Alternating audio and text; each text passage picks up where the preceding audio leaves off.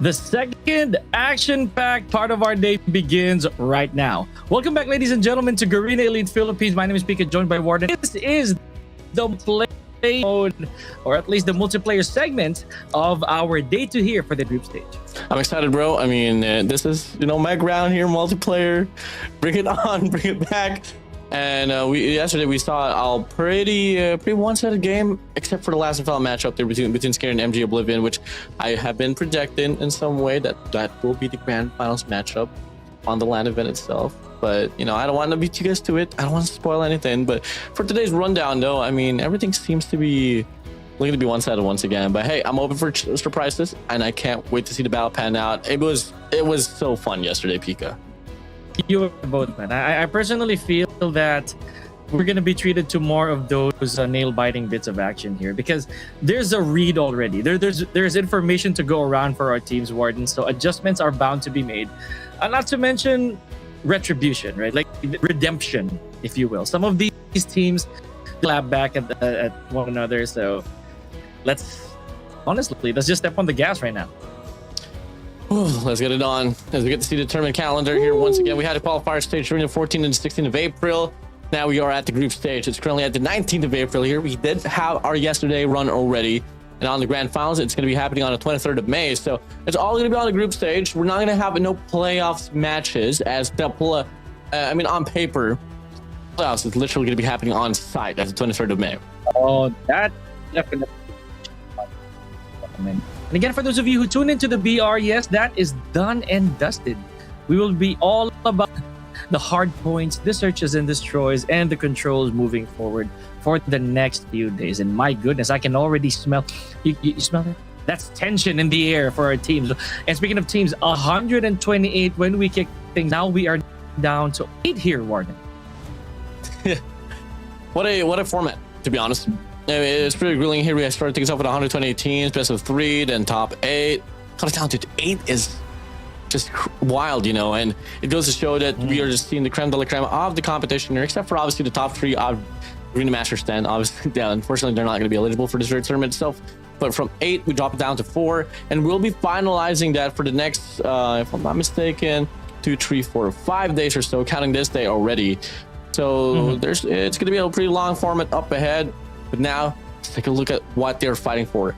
$8,000 for the champions.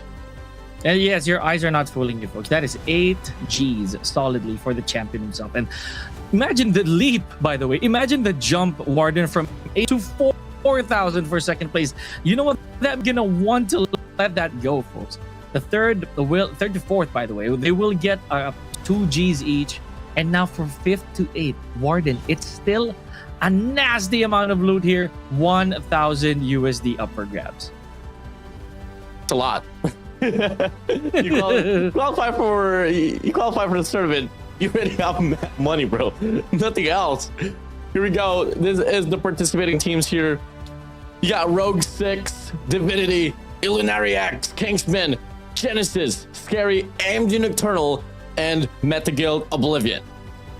Ooh, yesterday was just the appetizer, if you will, ladies and gentlemen. But today, regardless of how we predicted it, these teams are out for blood. I can say that right now, especially how we ended yesterday. Warden, it's like I said, it was nice to be wrong yesterday with the way things unfold. Despite the fact that Scary, everywhere, it is still a Nocturnal who has a total highest score, that being 6.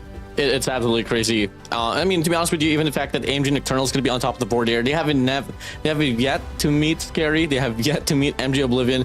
This very strong matchup here between MG Oblivion and Scary is just, bound to be the top 2 teams of this competition. So, hey, we'll see about it. But today, looking at the schedule, it's absolutely beautiful. Oh, it is. It is picture perfect, if anything. Now, ladies and gentlemen, hold on to your seats. We are going to get to the action in just a bit. We're going to start things off with Divinity and Genesis. So yesterday, these 2 teams, as we mentioned, not really the best showings, but it's not to say, of course, that they're not going to try again today. Warden, I don't want to predict anything right now, more on the maps and the formula that we're going to see from these 2 teams, Yep. I definitely gotta agree, man. Absolutely no Divinity here, no Genesis. It's just a love and war tandem here in this battlefield of Yeah, Call of Duty Mobile. Here we go. As we head straight towards the map, Vito's now. Looks like it's gonna be the same map, man. Arsenal, Takeoff, Combine, Summit out. Tunisia Slums, Meltdown, Coastal here for the side of Search and Destroy, and for Control, it's gonna be Crossroads Strikes and Standoff here for the bands itself. So yeah, I mean, Hashem Hardpoint. We go. Nothing different. It's good old typical. And I'll be honest with you, man. I was hoping for an early slump just to get to get on your nerves in a manner, because the fact that at least for the Search and Destroy, you are a huge down player of that. But I understand why. You know, yesterday we went the distance. A big spoiler for those of you who have not rewatched the VOD, but yes, we did have a slump for our Search and Destroy. Unfortunately, we're not seeing that now. We're gonna go to El Clasico, and not to mention, it wasn't until the very last set of the day that we went first game of Control. We love it. We love it.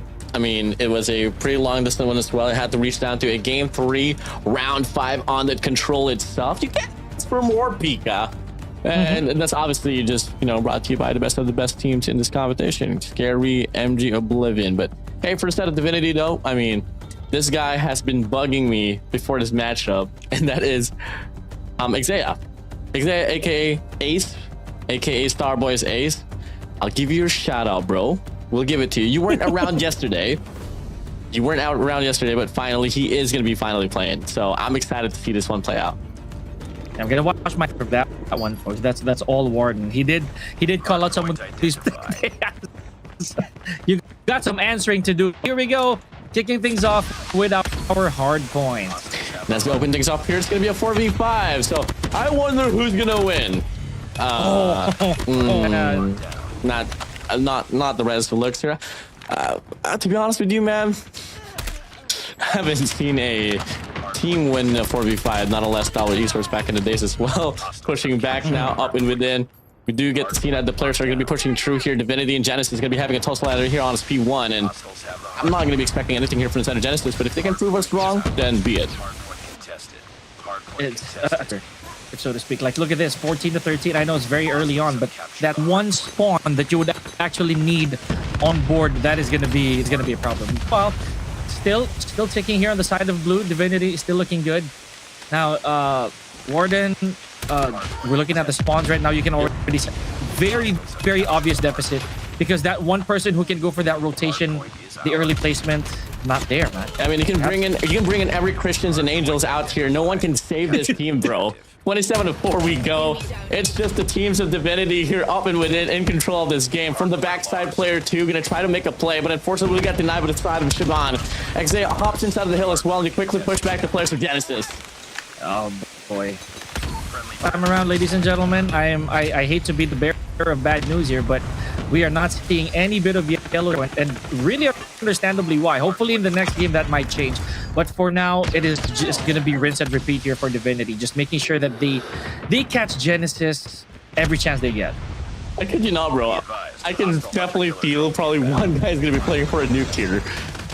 Make it happen. Oh, that's come on. possible. Yeah. Someone do it, Divinity. This is the perfect opportunity for you all to shine and take the spotlight. Unfortunately for the side of Genesis, as much as we love a very close game, it might not matter at most, because it's a 4v5, man. And adding the fact as well on yesterday's run, Genesis, even the fact that they had a complete set of players, they just got trampled down by the rest of the opposition. This is sad. I think there's no other word that we can describe this so far right now. 7. And again, I know there's a bit of head shaking going on in the back. Hardpoint number 3 already ticking badly. And again, look at that. It's very, very detrimental numbers wise. The guard is all up. Basically, the guarding is all up. All Divinity. They can actually let this pass, and it would still. They can let them run down of the Hardpoint game. By the way, in the Hardpoint game, there is going to be, if I'm not mistaken, 10 minutes to play for. So, right, you know, they can just hop up inside of the hill and yeah, just call it quits. No, don't let any contention play for the frags or the eliminations, regardless. I don't exactly know what to say. Divinity and Genesis. Yeah, enjoy the show of the game. Oh man. And again, what are we gonna do with this, man? It's 102 and 8.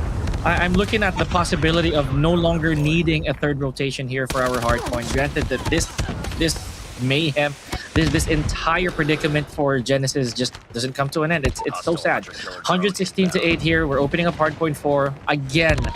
This is just a recurring script here for Divinity. Over the last scores of the last 2 hard points, they've gained 1 point, Pika. Oh my god. We might claim another one as well for the top side as they claim 1 player out, player 2 off with a claw, and they break the single digit mark. They got 10 points now, Pika. Let's get it on. Bring out the confetti, folks. they're finally making something happen. And again, all kidding aside, it is not looking good here for Genesis. The grind cannot be any more real. And again, that extra person, that extra set of eyes that could have been very useful here is just not there. Look at the frag differential as well here. Warden, only Yanzi on the side of Divinity sticks with that single digit. And I don't think Yanzi needs to sweat at all. Yeah, not a single bit. I mean, you are seeing that the players of Genesis, I mean, they're trying to put up a fight here and there, but being outnumbered in the game of Call of Duty Mobile is just not something that you kind of want to be in, ladies and gentlemen. But hey, massive triple here for Zeta Zara and K-Love as well. We'll be able to find Xayah away. Come on, dude, Ace, I thought you were gonna slay out the competition. What's happening, Ace? Yeah, good question. but for now, I'm kidding. Of course. We don't want to have to call out what does not need to be called out here, ladies and gentlemen. All right. So you have a question, Pika. Yeah. How controversial would it be if casters were to actually truth their words? That is scary. I'm kidding. Yeah, it's true though. I mean, yeah, you're right. You know, what if there is some power, right? There's power behind it. That'll be super scary. As this is my friend Ace here, aka Xayah. Wow, massive double kill. Wow, good 3 kills, bro. Good job, keep it up, man. Let's get it, Ace.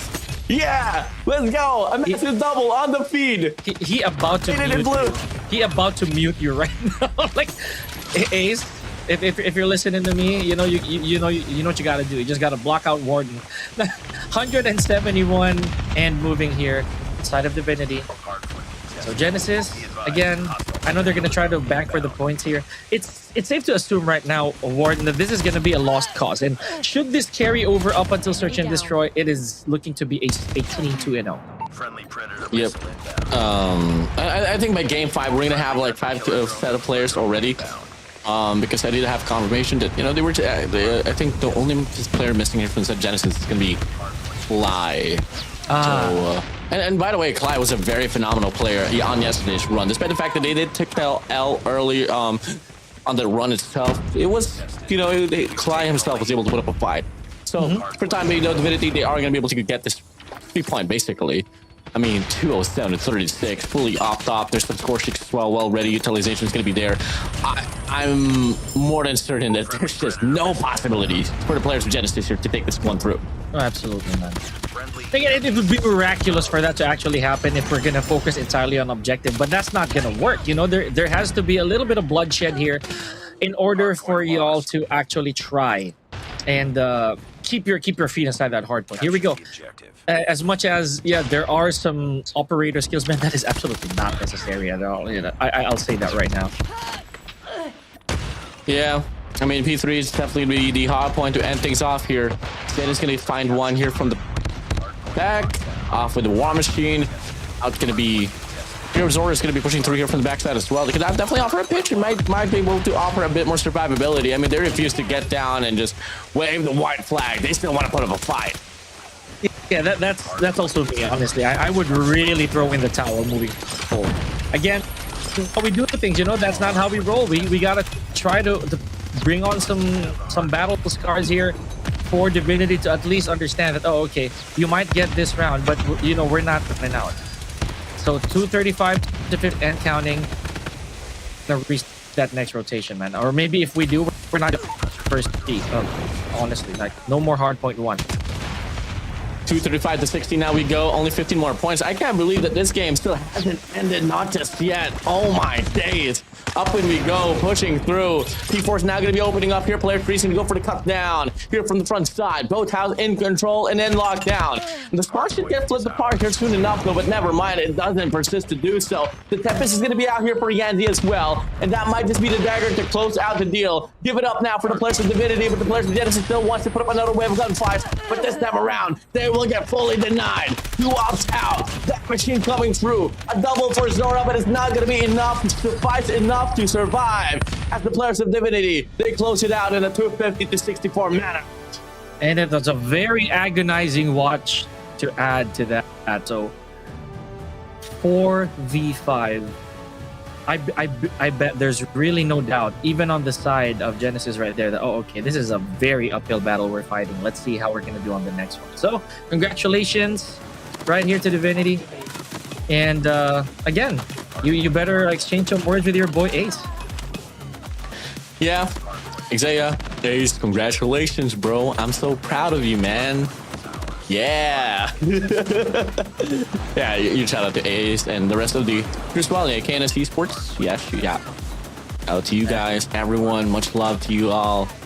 And I don't know what's up with me just handing out shout outs, but you know, much love to the community here for making, you know, just filling up the audience. Yeah, let's just be honest here. That right there, it was not really gonna bear good news the way that it really ran, folks. So, and it's very unfortunate because it really does happen. But for now, again, we're eyes peeled for what's gonna come next. That's a quick first hard point here for our first set of the day. Let's see how Search and Destroy is gonna be. And once again, should there even be any substitutes here, Warden, I think they don't even need one. What they need is really an. Nope. Yep. I mean, yep. Yes, definitely. More likely. Most definitely, yes. But even then, though, I mean, it's kind of hard to kind of gauge a game when it's when it's like this. So I do hope we do get something better in just a little bit. But for the time being, no Hardpoint does come into the hands of Divinity. As Serenity, by the way, huge shout out to Serenity, but it's not the real Serenity. I don't know why you're using Serenity's name, but that is Serenity. Yeah, they do claim adjectives now. Ownership over adjectives. I am baffled. but yeah, kidding aside, MVP, no doubt. Now it's just a matter of setting up the tone for our Search and Destroy here, ladies and gentlemen. It just maybe Genesis has something prepared for that encounter, and it's so unfortunate because losing like this with one hand tied behind your back, Warden, it doesn't feel good. It's low-key funny casting a whole team and all of them are your friends. And you know how goofy they can be. Warden, try doing commentary for your own brother. That's gonna be Huge shout out to Jules. Big story altogether. Anyways, Serenity, the MVP. Bro, just name dropping now, huh? The thing is, it's his IGN. It's also his name. So yeah. Shout outs to my bro. Anyways, 36 reps. Beautiful work. 36 to 19. 4. 8, 5, 6 baseline score. Going back to that point right there. Like when your brother blunders, like how do you feel, bro? It's like, oh god. Oh, like it is how tournaments go, man. It is how competitions bode. We talk about it. We just collect our thoughts when the hour rises, but there is no blaming. There is no blaming. You know, no matter who's on the wheel. In the casting desk. No one. There's really nothing. There's no such thing as the brotherly bias, so on and so forth. Because at the end of the day, man, I'm doing my job, he's doing his. And the same goes for the players over there, for both those teams. Now, Warden, I know I trust you enough that you will stay professional and call the action. Yeah, exactly. Look at your face right now. Like, should I do it? Should I call the action right down the middle? And here we go, firing range. Yeah, let's stop this ruckus. Well, we're calling the action here soon enough. This time around here, you're gonna be firing range, Search and Destroy. So hey, let's get it on. Let's load into the match of Search and Destroy. Not because of the fact I'm excited to see how the match is going to play, but in hopes that we'll get a complete set of players here for the set of Genesis. Man, so far so good. I'm not gonna lie, the action is just really picking up here. Yeah, especially with Genesis making things a bit more interesting here with that handicap. I don't know, Warden. What if this search and destroy is this could be the I'd say the tone changer. I just said that earlier, but I'm curious. You know Genesis. Yeah, you know Genesis. You know the players. You're talking smack. So, so you already okay. Not this time. We're getting a full squad here, ladies and gentlemen. So the excuses go out the door. Here we go. Yeah, it's all going to come down to this very moment here. Will Genesis be able to force a map number 3, or is it going to be a close out here for set of Divinity, as they're going to go for a quick, full-on striker on the B side. Talk leads the way to be pushed through. As they post up the game, it's going to be Shiban finding the trade there as well. Fly in the process, though. The 5th finally back on track here. He's going to be able to get 1 kill in the process of him going down, but aka Ace from the backside able to get 1 as well. Now, pitch will be off for here with player 5 Addy. Should be a kill here for him. Yeah, he's going to be out. Should be Serenity as well. Oh, Addy. Oh, no. Pushing through. Can he get a triple? The answer is no. And it's now giving Zora in a 1v1, but Ace will be there for the denial. Oh, he heard you. He heard you, Warden. Very loud, very clear. Warden, take that. Your move. So here we go. Here we go. Good amount of frags right there for both teams, man. And again, this is where we're at. This is exactly where we're at. I mean, you've been talking smack about these players. Well, of course, the only ones you know, right? The ones you know. Okay, not necessarily. You know, of course. Just a little bit of a stream fun, if so to speak. But again, ladies and gentlemen, back to the action here. 4v. I was gonna say now it is a 4v1 uphill battle here, but no. Lost that round, but it's immediately denied. They want to get out of here. They want to get out of here and quick. Yeah, you blink and you missed it. Quick respondment actions here from the side of Divinity. And now it's going to be the 3rd round. We're not wasting any time at all. And like in the span of 3 minutes, we've gone through 2 rounds. That's not something you get to see here on a search and destroy. But now they're going to double it down. And from the mid map as well, aka Ace finds Zara away. It's a 4-man crusade. Will be let upon here on this connector side. Okay, will be run a double win off the R9. But the bulk of the kills in the trade still lies upon the players of Divinity, as Ace will extend himself here on his mid-map. Force P1 should be able to get the interception as well with a singular player there on the tall side, but the Andy beats him. Nice. That's going to be Addy here from the back here, all alone to go for the clutch. A 1v3 we go. Uh-oh. Yancy, my yep, God. spots 1. I was going to say there, Warden, that sure, there is a full stack right now at hand, but has the damage been done? You know, is this it? Has Genesis been infinitely scarred? Devastating loss. But so far we are at 3-0, heavily favored here by Divinity. Warden, what do you make of this? Is this an inertia type of thing, or are we looking at once again just momentum, just full on massive skill gap, full head of steam here? Massive skill gap overall, but maybe it might just be too early to say as we get the CK off. Finds a double already. Till then, seen numbers advantage for the side of Genesis, and all of a sudden it just gets cut down. But Fly finds the Ace down and up and with that. Now it's going to be a 2v4 to go. This might just be the first round here for the side of Genesis. Here we go, XA. You're going to have words with Warden after that. Okay, the timing. Horrible timing. Oh, dreadful timing. Last man standing here, Shiban. Got to take on a solid 4. This is what be outnumbered. Force.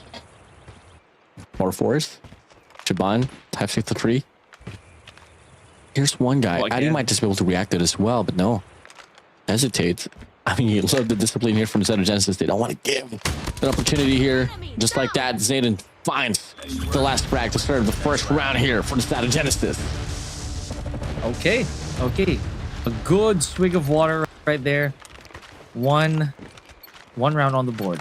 It's a long ways to go here, Warden, but at least we're seeing some a little bit of a silver lining here inside Genesis. Not to mention, we don't know how it's gonna be with the switch. Tell me something here, Warden. Let me in on a little secret. Would you say that would make a bigger difference here on the side of Divinity? Should the switch come sooner?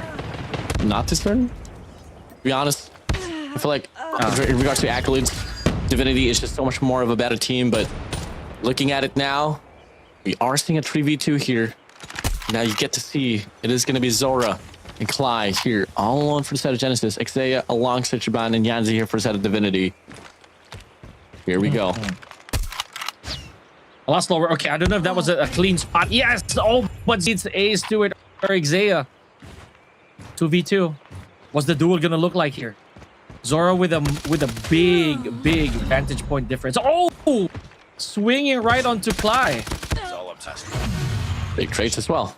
I mean, it doesn't even seem like that the players of Divinity is taking any caution regardless of whenever they do to go for the push.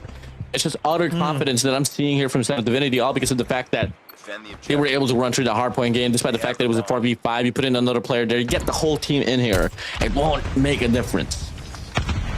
Yeah, I am also because if that one was possible, then the tides might change here. But judging by what you're saying and what we've been seeing here, Warden, yes, there is a little bit of a hurdle that Genesis has to come across when it comes to Divinity. Okay. No dice right there for Zora. And Zayden closer to the objective. But that also means that he's stepping behind enemy lines. Bomb's gonna get planted. 5-3 we go. Zayden, Zora, and Cly here for the side of Genesis. They're gonna be hitting it from multiple lanes. Unfortunately, though, Rice, aka Serenity, is able to find one. Same goes for Yanzi and Chalk, and just like that, it's 1-5. And now we go. Now, if this lands on a 7-1, Warden, I believe that you really did trigger something inside Exea. We got the bomb. 9-1 per se. There you go. No splits at all coming from the side of the Warden. Okay. That's 1 for 1. Looking at the 4v4 situations. The objectives just like that. Immediately activated. Serenity. Oh, but fails to look at the 6. A lot of damage though. How did Serenity even survive that encounter? But anyways. Shaban finds Addy away. I love. Gets tagged up here. Still looking to cook the nade. Oh, Rise, aka Serenity. Still finds another, and will be a double here. So just for clarification, to get the full proper IGN here. So Serenity, because Serenity is a friend that is a female, that is her account being used, but she's not registered for the tournament. It's just that the Rise, aka the user of Serenity's account, is using it. But unfortunately, no change of IGN is going to be allowed here for the entirety of the tournament. So still going to be rocking this Serenity IGN, but that is Rise playing. Not Wolves Rise, by the way. Oh, there's another Rise. Okay, here we go. Doesn't make any difference. Frags-wise, Chalk taking out Zora. Again, manpower lead. It's only in a few seconds. I feel that we're gonna hear that ticket. 4-4. It's been a hot minute since I actually saw it, but here we go, Zayden. What? Yeah, exactly. This is not 2021, bro. But okay. Zayden out with a chopper. Caleb's here out here with the GS as well. A lot of unconventional guns. I mean, the GS is pretty much acceptable. The R9, though, I mean, has faced a pretty major buff recently. Has longer ranges, by the way, from 60 meters except for. But now, GS plays through, able to get one. Addy as well finds Shaban away. Now it's going to be a 2v3. Rice finds Cly away. It goes straight. Oh, massive double. 2v1. Now it's going to be a 1v2. The defusal gets canceled out. Working towards it by Yanzi. Able to put him down. Now it's going to be 7 for 1. They go. We switch the sides. Yep. I absolutely jinxed it, but more so when you're exactly what you did to that team. You subconsciously pressured them into actually performing. But again, ladies and gentlemen, Genesis, it's not over until that bell rings. This 1-7, we have seen this turnaround before for most of the players. Oh, okay. Chalk just got grazed a little bit there. No. Exea. But does get naded out of the picture. 4v4 here, Warden. Okay, make that 3v3. Let's see it. We're through now. 2-3 to go. Cly, Zora, Zayden. Another perfect opportunity for them to get the clutch, but Rice from the back. Able to take Serenity out, and off the head he goes. He's able to get a triple kill. All right. It's not over yet. Ready up. You know, I'm gonna go straight back to my usual spiels here, man. You blink and you miss it, and there goes a triple, bro. With one swing. With one swing of that PKM, Serenity was just able to steal that round, and now they're in potential match and set point, Warden. Big shots here from Sedekov alongside Eddie, able to find the means to take down Shaban. Yanzi's gonna be able to find Zora away though. Almost finds another as well there through the smoke. Ace from the back, working towards it. A massive shot down as well here from the side of Chalk. And now it's going to be Addy alongside Zayden here all alone. Making Addy now here to try to get the final lifeline here for the players of Genesis. As he finds one, the trade's going to be there for Ace. Just like that, Divinity, they win 9-1 and 2-0 for the series. Oh, I gotta say, just like Warden does, they were just too quick with it, ladies and gentlemen. Divinity, right now, looking real sharp, real shabby, comfortable. And again, GG's. Fortunately, they did not recover from that hard point, if so to speak, Ward. Yeah, I mean, that's one down, 5 more to go here for the series itself. I mean, I had an initial projection that everything's going to be a 2-0 except for the last and final series per se. And Divinity, they served that one pretty quickly, bro. And even then, Warden, I feel that last set that we have, we don't know. We don't know how much momentum is being carried by these teams, man. So those 2-0s could actually drag all the way to the very end. Again, no jinx. This is not us cursing anything. Just take a look back at some of the action here. Wonderful shots left and right, especially for Isaiah here, who Warden just ever so handsomely berated. Yeah. Well, not really. I mean, it was domination, abomination, annihilation, decimation, bringing all of the nations to watch all the destruction, bro. I mean, yeah, summed it up. Hardpoint, slop-sided search and destroy as well. It was just all about Divinity. It really was. It really was. So, GG's. And supposedly, I would say well played, regardless of the situations here that were presented for Genesis. It was...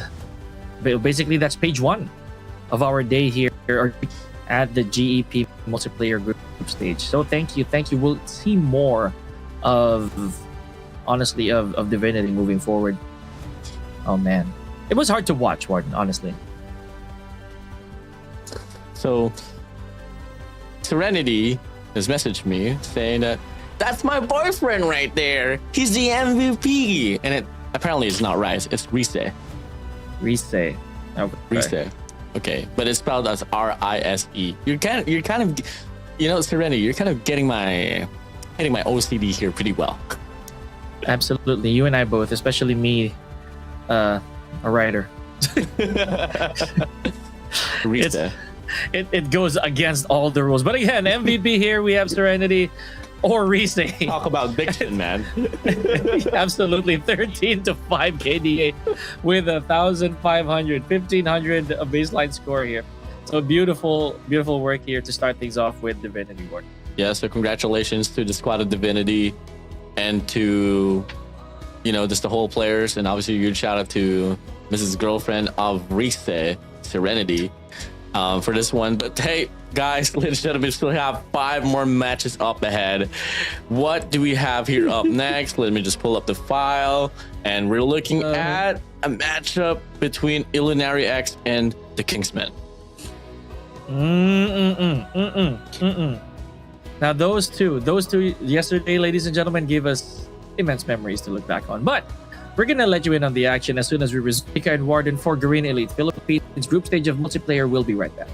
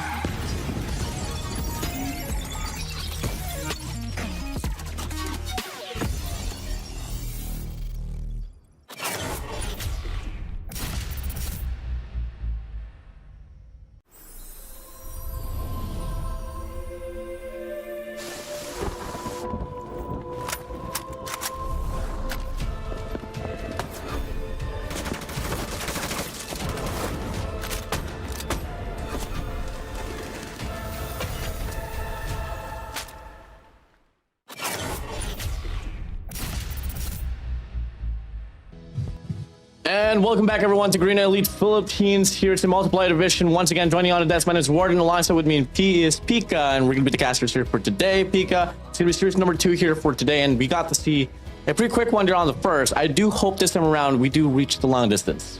Oh yeah, you know, that is one of the things that we were actually really banking on for yesterday to happen. It wasn't until the last set that it did. So maybe this time around, you know, the competition is going to be a bit tighter. Honestly, the skill gaps per se, they don't really make that big of a space in between them. So long story short, ladies and gentlemen, it is time once again for us to go back to the beginning. We're gonna check out our hardpoint and our basically our search and destroy and possibly our control here. Yep, definitely, man. For anything else, though, huge shout out as well to my girl's mother, my, you know, for dropping by and watching the broadcast as well. You know, a lot of love in the chat, Pika. We love to see it, man. So, anyways, with that being said, dude, this one right here, I think might have the best potential to be able to reach a long distance. At the same time, you know, I need to see more here from the Kingsmen. Yes, they were able to prosper up against their predecessors earlier on yesterday's run, but till then, you are looking at AMG Nocturnal, which is going to be a prominent, strong squad, but it does take a bit of time for them to boil in the heat. But whenever they do, they are able to get the finisher. Let's not forget, Warden Nocturnal actually has the highest point so far, at least for day number 2. So there is a reason why they are on top and why they are absolutely formidable. Now, ladies and gentlemen, it's let's talk about the maps, right? So we got to see something very, very familiar. We started off with the Hacienda, then we went straight to the firing range. Now it is a matter of hopefully we stir things up with some different maps to work with here. Let's leave it to both Kingsmen and Illinary. They are the ones who are going to be moving up front. So for those of you in chat, show us some love, show them some love. We'd love to hear it. I completely pass it up between AMG Nocturnal and Illinary X. Yeah, Illinary X it's a squad that I was able to prominently work with back in the days, but here we go, because the toss-up is that the players of AMG Nocturnal actually used to play for the players of what do you call this, of Nocturnal. But moving along, let us see the map itself, and that is going to be Combine Hardpoint. I love the reaction there, Pika. I mean, I do love some Combine Hardpoint as well. Dude, this is going to be art from start to finish. Okay, but of course, Tunisia will still have the very, very beautiful, very vibrant Tunisia for our search and destroy. And again, should we push through with our control, and it's going to be raid. I mean, not really a lot of choices there for raid, ladies and gentlemen, but we'll go with what we know. Here we go. Here we go. Combine Hardpoint. It's the Kingsmen up against Illinary X. Your first map here, second series for today.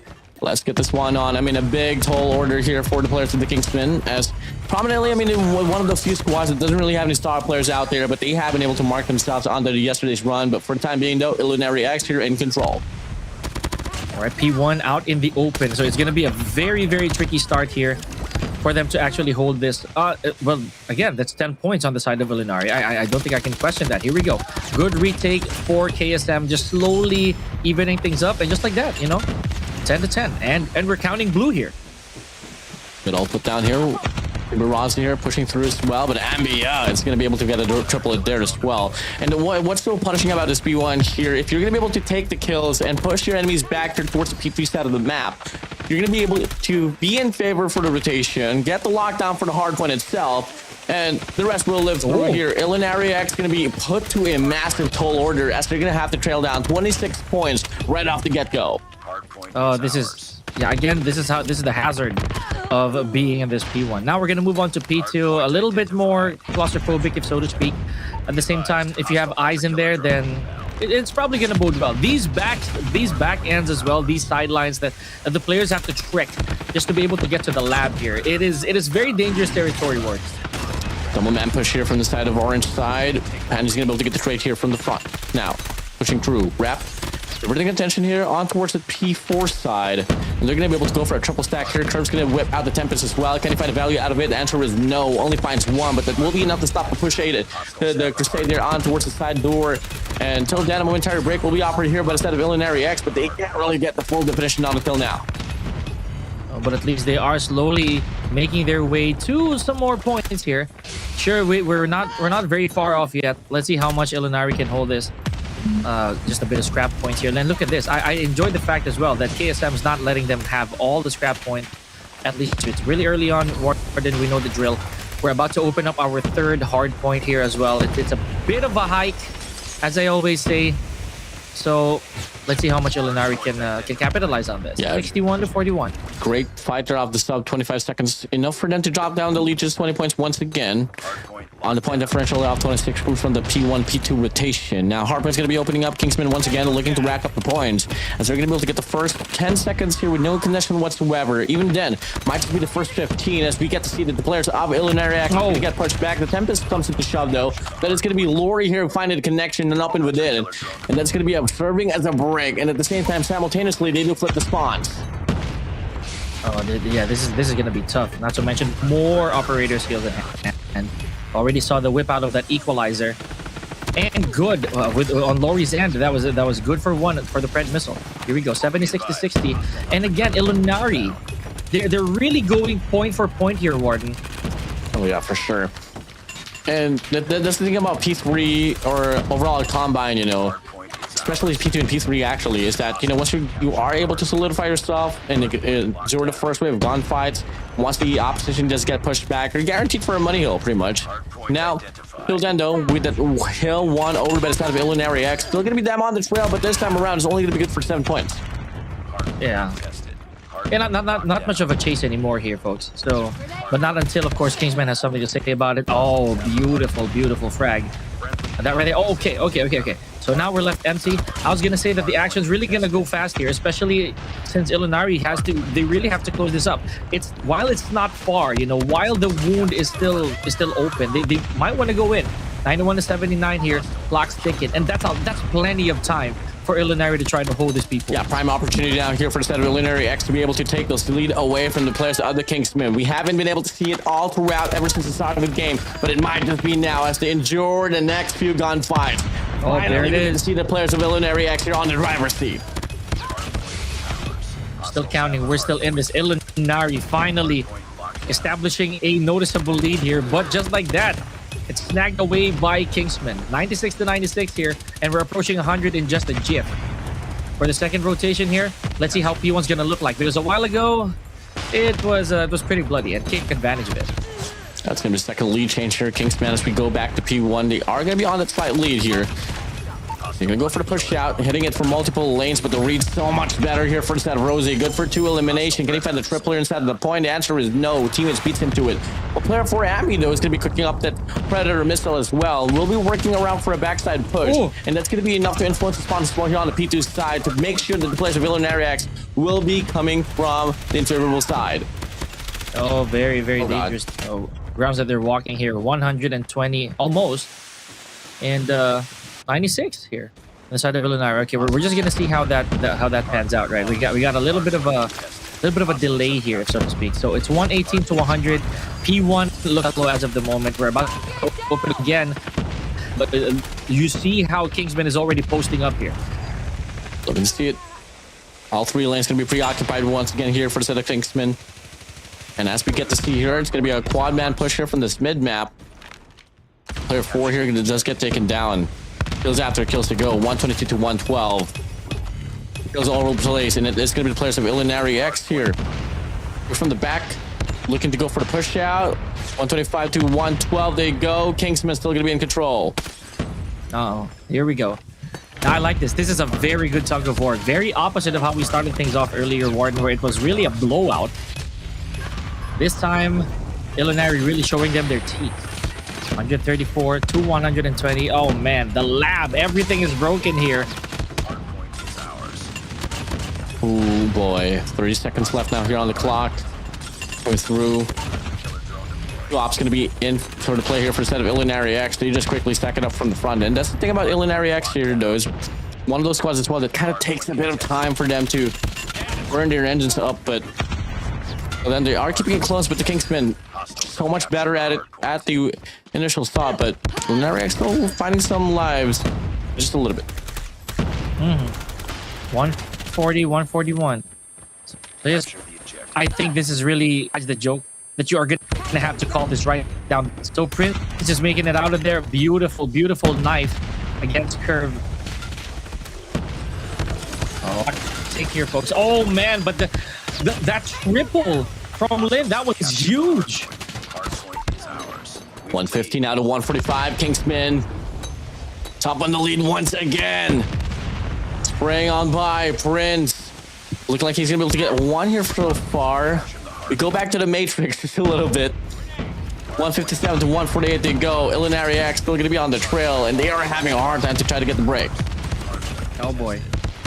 Okay, 161 to 148, man. Right now, I think this is just gonna be a matter of scissors between these two teams, man. This is a matter of who gets for a big squad right here for Prince. Let's see if that's gonna be substantial for you, because the points are going to catch up. 163 on the side again. The turnover of lead, your Warden is crazy. Change of sides, change of favors. This time around, Illinary X in hopes to try to get the change here towards the speed number 4. They're going to send out player 4 Panty to try to go for the cut here. Double man pusher from the Rock side. Singular push on the Stewart side. Until then, the players of Kingsmen, even though they come off late, they're going to be able to get the break here instead of the hill, but the sustainability is up to the question. As a triple man push will be offered, but instead of Illinary X, they're good for 1, they're good for 3. Could be a triple as well as Panty leads the way. Oh man, that self-inflicted casualty right there from Ambi was also pretty big. You know, that's gonna restart the spawn. Ambi, 184. Again, we have an empty hardpoint here, ladies and gentlemen. This is not gonna look good. Illinary needs lights on this and fast. Oh boy. Almost 200 here, buddy. Yeah, I mean, it's kind of hard to call in how this one's gonna play out, but Kingsmen here. We put the trail, even if they claim off and scrape off every bit of scrap time now here on the speed number 4. Still gonna be them here trying to chase after the players of Illinary X. Third time is a charm here. We hit this third reset, Pika. Oh yes. It's I would have thought the same. I don't even know if we're gonna have, but because right now everything's taking back 98 to 181. Okay, I thought that was the point in the beginning. Now it's Illinary is just 2 seconds away, 2 ticks of the clock away from entering 200. Kingsman has something to say about it. Here we go. Just stepping on it once again. Prince inside here. And it's going to be a full reset for the side of the Kingsmen. Player 2 and 3 that is going to be Frame and Curve here, looking to go for the push out there on the P2 side, but Lori's going to be there for the cut down. Massive kills for Lori. But one player is going to be able to slip by there on the Stewart side. That is going to be Curve here, looking to get the push touch on his P1, but he does get punched down. And then it's going to be Illinary X here, looking quite dominant for the last 20 seconds here on this P1. Yeah, I'm trying to sort this out as well. I don't know what areas for both these teams. Are they trying to duel elsewhere? Because I know it is super detrimental, super dangerous. Yeah, they were really gunning for the points, or at least not that I 212 to 195 here. Illinary just taking it bit by bit, 1 second per second. We're gonna go to hardpoint number 2 once again, where the claustrophobia re-ensues, Warden. This could be the final hill here if Illinary is able to stabilize it. But it's gonna be perfect as well for the side of the Kingsmen as they got 2 operators here, lock and loaded. Triple kill for the side of Lin, able to deny the push here for the side of Illinary X. Prince gonna be there, posting up for his teammates, waiting for the pinch to come through. Finally, they do pick off 1. The Claw's gonna be there as well for the side of Aura. 21 kills to his name. He has to find the impact. Prince able to get 1. Ambi instead of the hill, but it doesn't matter. The rest of the crew from the side of Illinary X will be able to stack up the hill, and just like that, Illinary X able to flip off the spawn, and will be able to get the hill time for the time being, though. With the Kingsmen, the reinforcement is everlasting. My days, what a fight between these 2 teams. Oh, absolutely, Warden. Here we go. We are almost 20 points away from Illinary closing this out in what looked very bleak in the beginning.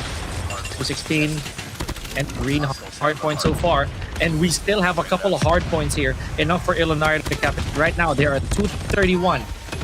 Any minute now, any second now, this could be game. No sense of capitalization here for the side of Kingsmen, despite the fact that they were able to start things off, on his P2 with the operators, the utilities that they needed to close things out. But no, it doesn't really come true, but they do get granted with another early rotation here on his P4. And the last time that we were able to check this one out, Illinary X, they were on the trail for this one. They couldn't really find the most value out of this, but now it all comes down to this. With Lori, Pandy, and Rosie here having their own operators, but 2 ops as well will be out for the side of the Kingsmen. 1 good money hill is all that the players of Kingsmen need to take this game and deny the players of Illinary X. And that just might be the case here, Warden. We see a little bit of contention here, but look at this. Kingsmen retaking what was rightfully theirs to begin with. 237, 240 in just a few seconds. Illinary, all the hard work might be here, Warden. 243 to 237, it is not looking good. Illinary needs to make something happen. They need something to flush out Kingsmen. Oh, 3 seconds away. Oh, it did. Oh, they got it. 9 points to claim, 4 for the side of Kingsmen, 8 for the side of Illinary X. They quickly stack up the hill, but they push them back. The spawns does get flipped, but doesn't matter at most. 2 points, 1 point. Illinary X with a comeback. What an epic hard point, man. What an epic match. That could have gone either way. But at the end of it all, Illinary X was just able to turn that catastrophe into victory. Oh my days. Illinary X, Kingsman. My heart's pounding, bro. What the? Oh, you and me. Game of Hardpoint Combine. What a run. Dude, I don't know what to make of that, bro. Like, there's so many good moments here. To mention the turnaround every single time. We would see Kingsmen like this. You know, this was the biggest had up until Illinary X was able to find a formula that works for them, allowing them to catch up, not to mention flip the spawns. That's one. And another, the momentum on their side, man. It's just crazy. Look at this. Look at how the scores vary. Take a highlight. At first hand, it was the Kingsmen just leading the charge, leading the way. So much opportunities, bro. In fact, the rotations was immaculate there for the players of the Kingsmen. But I don't know for some odd reason on how the players of Illinary X was just able to take the tides and turn it all around. Pinches, stacking up the hill, playing all scrappy. That kept him alive. It did, bro. Honestly, I don't know what else we need to imply here. It's just that just well played on the side of Illinary. Look at that. Prince with 59, literally 1 away from a 60. So my goodness, Warden, they are here to play, and they are here to play big game, honestly. Oof. It was hot. Curve, they're on 53 kills, 59 for your boy Prince. And looking like Laps is not going to be playing here inside of this game. So no more relapsing for the time of relapse. Kingsman, though, I mean, valiant efforts there. 37 kills as well for the side of Lynn with 188 impact rating, but the MVP is no other than Prince himself. 1,000 for the score, man. 59. I'm so anxious. That one frag, that one elimination would have removed my OC. This right here, this is just showing of how persistence beats everything, honestly. Really no other adjective that we can come up with. Illinary put their best foot forward. Now let's head on to Search and Destroy, and let's see if that's going to be a similar picture that we're looking at for Illinary. And I know that King, that really did shake him up. Sweaty hands and all, I bet. Move on. We got to head over and Destroy and just stop this momentum once more. Yeah, I mean, I gotta agree with you on that note. Search and Destroy Tunisia is going to be up next, and hey, I'm more than excited to see it play out. And you know, for the side of the Kingsmen, it's not going to be the first time that they're going to be arriving in the terrain of Tunisia. Will be the second year. Illinary X, on the contrary, let's see how this one's going to play through. Can we see a game 3, or is it going to be a quick one here?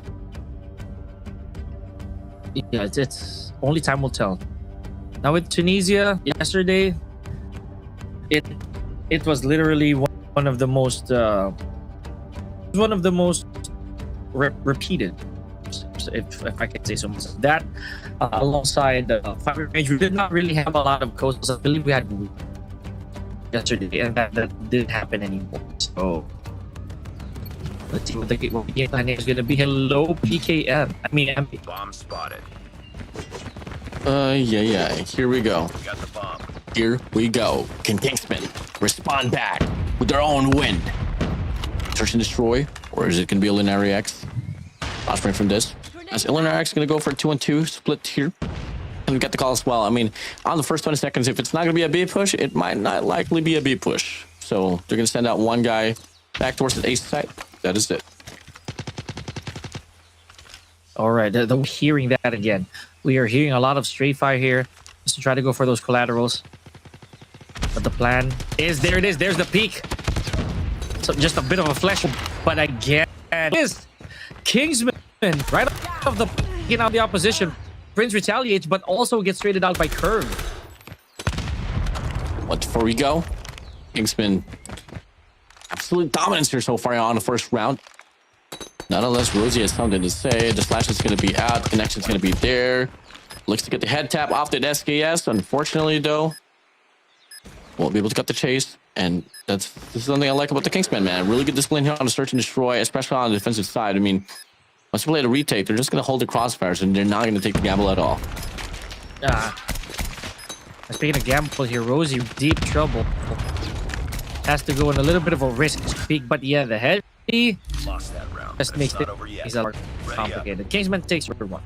You saw the efforts, though, from the side of Rosie. I mean, despite the fact it was a 1v4, he wasn't just rushing things down. He was really playing for the picks, but unfortunately, no connections whatsoever. Now, first round here for the Kingsmen. Can we see more here from them? Illinary X looking to go for a pretty nice-sided post-up here. It is going to be Lori off the shotgun there, right below the scaffolds. Handy as well, holding the crosshair off the LMG. And on towards the connector side. It is going to be Prince off with the Tundra. We're guarding bottom here as well. So with Prince, the prop can be able to fish out anybody who's waiting those. Look at this Ambi, of course, with a PK. Oh, man. Okay. Bad side right there. Oh, here goes the flank. Illinary. 2 players remaining here on the side of KSM. Oh, my days. Rosie's out for vengeance, man. Oh, yeah, for sure. Massive flank out there. And, I mean, you play the same card twice. Most likely, the dealer won't give you a 1-2 combination. So, hey, gotta have better mix-ups here. If you are the Kingsman, Illinary X, pretty quick to adapt to it as well. Props to them. Yeah. Medals where it's due. Not a lot of mid plays right here that we've been seeing. Oh, never mind. Prince spot curve. What was that shot, dude? Oh, give us another one, baby. Give us another one, baby. Oh, Prince. They have the bomb. Blood splattered onto Main Street. Lori finds Prim away. How is that legal? Frag. Calling the FBI.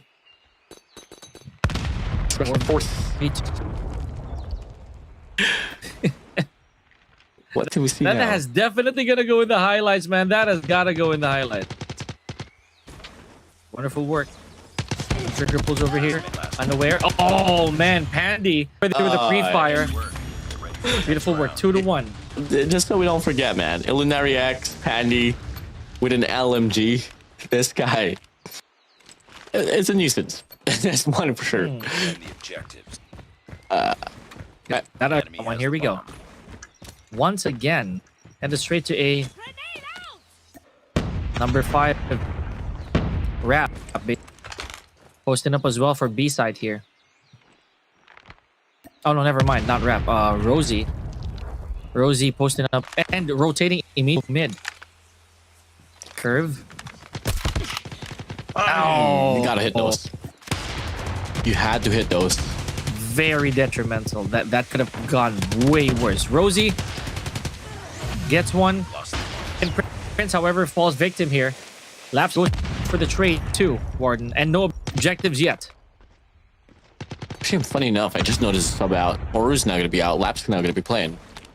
Looking back, Laps later realized, but Brawl picks up the scopes here. Ooh! The last thing I recalled when we were working together, Laps, you never picked up the sniper. Don't ever do that again. No kidding, Laps. 2-3 we go. I mean, the players of Illinary X. Rosie can try to get the wall bang, but nope. What? Oh my days. Whoa! Up in the air, off the heady he goes, and Lori trails down Ambia. That is going to be 3-1, up by 2. Illinary X we go. Correct me if I'm wrong, Warden. That lucky. Was that Just a little or was bit. that Just other calculation? Just a little bit. Just a tad bit, right? Yeah. Okay. A little bit. Yeah, to ask. That wasn't now that was luck. Yeah, that really was. Ball back off the headshot. Hey, no way. Pushing through. Prim able to get the shot down up against Lux. Glory pending out here. But Pandy's able to get one there from the top. Now spraying. RPK all the way. Big flash as well. Lori's going to get taken down. Now Pandy has to deal with this 1v3. Not the first time that we saw him in a situation, though, but can he pull through with this one? He finds the first. Literally wrapping around to get the kill. 3-2 we go. Yeah, too many numbers to deal with. Right, many bars. It's so ironic. That was luck right there. It does happen, you know. We count those. Since there are no respawns, you're gonna have to also bank on luck or embrace the luck curves. Goes for that peek. Oh, beautiful! Taking out Prince from the equation. That's gonna slow them down. It surely is. They don't really gotta move around too much as well. They just gotta wait and see and pick it up. Just like that. Shoot shots after shots. Once again, Laps, you're able to get your second kill. I mean, your first kill there. Pushing through. Kills after kills. Lori able to get the trade. And just like that, Illinary X once again with another round. The wind just breezed right through. And it was it. You know? Illinary X. You know, this is the perfect example right here that you drive the car while the engine's still running. So far, so good. Good amount of frags as well from Rosie over here. So, just 2 away from a 2-digiter. Rap staying in winery, but with a shotgun. So, and look at that. There's no information. He's unaware that Lori's just dying, though. I think the instincts have kicked in. Yeah, Lori's been playing the same position for 3 rounds already. To be able to check out, but Lapso able to get a double. Prince is now going to be out. 2v3 we go. Big pump here for Rap. I'm extending for my life, Kenyon. You get punished, boy. Sit down, as Rosie would say. Now it's a 2v2. Bombs planted. Here we go. Oh, this is going to look really interesting. Look at the timing once again. Laps already won, but I'm pretty sure the Cavaliers look at curve already hard coping in. Oh, never mind. The response was immediate right there for Curve. Like I said, he was already in. Hard scope there, ladies and gentlemen. Now, potential 4-4 switch. Defend the objectives. Or is it going to be a 5-3? Let's get it. Illinary. Give us the 4-4. 3-2 split. Last time I said that, Warden, we got jinxed. Heavily. Oh, Prince. Okay, here we go. Yep, the jinx is on. As Ambia is now going to be out. No choice whatsoever. The nade's flying in. Look at another nade here for set of Lori. And there's not going to be any trophies. He gets tagged up. Backs away. And look at player 5, Rosie as well, working for the flank. And he get the shutdown. Sprays on by, but the answer is no. But unfortunately for them, here we go. It's now going to be 2v1 situation now. Prim all alone in the dust. Can he do it? You know, the objective is also they know exactly that Prim is going to go for it. The question is when and what. Pretty sure we're gonna see a pinch here. Yep, that's gonna notify. Here we go. Here we go. Possible? Oh, it's possible. God. Prim just went for a 1v2. Ready up. Unbelievable. 4-4 over there, Warden. That just happened. Give us the full ball. That just happened. Defend the objectives. They have the bomb. Oh my days. Big brain. Big brain. Now switch of sides. Illinary X now here going to be leading the way here on the offensive side. And they get the whole bomb site for themselves. Leaving Laps here to try to flank around towards the winery side. Contact comes through now here on towards the beast side. Lori's now going to extend it on the tunnel. There's going to be a Tremont post up there, and Laps will get punished as well here off the lyric. Lori, are you ready for this? A triple man push to be offered as he tries to find the first. Rap beats him to it. Now it's going to be a perfect opportunity for the rest of the crew of the Kingsmen to take the lead away from Illinary X. Pandy all alone. He gets the spray down. He finds the double, but the denial is there by Ambia. Kingsmen now here on the lead. Oh, they are in trouble, Warden. Illinary, I think, a bit overzealous with that lead. Oh boy, oh boy. 4-5 here, folks. I'm gonna hold my breath a little longer, and I'm sitting up properly right now because this looks really intriguing. We're gonna go for a B push here. It absolutely is, Warden. Oh my God! Oh, curve. The timing. He's gonna be flying on by as well. One connects, puts him down to a fourth. You can go for the challenge here, knowing for a fact the curve is just tagged up. They try to go for the fight here. Rosie looked to get the angle here on the top side. Uses the wrong tower instead. Curve still not backing down. He wants to throw some shots here up against Illinary X. And just like that, he fights Penny away. What is going on, man? Illinary X crumbling under the pressure. 4-5. Okay, Prince returns the favor. Takes out Ambi. Now this is going to be a little bit of hesitation. Oh, beautiful shot from Prince. Never mind. The hesitation. Oh, okay. There it is. Once again, bringing back the anxiety before the plant. We can't get the shots to connect. Lap's now going to be all alone. He goes for the reshot. He finds a double. Uh-oh. Now it's a 1v1. What's on the SMG? On the Switchblade X9. It's Rap against Laps. Oh boy. For the reset, does he see him? It doesn't. He doesn't know. What ends the meet? And Laps will pull it out. How? 1v3 for Laps. What are you on? Oh my God. Clutches over clutches. Pika, this game is on. It is sick. It is absolutely sick. It is truly one of the sickest games I've ever seen, man. And you said it, Warden. These two teams, they're probably gonna go head to head here, like absolutely neck and neck. But again, I don't want to jinx anything right now. It's just too good. It's just too beautiful to watch. But Laps though, with some mind-blowing plays here, and he does it again. A terrible performance from him on yesterday's run. Now he's making up for it in the best way possible. He's gonna get cooked though. Throws it down. Can't really get the tag.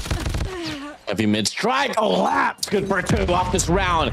And now they buy in and pave in to wait for them to go for a push out here on this mid map, offering a B split now alongside with Prince on towards main. Ooh. Curve though finds one. Prince there for the trade. And now it's going to be Prim and Ambia all alone to go for the clutch here for the side of the Kingsmen. Oh, 3v2 here, but the objective's been had. Clock is winding down here. Ambia with a big responsibility here. Oh, but takes out Rosie's snoozing, not watching the sticks. 2v2. Prim. This is gonna be a valuable push. That's exactly what you get. That is exactly what you get. My goodness. Now Ambia. I was gonna say that was such a greedy push. Anyways, what do we know? Illinary X back on the lead. Taking charge, taking point off this game. We got the bomb. Prince and Laps here carrying the squad here for the set of Illinary X. Tied up for 10 to 11. Now we go. Over. Kingsmen. Gonna go for another 1-4 split. Look at the formation there from the set of Illinary X on the mid map. They want to develop this push. Curve extended quite deep now towards the main side. I don't think they're going to check this if ever Illinary X will peep through it.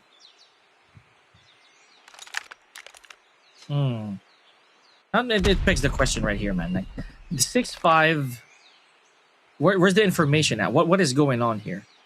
I am personally itching to see what's gonna happen here, because this is probably the longest stall we've ever had so far.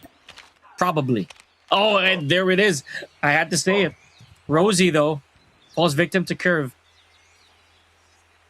Just keep your eyes peeled here, Warden. 4v5. Still in favor of Kingsmen. Mid-map. Prince waiting for a peek to happen here on this mid. Rim though. He's taking his time. That's going to be Lori here checking up. Going to try to clear the way. That was vital. Flash as well. Will not be able to Get the connection though, but Patty finds Lynn away, drops the bomb as well. There's still going to be a player there on the wider side that is going to be lapped. Lori checks out, finds the hit marker, stays alive, calls in for the reset. Prince finds Ambi as well, 3v3, but 2 players are tagged up. But Lap's still able to get Rap away. Looking to get player 3 here. Lori can get the shot down. Answer is no. Curve with a full-out shot. Whip for Curve. What? Oh my What? God. Curve. Inhuman reactions.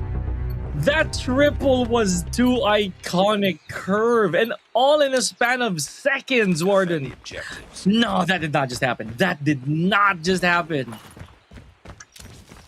GS switched it up to the Tundra. Get a double with it. You thought the round was over, but no. They trample, they fall. Oh, Curve. Let's get taken down. Finds one in the process. Should be a calling that it's going to be a P execution. But the players of Illinary X are taking their time. And speaking of falling, here we go. 1-1. 6-6. Okay, worthwhile for Rosie to go for that peak. Now he's gonna have to. Rosie's gonna have to heal a lot. To give a little. Oh man. Okay, not good. Not good for Prince. There is gonna be cavalry there. Oh, but what happened? Okay. A lot of backup. 2v2 here, Warden. Who's gonna be? 2v2 of your lives. Who is gonna make that fatal mistake? Who's gonna peep first? Whoever wins will take the lead. We'll only need one more round for the match point advantage. Pressure's on Illinary X, taking the long way route. Andy and Rosie, probably the best players to leave behind in a situation like this. Same goes for the side of the Kingsmen. Lynn's gonna buy the rotation here, checks out as the player, calls in the rotation now, but the bomb's gonna get planted here. But will it persist to the bomb plant? Or will it just be the eliminations? As we go, Lynn throwing some shots around the connector side. Prim working himself towards the ramp side. Should be able to find one. Should be an easy kill for him. He finds it and he gets it done. Oh, That just happened. Beautiful reads. 7-6. Back to the lead. Kingsman we go. That just happened. First Not curve. over yet. Now, Prim. Okay. Okay, we are believers.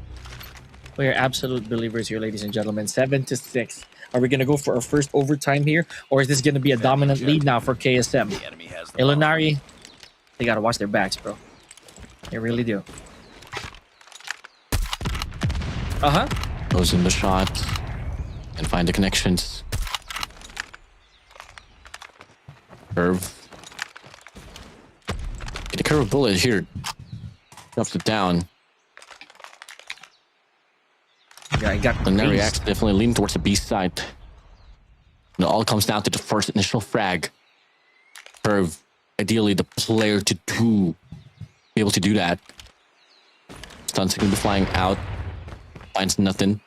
The Soundkey's gonna be there. Pika. Yes. Gonna be a full-on execution here for the set of Illinary X. And I'm waiting. I am waiting. Here we go. Prince just goes to the back door. Curve taking out Andy. 5v4 again here. Kingsman looking good. Oh, but no, the favor has been returned twice as much. Now it's a 3v3. Ambia taking out Lori. Now the silence. Absolute silence and no objectives in sight. Big shot for Prince. Finds Curve away. Oh. Abby 2v2. able to get the trade there up against Rosie. Now a 2v2. And KSM closest one out and get that match point. As player 2 laps, working for a wrap around there. Can definitely just stay there while Prince will long to get the bomb planted. He should be able to get the read. They go for a push out here, splitting their attention towards the spawn side. Here's Ambia as well, just right there. Ooh. Should be able to pull the trigger, but he Trigger knows discipline. as well that there's going to be another player there on the other side. bomb has been planted. Swings on by. Oh. There's the trigger. Checks up now here towards connector side. Able to get the read. One more bullet to connect with. And that's How gonna be did that last one. happen? No. Prim stays alive. It's a 1v2. Prince gets tagged up. What? Turnaround What? shot for What? Prince. Will force the equalizer. Prince just tanked in a couple bullets and was still able to end that round with authority. Man, that exchange, that last 2v2 was too close for comfort, Warden. I could not breathe, bro.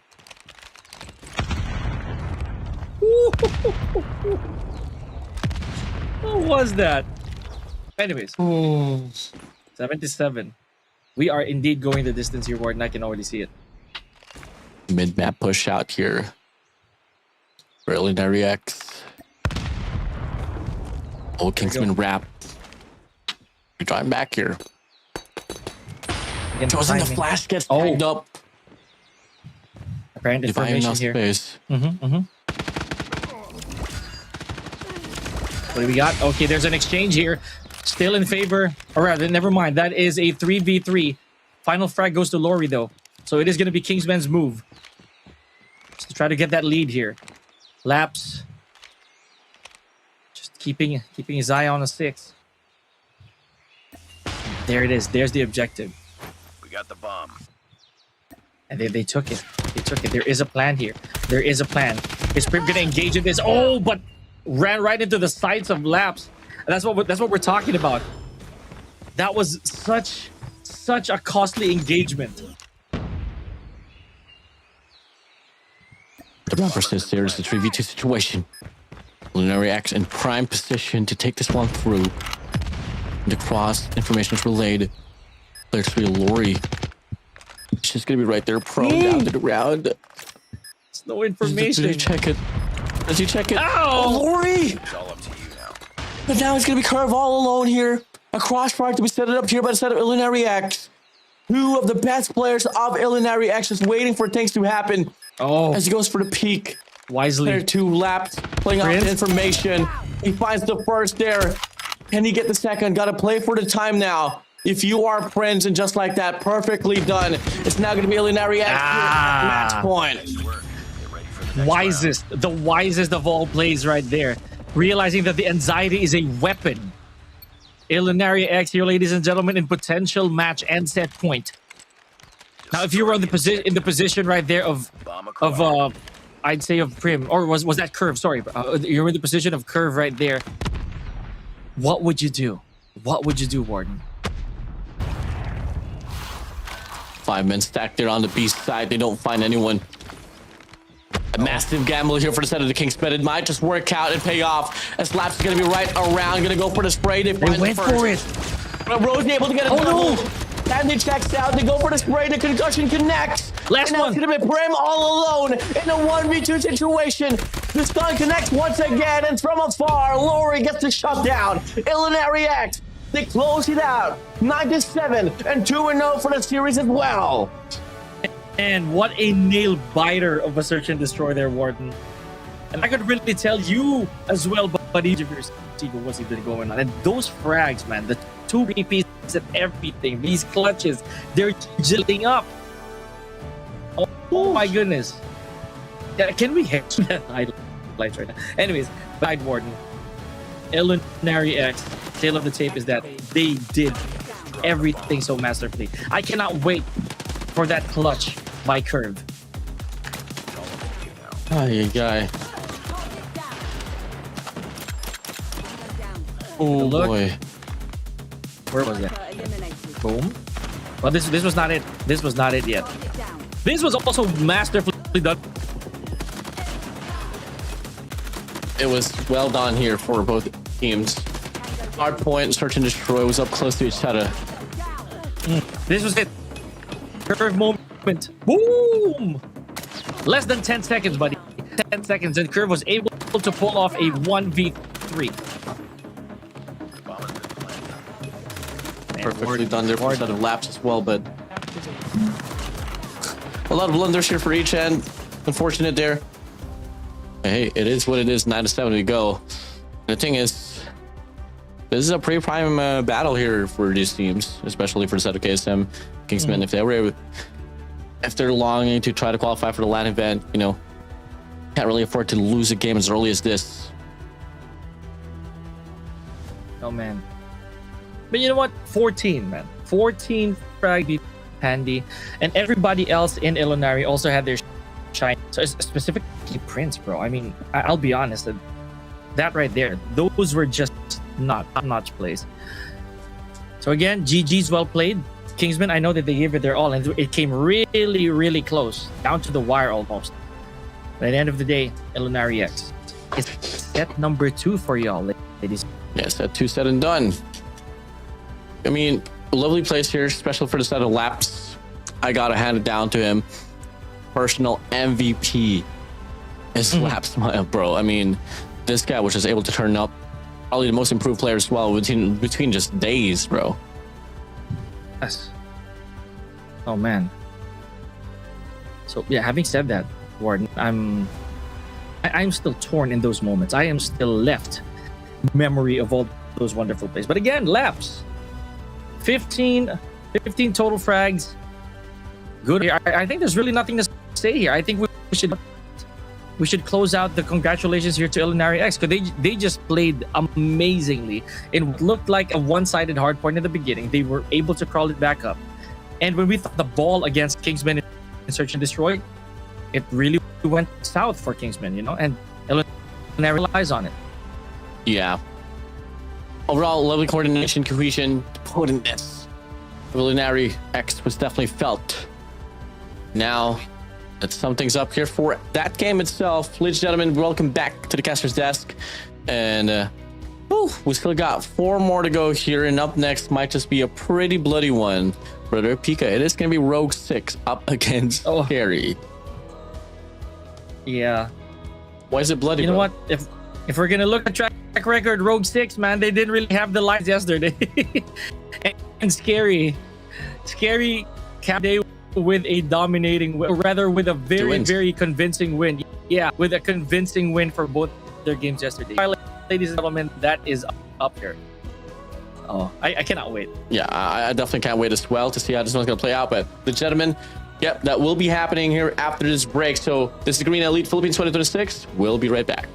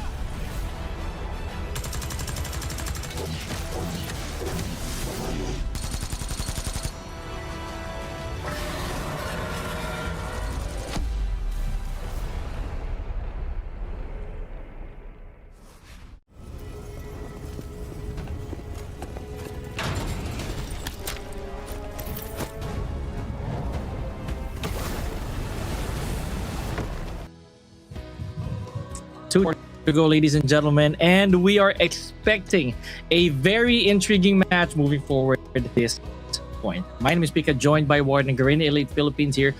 Stage of multiplayer. Let's get it. Let's get it on, bro. It's a battle between Rogue 6 and Scary, and as projected to be, it's going to be painful for Rogue 6, unfortunately. But hey, we're open for changes. I mean, I deemed Scary to be the squad that would be the #1 team and stuff, but there was some slight bit of bleeding for them, especially on the search and choice slumps. But then again, they had to go up against MG Oblivion for the last round matchup, and it was pretty late to the night. So they had a pretty long day, but I don't think they're going to have any problems here against Rogue 6. If we're going to look at stats, probably not, Warden. But Rogue 6, you know, it's like a cornered animal with these boys, right? With these players. Try to peck at anybody who gets them backed up at the wall. So let's see how that's gonna go.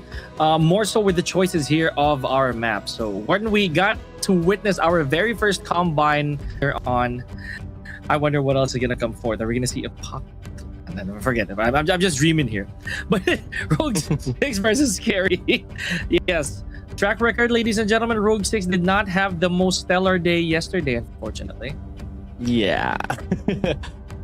So, I mean, there's going to be a lot of things that we kind of have to watch out for in regards to how the things are going to be put up there break off for the hardpoint game. I mean, you got to talk about the gunfights, the coordination, the break off formations, and the rest will live on. If you can start to see all those fundamentals here for the set of Rogue 6, maybe till then they can put up a fight up against Scary. As now we take a look at the maps here on the Search and Destroy. Oh my days. Ooh. Meltdown's gonna get played out here, and that will be a map choice here for the set of Rogue 6. So bringing in a squad like Scary in a map like Meltdown is a double-edged sword. It's either they are not gonna be knowledgeable about this map, because then again, you know, if you quickly try to decipher my mental point here, Pika, is that Scary has been an old team, and they have been able to play the map of slums, firing range, Tunisia, coastal. Meltdown is a recently added map back to the search and destroy map pool. So this might be a choice in hopes that there's not going to be much preparation here for Scary in this map specifically. Yeah, that's banking on the potential weaknesses of your opponent. I like that approach, but at the same time, sense will really reign supreme here when it comes to our teams. I'm gonna wait and see how this Meltdown's gonna be. I'm a fan of this map, man. I was there when this map was introduced to the game, or at least brought forth. I was there when it disappeared.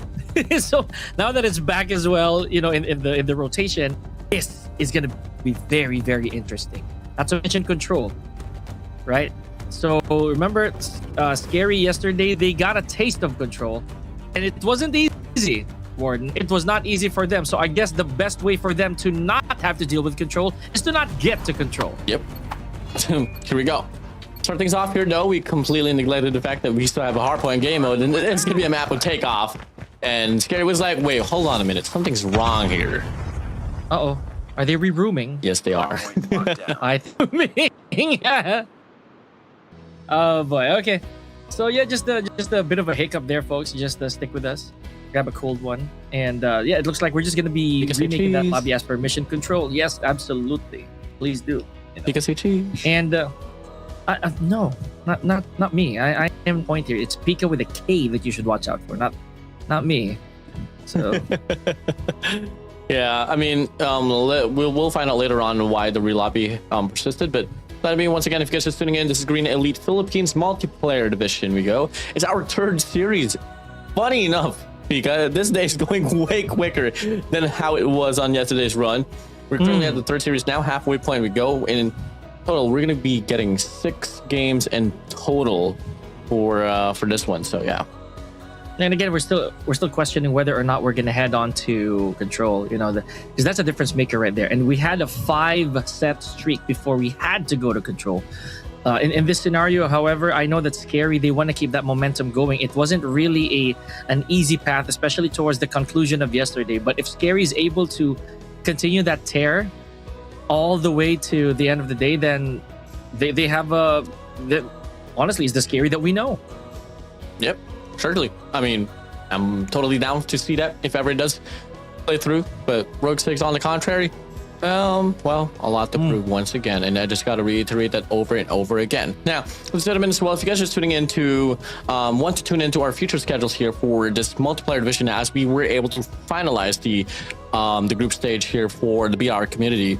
So the BR community is going to be continuing on the 9th and the 10th, but for the multiplayer specifically, starting tomorrow, we are going to be starting at 7 p.m. to 11 p.m. here for the initial broadcast. We're only going to be having 4 this time around. But anyways, going back to the game here, finally, it's an official start here between Scary and Rogue 6 as we kick things off here for the first hard point. It's going to be Rogue 6 here getting the first initial points. Okay, a very blue intro here as R6 just tried to take control of HP1 immediately, but Scary, not phased at all with that intimidation. So 7-5 here, leaving an empty hard point. Let's see if R6 is up for the gunfight here, because if there's anything we know about Scary, that they're always on point. Just like that, you see? Just like that.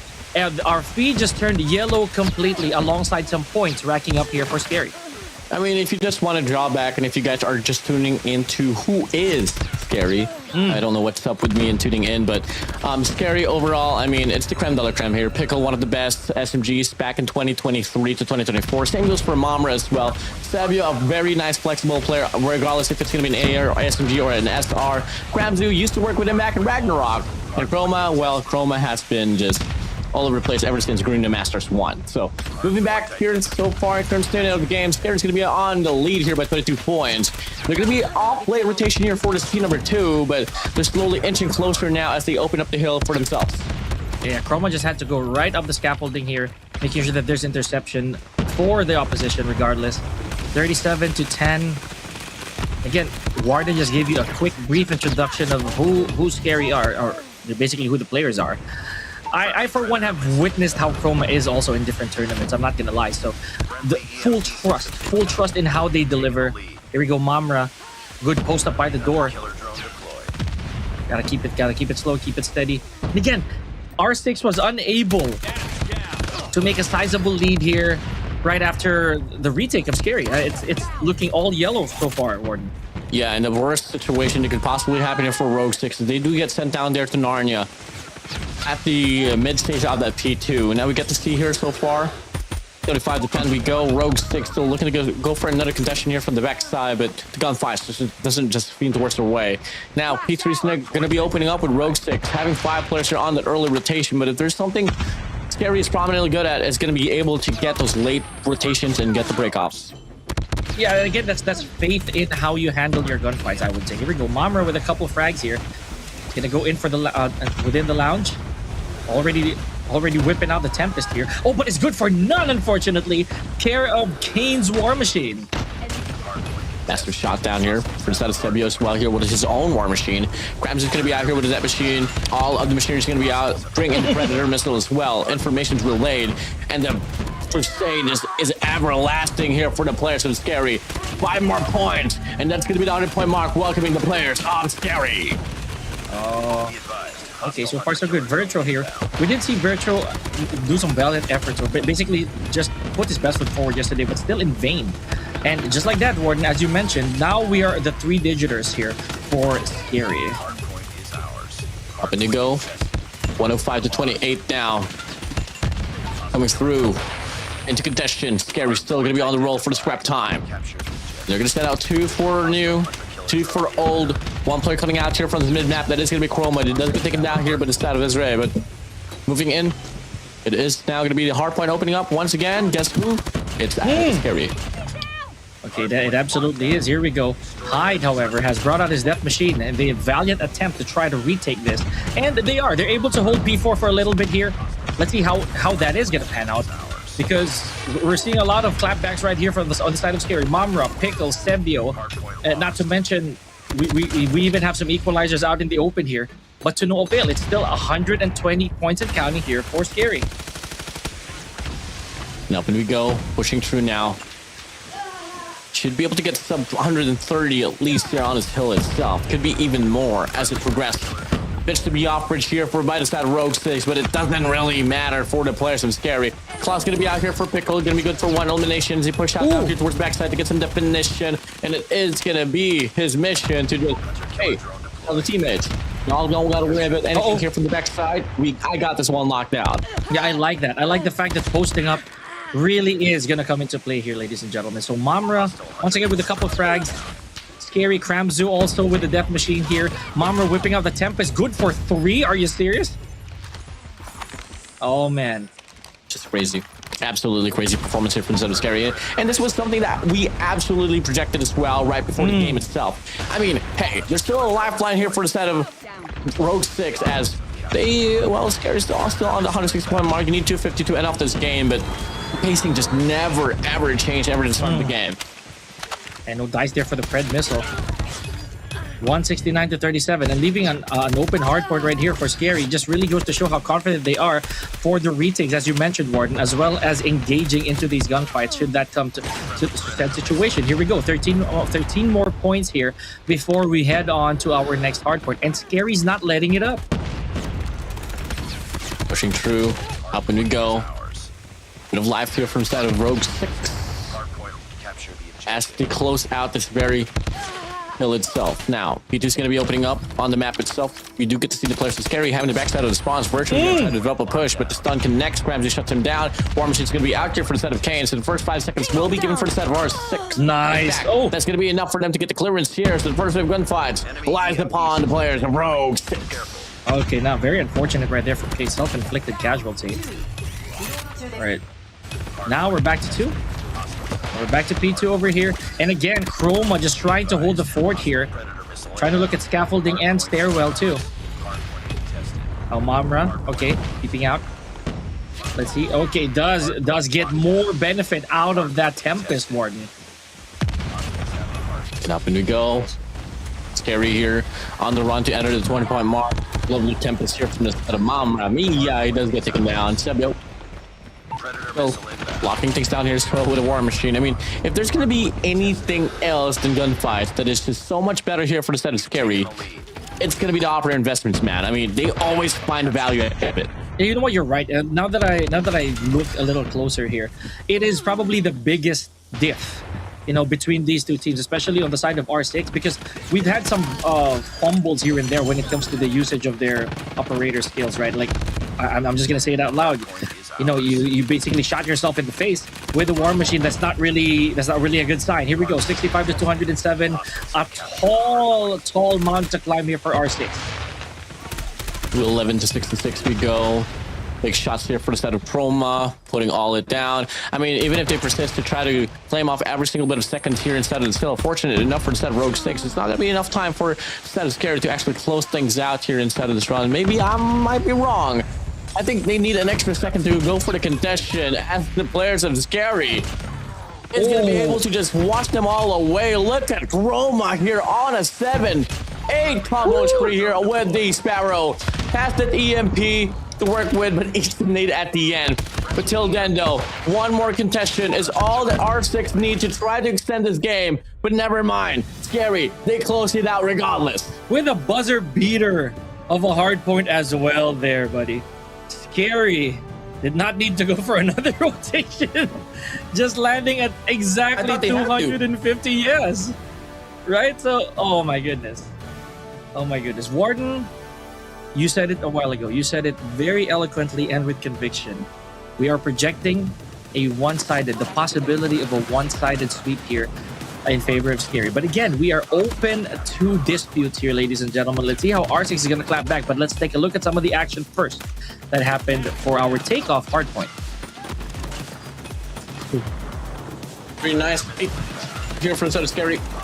It looks to be absolutely dominant coming from them. I mean, in 2-note, it was never a lifeline there for a set of R6. Even if they try, as they tried to do their best, I mean, it was just them and taken down for all. I mean, valiant efforts here from set of Rogue 6, but then again, you are up against Scary. There's notably here, in regards to just statistics and projection, the #1 team of the competition. Dude, this was beautiful as well. I'm gonna say it. Chroma getting a bunch of eliminations with that one, basically that one clip of Sparrow alone. That was just something else. Here we go. So Pickle with 45 frags, and you know this also says a lot, Warden, that we didn't go as far as about 60 frags. It means that it really didn't last long. Our hardpoint didn't really have to push for another rotation there.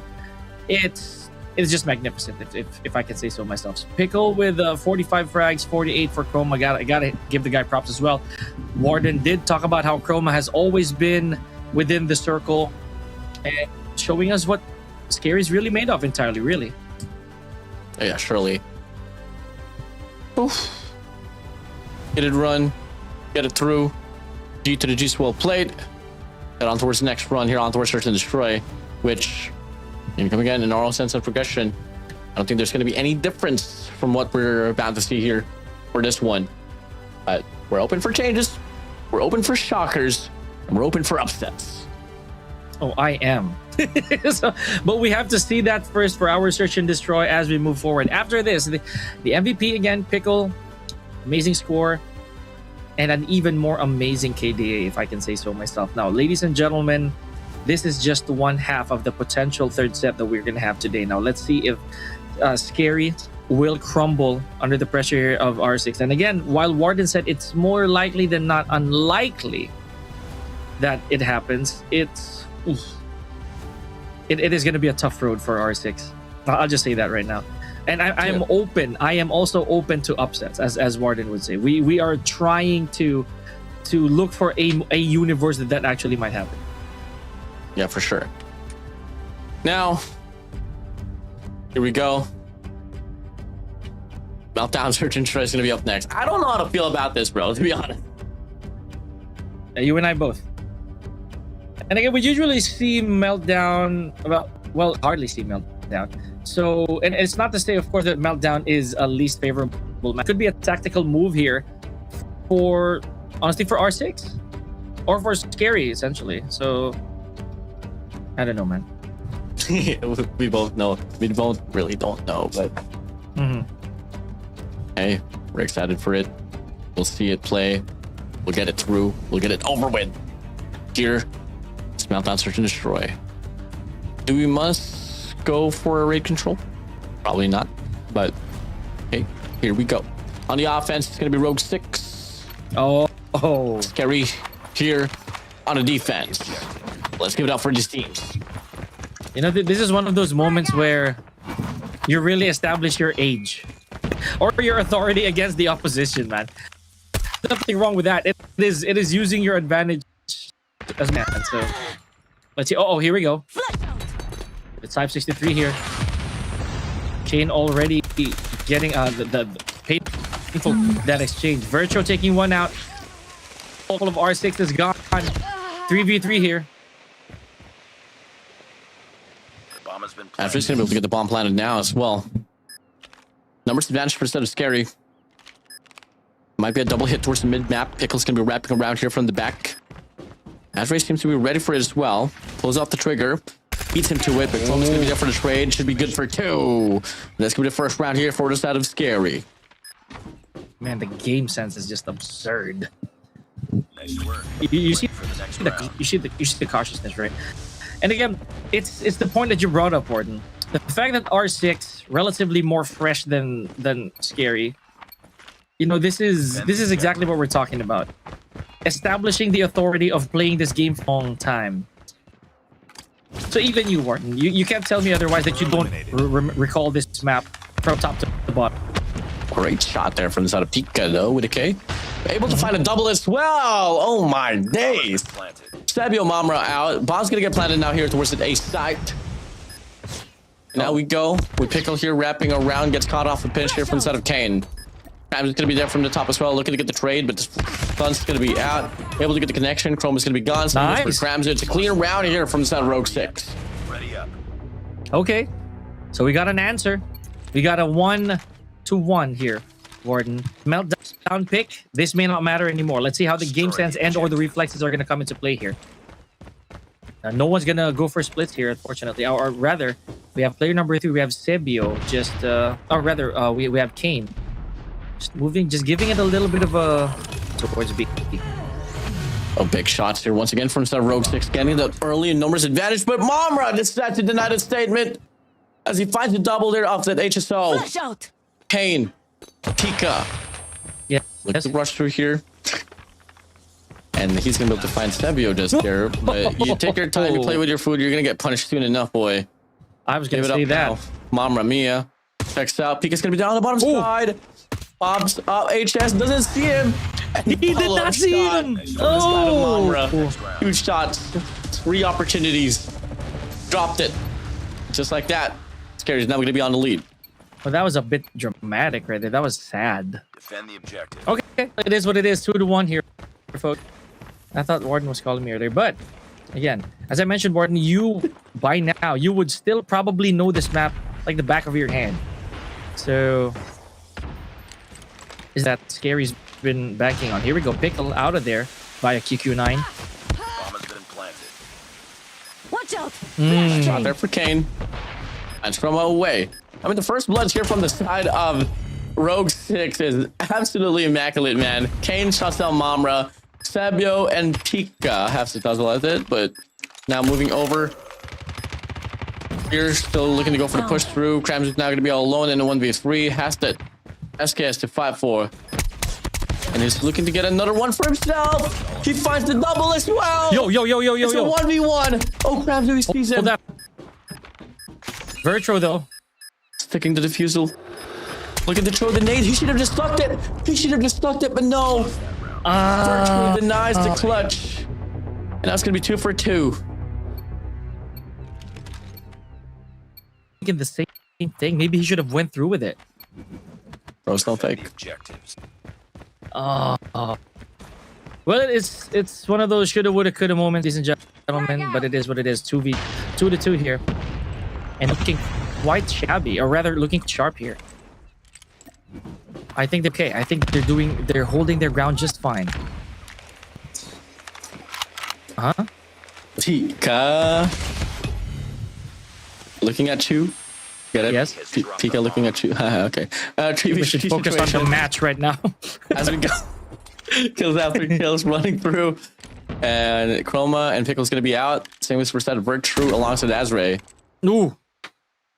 We did not find the limb here. The anxiety on Mamra. Look at this. Good hold by Kane. Oh, but Sabio was up and ready for that come from. Oh, okay. Well, we'll figure that out a little later on. 3-2 here. In favor of Scary. I think there's information. I think Kramzu does not know. Okay, so Pika up there.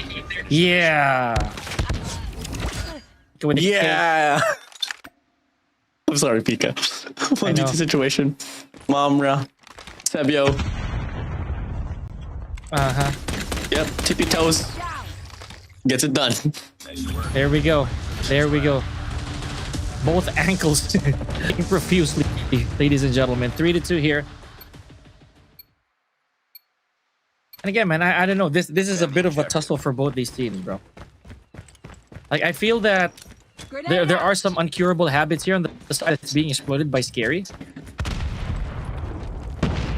Look at their hold, though. The entirety of R6 is going as a troop. No repositioning individually here. System. Everyone's just going in. There goes Kane. There goes Hyde and Virtro as well. Azray, Last one. Pika, The mission. all alone now here. What would you do in this situation, Pika? Nice work. Get ready for Well, I would definitely go for one last.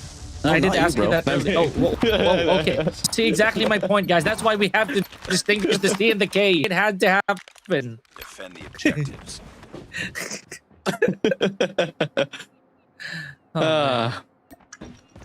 What a coincidence, man. I mean, back in India, I was casting Indian tournaments, and there was a guy named Warden. Felt weird casting my own name. It was literally Warden, by the way. No difference.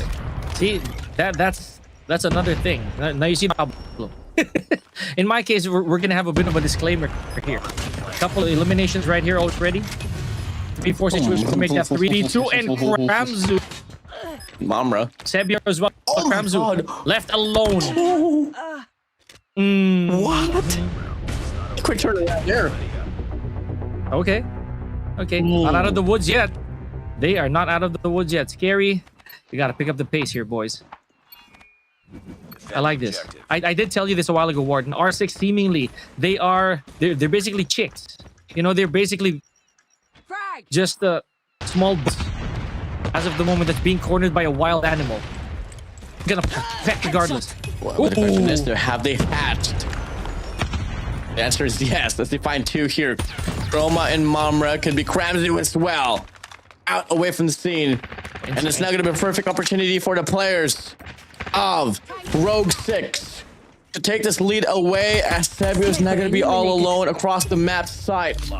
They get taken down. Rogue 6 showing some life here on a search and destroy. And we're gonna go for that switch here. Could this be what Scary wants?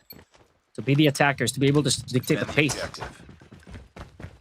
Oh boy.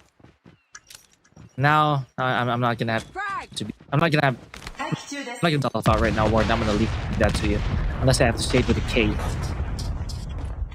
Azray. Okay, Chroma taking out Virtro. It's a 5v4, an immediate 5v4. Oh, nasty shot by Chroma and Cramzu as well. Cramzu does get traded out immediately by Hyde. That was a fast round, Warden. Yeah, hyper aggressive team they are. Scary. I mean, I think this is what they want, or where they want to be. Is going to be on this offensive side. That's where they can truly dictate the pace. Now you're going to go for the push through here. I think they're going to go for another push out there on the B side, leaving one player lurking there. This is going to be Sebio on a mid-map. 4-man push we go. Kane has to watch out for his life. Same goes for the set of Virtue. He can definitely respond there on towards the mid-map, but first for the set of Kane, though, does get overwhelmed. Chroma finds to get the shot down. Now they do get the bomb plant. Now it's a 4v5. Yes, staying steady behind this. If I can talk. Here we go. Beautiful Mamra. 5v3. And Hyde. Trying to go for the backstab here. And Pika, oh my goodness. Equalizing everything up. Not to say about it. 2v1. Azray all alone. Has to stroll. Ah, there we go. Putting one more point on the board, making the gap a little bit bigger. 6-4 here. Keep it all close once again. Nice and dandy. Pushing through. Up by 2 rounds now. It's been a while since we've seen a double round lead here inside of this game. Smoke out. Now we do get to see it. This time Scary's going to go for a different approach here. This time around it's going to be on the A side. They go for a multiple pinch here, but the first kill doesn't really come to their way. Azray does get taken down. No, it's going to be Hyde pushing through. Azray finally Pickle teams off the bullet here from set of Pickle. And the first 3 casualties here, 2 has been won by the players with Scary. Oh, look at that Virtual trying to go for a bit of a backdoor play. But he's that's no good. 4-2. All they got to do is stand their ground. Here we go. Kate with a bit of retaliation. Is this okay? Mamra. A little bit of a back and forth here. Ow, but Cramzu over the next round. Cool. Just Once like we that, go. Gordon. Just like that. Round straight. Destroy No, the no. objective. Of Scary. Only a round to go. Only a round to go here to get the match point advantage. Smoke. Exactly where they shine is that offensive side. But wow. Pika with a K finds Scary, Sebio, and Mamra. Lovely follow-up shots. Get them punished. The bomb's gonna get planted now as Cramsey finds Kano away. Still a very doable round for a set of Scary specialists. They get this bomb planted. Cramsey still sustaining and playing for his life here on his mid-map. As Ray finds the shot to connect. That's a 2v4. Chroma finds Azray down. Still going to be holding on to the heady side. But look at player 1 where he's positioned at. He can definitely find Pika if ever he does persist to do so. But the first shot doesn't connect. The second and the third doesn't as well. What is going on right now? Pickle now in the 1v1 against Virtro. Does he know? He doesn't get the kill. Virtro stays alive. As Rogue 6 denied a match point advantage. Okay, that was just chaos. That was just chaotic, Ward. It was a good enough lead on the side of R6, and then it was taken aback, boiled down to a 1v1, and the shot's just missing. You know, you got to feel for Pika on that one. He had multiple attempts to go for that backstab, but it didn't work. Scary push here. Oh my days, Chroma good for 2. Azray Kane's gonna be out, running it away. Oh my, Scary. Looking like they want to get this 8th round for themselves. Player 2, Mamra as well off the flank. Should be able to take care of player 1, Pika, with no problem whatsoever. I think he wants to go for that execute. Oh my god, I think I was going for the execute. The execution's there. Oh, Laura, pure disrespect. Finish it. That just happened. Nice work. Just happened. In GEP. Warden. That's gonna go to somebody's story. That is gonna go to somebody's story. Smoke Mark out. my words. Smoke. 8-5. Warden. Get it together, buddy. Here we go. Oh, what happened to Virtro, though? What happened to Virtro, ladies and gentlemen? 5 more. Round self-inflicted frag. What's gonna happen here? Oh! He wants to do it again, man. He wants to do it again. Kane we go, finds Mamra. Mamra away. Up we go. 3-4 now. In regards to the life count, Scary definitely in prime position to close up the game. Instead, he finds Azray, Kane able to get the trade there up against Pickle. Big shots now. It's 1v2 for the side of Ramzu from the back. Able to get one. He's still in there. It's going to be too far away to get the trade in. Time is in the essence. Holding on to the heady. From the top, make it drop. Ramzu should have this one through, but no. Time. And we Took him have down. time. Rogue 6. They stay alive. Oh man, they do not want to do this right now. Can't be playing with your food, as we mentioned earlier. Things can really go south here. Again, Warden. In Scary, you trust, right? Right? Yep. Defend the objective. Okay. All right. Very blunt answer right there from Warden. But yeah, again, ladies and gentlemen, still in set point here is Scary. So gotta keep your eyes peeled. They still just need one more round to secure this and run away with this 2-0. Okay, it's gonna go throw some shots around this mid map. Fails to convert the first 2 bullets. Marmara eager as well to go for the chase down. He finds the first bullet. Connect. Kane should have gotten the kill. Now it's a 5v5 retake. Very dangerous territory now here for the set of Rogue 6. Big graze over there. That had to hurt. Okay, the timing once again. Now Kane, just a split second, and Momra capitalizes on it. 5v4, and the clock is winding down here on the side of Scary. It is. It truly is. Because if Virtro. the 24 kills, Virtue is now going to be all alone here to go for the clutch to keep the team alive. But you only got 20 seconds left on the clock. Just like that, Kramzer puts it down. Scary D closes it out here on his meltdown. Search and destroy. 9-6, and in the series 2-0 as well. This is talking, folks. Scary with a convincing 2-0, and with our very first execution at GEP. Nah, that's gonna sting. That has got a sting, Warden. Whew. Love it. Love it a lot. I mean, valiant efforts here from Rogue 6. I mean, this was totally different from how it went down in a Hardpoint game. The search and destroy was absolutely close. It's just that Scary at the final after at the end. Oh man, I'm waiting for it. I'm gonna wait for that moment, and I know the highlights are ready for it. And you know, it's nothing short of spectacular here when it comes to Marmara. We saw some clutches, we saw some multi-frags here, especially from Chroma. But again, there is your Warden. I felt that the confidence was just oozing from Scary. Oh, it truly was. I mean, the multi-kills, the trade-offs, much better. And the execution for sure. Oh man. Yeah, that could not have been any more picture perfect. Well, ladies and gentlemen, 9-6 continues. 3 sets in, 2 O's per.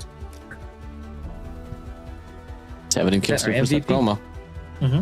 Safe to say he will be that MVP without a question. Yeah, what else your Warden? But congratulations to Scary, and we'll see them a little bit forward. Now for R6, we still got to give them their slow claps, man. They had to face such an outstanding team to begin with, and they did not hold back, or they did not. So, touche. Touche. Yeah, I mean, it was a pretty quick one here nonetheless. Overall for the series itself, efforts was there. Now you move on towards the next run. I mean, it could have definitely been more. I feel like there was definitely that moment of opportunity that we could have probably seen at game 3. Yeah, GG's, well played. Ooh, for both of them. So now, ladies and gentlemen, the first half of our multiplayer is over, done and dusted. Now we're gonna head on to that lower half, folks. So please do stick with us. We are very happy that you're still here amidst the battle royale that we started off earlier. Now you aficionados back there, we appreciate it. Just continue and share the stream while you're at it. Definitely. And now, with that being said, next matchup is going to be AMG Nocturnal up against Genesis here. And right after that, it's going to be MG Oblivion up against the Kingsmen. And we ended off with Divinity up against Illinary X. And I feel like the last matchup overall might just go down to the wire, as both of these teams are in really prime position to probably getting the top 4 spot. It's just a matter of questioning whether today actually who's going to win at the end later on. But that being said, let's see how this one's going to play out after this break of the Garena Elite Philippines 2026. We'll be right back, guys.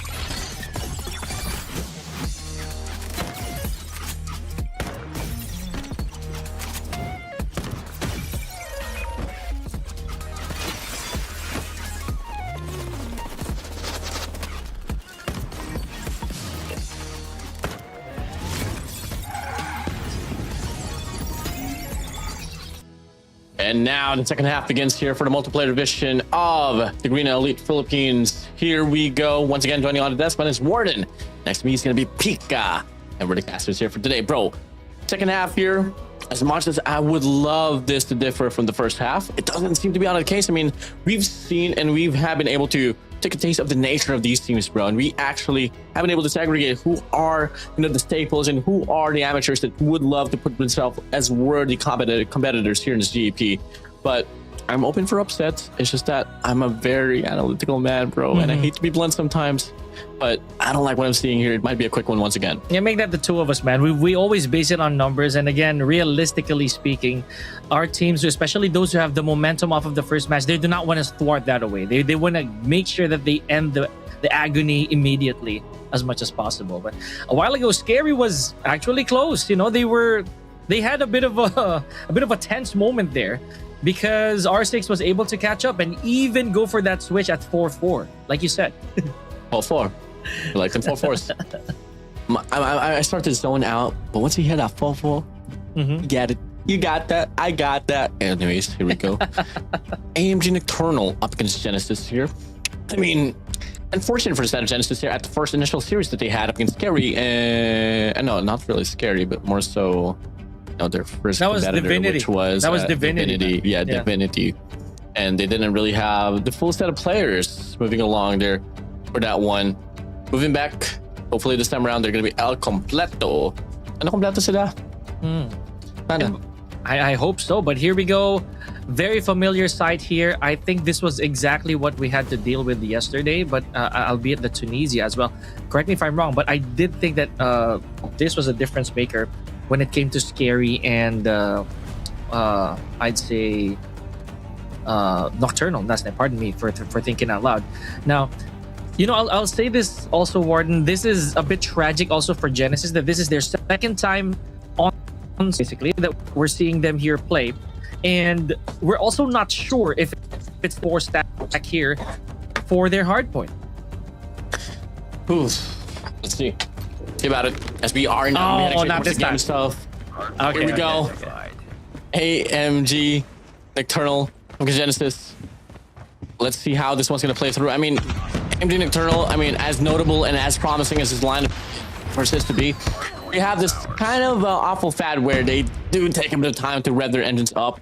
But will it be applicable here up against Genesis? So far, they are going to be able to get the first initial 5-kill metric off the break off, and they're going to get the first points as well.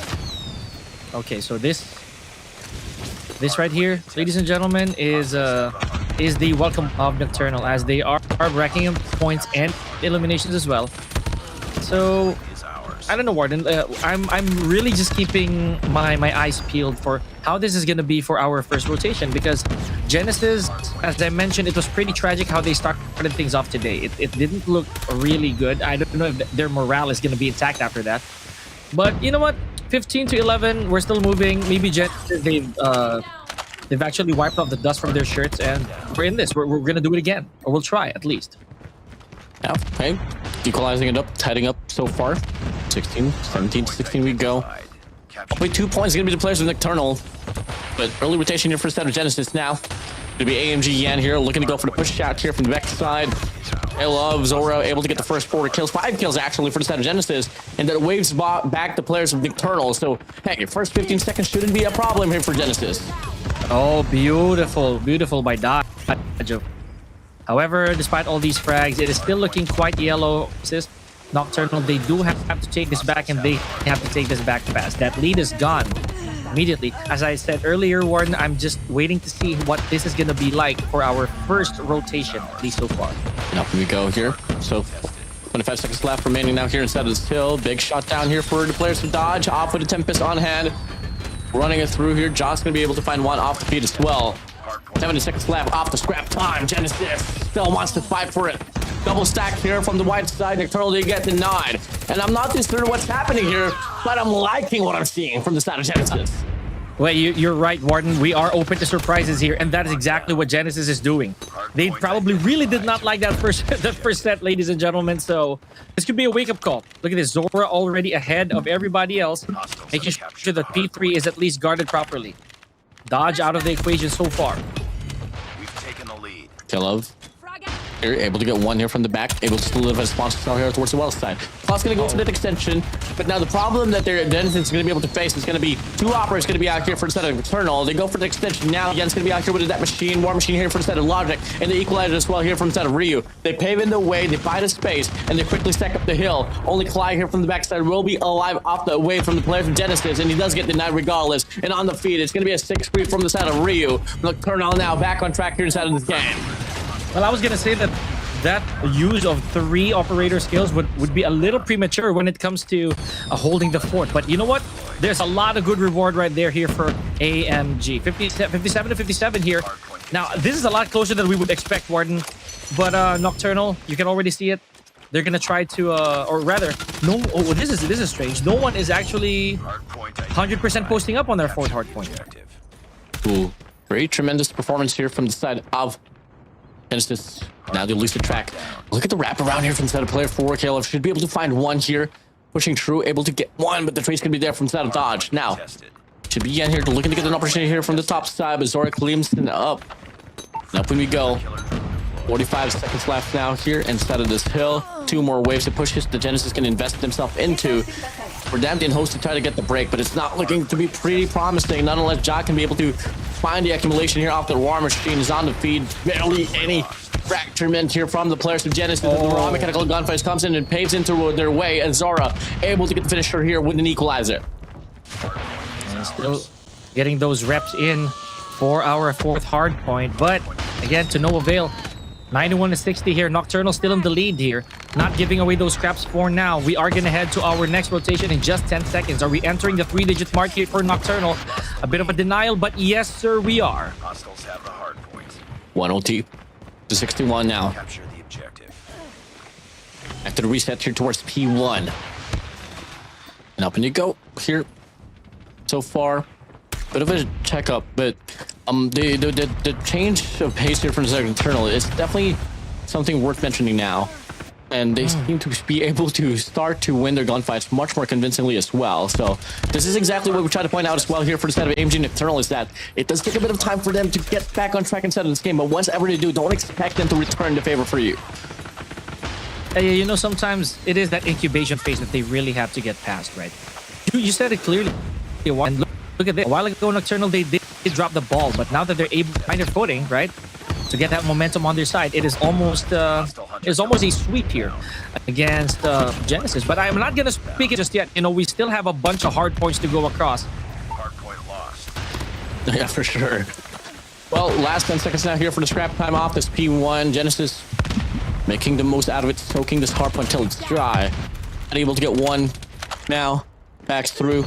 I mean, perfect combination off the play for the scrap time, alongside getting that early rotation as well. I mean, if this is definitely something that Nocturnal has to work on.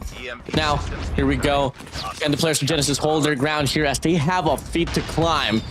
We go. 2 operators going to be out here for instead of Nocturnal. Claw's going to be out here for instead of Addy. Looking to express the way there, but the War Machine from Logic is going to be good for 2 before he goes down. Takes himself out with it. There's going to be Gab as well here, out with a Claw. Going for the spray down, but the first wave of gunfights comes into shove for the players from Genesis. Oh, 40 seconds here for Genesis to work with. Let's see how long they can withstand this. Oh, never mind. Not very long anymore, ladies and gents. 139 to 92, and we are still taking eyes. Fly over here. Tries to go for a flush out, but just gets taken out in the process by Logic. Lost the lead. 150 to 92 now. Another wave of gunfights. Beautiful Tempest from the side of Dodge. Hunter-killer drone deployed. 3 we go. As well, these 2 teams are just all over the place in regards to playing off the scraps. My days. Up by 50 points, Nocturnal they go. And it's going to be a foot race as well here for the next hill, but for the time being, no, Nocturnal has been able to win. Welcome to kills. Capture the objective. And now, the lead is not very sizable. I was going to have to establish that even more. B3 is about to open in a second here. Who gets the first step? Oh, it is Genesis. My goodness. Got to be careful here. But again, immediate flush out here from AMG. Unable to capitalize on that, though. Kylov is still in there. Open things up here. 4-man stack here from the players of Genesis. Now we go. This could be a big play here from the side of Zora. Definitely going to pop the equalizer here in no more time. Here we go. Pops it through, able to get the first kill. Player 1 going to be there and will be able to check off the equalizer off their Predator. Perfect choice decision making here from the side of Nocturnal. Oh yeah, brilliant idea. 170 to 113 here. Genesis, they are clapping back, but it's enough. So far, the firepower is just really taking over. Just like that with Logic's War Machine. Here we go. Gunfights after gunfights. We have Yen and Gab also still on that feed. Getting streak after streak. Not very pretty here for Genesis. Last 3 seconds. Scrap time still overtaken by Nocturnal. 182 to 113. It's been a while since we've seen the nature of Genesis shine through inside of this game. Big shots. What? Running it down. No value out of that. Quite unfortunate, but it is going to be information relayed there. They know there's going to be 2 coming from the top. 1 has been eliminated already. Yeah, it's going to go for the extension. Slow with that machine. Can't get the shot out until now. Could be able to find a double, but Jack shuts him down. And now it's going to be 5 points away from the side of Nocturnal, and they're going to be able to enter the 20-point mark. And there we go. Just a couple. Valiant attempt right there from no. 202 moving forward. We get half a minute to go here for Nocturnal to try and capitalize our 4th hardpoint before we go to the next one. Before we go for that reset. Still, you saw milliseconds, right? Miniature contest by Gen. They're really not working. Here we go. Are we good for a couple? Oh, we are. Yes, we are. Thank you, Dodge.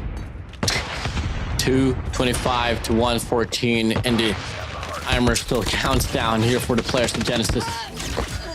4 men stack here from the open side. They go in for the push. Rio good for 2. Can he find a triple? No, we can't. That stays alive. Hildendo.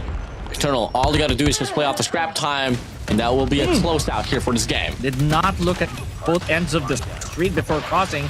226 to 121 here. Big 100-point lead on the side of Nocturnal. Maybe this is it, Warden. The engine has definitely warmed up. What a straight from Zoro right there against Gab. Hardpoint is out. 28 more points here. 18 more points actually to be exact. So you get to see Genesis here just dropping in the smoke, trying to play for their lives here. As Rio's going to go for the cut down. He's going to get taken down fail. by Zora. Genesis. Fail. Lifeline here on this P1. Uh-oh. Still an empty hardpoint. No one dares take the bluff. Claws out to play here, but no dice. No good. 235 to 136. 100-point difference. Not to hustle for 1 more hardpoint, and that is it. Coming in now. Up and we go. Ooh, clean shots here from the side of Yen to close things out here on this P1. EMBC system's going to get dropped here beside of Dodge. He drops the Tempest as well. If ever Genesis can get the first-hand recovery here and get the break off of this P2, it might just be the end. Quickly stacking up the hill. 1 from Y side, 3 from the driveways. And Genesis, they find themselves back inside of the hard point. Can they sustain? Oh, man. No backup right there. Allowing Genesis to stop the bleeding for a little bit, for a few seconds, but it doesn't change anything. We are still just 6 seconds away from Nocturnal to take this entire hard point. We are winding down the clock. Just like a new one here, Nocturnal is looking to the skies for 250. As projected, they got it down. They close it out. G to the G's well played. Aimed in Nocturnal. I mean, they just got to work on the breakoffs at the start of the games, bro, because, but honestly, they are really promising. It's just that it's just takes so much time, bro. This is also about yesterday. It might require a few extra tugs on that string before Saw starts revving. And that's exactly what Nocturnal's really doing right now. Regardless, though, I mean, still gotta hand it to them. Warren Nocturnal still managed to get 100-point lead. So kudos. At the end of the day, how you cap off or the match in general. Woo. Genesis, man. they definitely got me on my feet. Edge of my chair, but it's just, you know, the sustainability and the value of this operator skills. I can say that both of these teams are pretty much equal in regards to raw mechanical gunfights, but when it came down to operators that mattered the most, freeing up, streaking up, building up those score streaks, AMG Nocturnal had it better. Yeah. So at this point, I feel that Genesis, I also have this gut feeling that Vision Destroyer is actually going to look better. You saw how they were a while ago. This fight faced such a powerhouse of a. Maybe this wake-up call is It is what they need. I'm not gonna speak in finality again. Say that because Nocturnal is no joke. Remember, they're still the top team that we have so far here. It's definitely a clearance here for inside of AMG Nocturnal, but it was too close for comfort for them. Fortunately, though, Dodge was able to really get himself involved into the mixture and was able to get a lot of those impact frags. I mean, if you take a look at the gunfights, man, every player from the side of AMG Nocturnal was able to get 40 points at least. Well, Genesis, they got 3 players on 20. Not exactly what you'd like to see, but at the same time, it's just madly impressive how close they were able to keep up this game, despite the fact that they were losing most of the gunfights. Yes, that's true, and we gotta commend them for that. I'm not gonna lie, it is still in reality at the Genesis. It's some skill issue per se that we can mention. Nonetheless, we're gonna head straight to search and destroy here, Warden. MVP being Dodge, 46 to 30 KDA.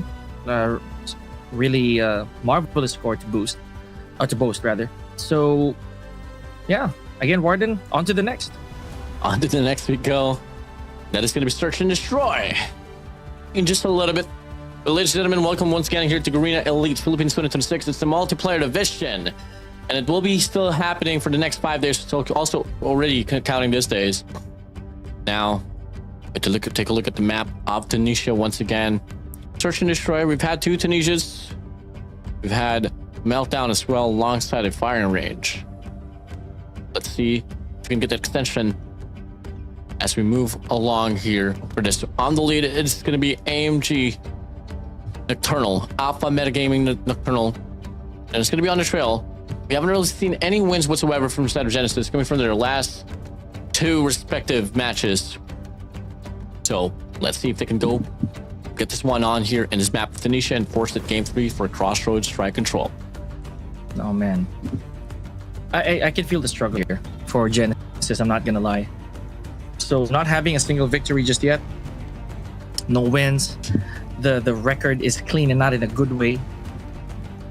There's something right out of the hat here. So give me your thoughts right here, Warden. Are we getting closer to that earlier, or is this going to be once again a clean sweep? Just basic that. Bomb acquired. Here we go. Up we go. It's a 5-man push here from inside of Genesis and this map of Tunisia. It's going to be Logic here all alone. Finds the first tag here. Information is going to be relayed, and they know for damn sure it is going to be the B side, isolated by the players of Genesis. But hey, information was there. Caleb's going to go for the push out. No repercussion whatsoever. Logic's going to be good for 2. Rio with a nade finds 1 as well. Make it a quad overall for the marksmen. That's going to be Cly all alone here in a 1v4. What more can you do? Absolutely nothing. Finds 1. AMG Nocturnal with a quick retake. Coming into play there, folks. That B became absolutely destructive.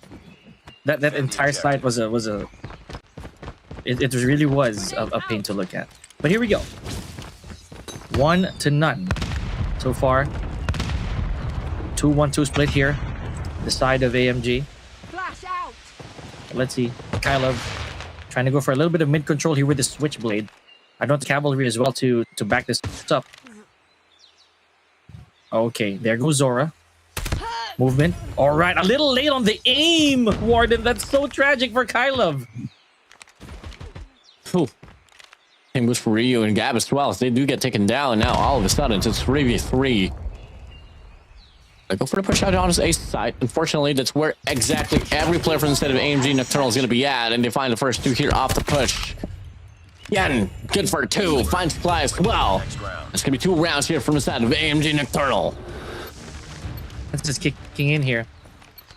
So, Warden, I don't think this is considered a reset, isn't it? A reset of that slow burn start for AMD. They're already warmed up, right? Right? Right? All right. Absolutely, man. Here we go. Double man push. 5-man push. Ooh. 2 for 3 trade. Oh, Clyde goods for 2. Shot finds 1 off the PKM, and now it's going to be a 2v2. All right. Now, here, the objective's also out in the open. So, planting right here might be a very bad lure that Genesis actually should not take. Oh man, okay. Right as Yan was falling here, caught in midair with a PKM. Goes for the retreat, and I think they realized that, oh, can go for the objective. Logic's going to be posted up from the top. Got to check the corners, though. Nice position as well for the bomb. Could definitely go for the pick out, but Logic should be there to get the first kill. Looking to get the second follow-up. And job with a PKM. Puts him away. Finally, first round here. Took them 3 rounds to do so. Able to get it done. And they're going to be up there on the board. Okay, Genesis just shaking hands here with Nocturnal. We are still in this. 2-1. We're gonna go for a once again a 2-1-2 here. Side of AMG. Ryu in charge once again of mid. He's closer to A. Here we go. Dodge taking out Kyla. No vision off of Winery just yet. A bit of still approach here, gotta say. And the thing is, like, when you play Search and Destroy, whenever you do decide to get the first line of contact, you just have to go for the commitment, bro. Yeah. You gotta get the trade. Yes, with all this that's going on, you know, you gotta be committed. You gotta be firm with that decision to at least go for that push or for a trade.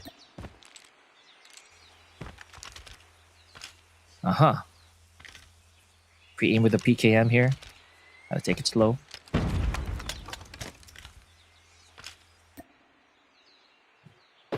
All right. Up and in. They're going to go for the push out here once again on towards the ace side. 3 players going to be well ready for them. Look at the crossfires here. Every line of sight is going to be preoccupied. And the timing for dodge is so perfect, but no. Still able to back away. That it's going to be Addy staying alive. All of a sudden, Logic finds himself out. Or Genesis, you can double back there towards the B side. We can just go for a coordinated push here as Zora finds dodge away as well. Oh. Nade cooked here by the side of Yan. Perfect medium rare.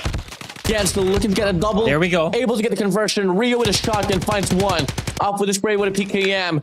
They know it's a connector side push. And it's going to be player 3 well ready for it to get the shot down. AMG Nocturnal retaining back the double round lead. Man, just like a fish that slipped out of a rod. Man, that was hilarious. And that was again, very tragic on the side of Genesis. But again, what are we going to do? AMG's just too quick with it, as Warden would say. So, a little bit of a B push over here from AMG. Good enough split, but it looks like the entirety of Genesis is committing to B right now. They absolutely are. And they got to move in quick as well as double wrap here from the side of AMG Nocturnal. He's going to get offered here, but does it even matter, to be honest? My days, kills after kills. AMG Nocturnal showing who's boss in this map of Tunisia. Warden, I don't know, man. Maybe they're throwing darts at what the next plan is supposed to be here. I'm not seeing, personally, I'm not seeing those critical adjustments on the side of Gen. Look at this. They're going to go B again. Full B stack. Oh, no. A bit of separation. Somewhat a stall as well in mid. Up and to go. Oh, Ryu. Pops this one away. Yes, gonna be able to find the frag. Oh, Yen. Give us some more, man. He sees another as well. He pops his bro. Can he find the triple? Looking to get the follow-up. He feels it right now.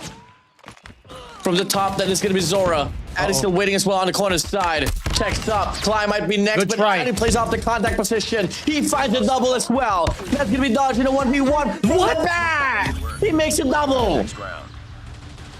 That was an absolutely crazy exchange, man.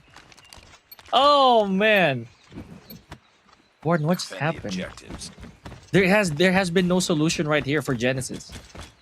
Just when we thought that the numbers are winding down immediately for Nocturnal, but it's not happening. Look at this, a page out of their own book. Good buddy systems right here. Oh, but no, Gab walks right into the scopes of Zora. Free we go. Dodge pushing through here from the back once again. Well, player 3 though. John's gonna be there with the PKM. Should be able to get the shot down. But Dodge is so quick. What happened? Oh my god! Whoa! That turned on. Let him know it. They have no idea. They have no idea. He wants to get some more. He wants to get some more, and he gets it done here with logic. Oh, Addy. Ooh. Probably swallowing his own spit right now. Just gotta stand still.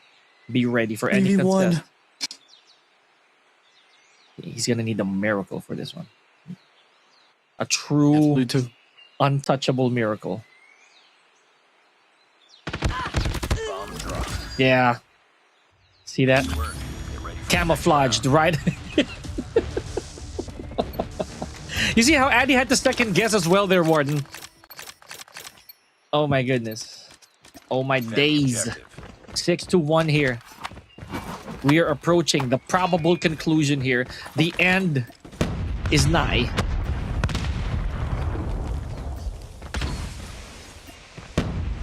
Breathe deep, Warden. It's like Genesis is doing the same. Yep. Yen finds Ja away.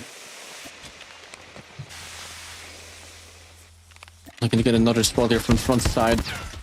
Pushing through Cly. Looking to get stack up. And up we go. Oh boy. Ooh. All right. Some commotion going on here. Just a little bit.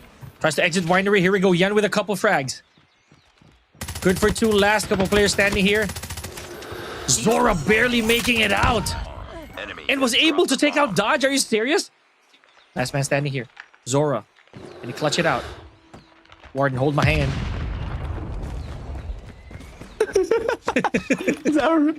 Zora. 1v2. It's taking his time, man.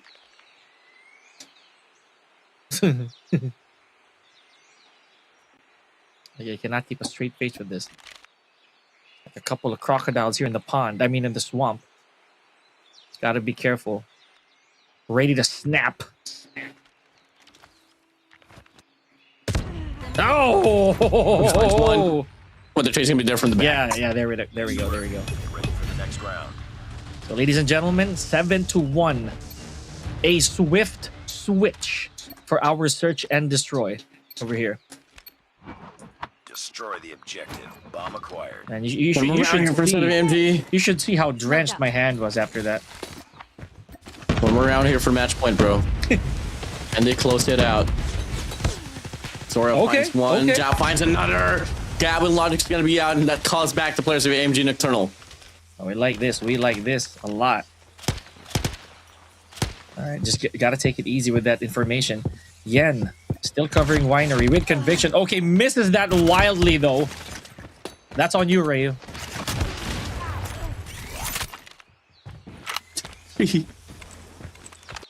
All right, 2v3. No way. No way they pull this off. 2v5 down to a 2v3. Yen's not gonna be out. Uh-huh. But if there's gonna be any player that could be in this situation that can light it up, it might just be Dodge. There we go. And Addy has no contact. Okay. This is a strange. here's it. It's a very bizarre choice. The bomb has been All right. planted. Oh wow. The timing.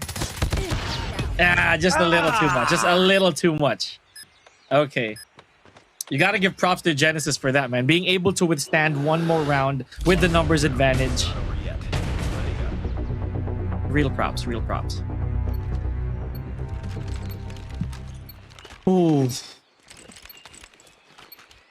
Oh boy. Defend the objectives. And we see the long distance stretch for a comeback. Oh yeah, man. Like, definitely possible. With the momentum. All right, here we go. Oh!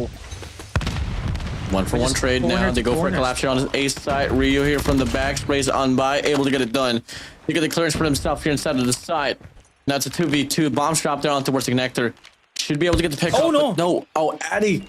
The timing. He wants to go for a run for it. Oh, good peel Has to out go over for a here. reset, but they want to go for the fight. You can play this one safely. Take those head glitches for yourself. Uh-oh. Yep, that just might be it. Oh my goodness, Ryu. He's still a little too hyper aggressive here. He is. What is the smoke? Inside. Half a minute to work with here. Kyle Seeing a bullet graze past his head. Last man standing. Oh, there it is. Okay, it did pay off, Ryu. Now you can breathe easy. Ah, ladies and gentlemen, 8-2. You saw how Ryu was just so bloodthirsty in that particular exchange, Warden. Re-firing every angles that I never thought existed. Defend the objective. The enemy has the bomb. You know, only one more round. It's going to be another 2-0. Sick. Absolutely sick. Here we go. 2-3 split here. Oh, An man. iconic push, methodical push. They drop down from the scaffolds from the winery, Tango down. and they deal with one player that's going to be out away. Dora's going to be up next. Raised on by. Can he get the double? The answer is what a no. But they're going to be able to get the bomb planted in the process. Gab's going to go for the extension, runs away for his life. Bien able to take down Zora. The last two players here will be coming from the backside of CT. And it's going to be a flank further side of Ryu to close things out. Looking good. It's going to be there checking up.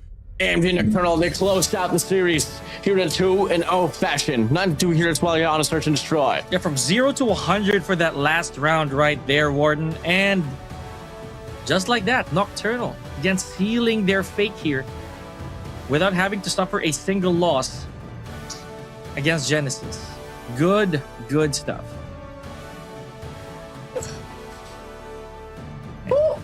Congratulations indeed, Warden. And now let's take a look back at some of the action here that went on.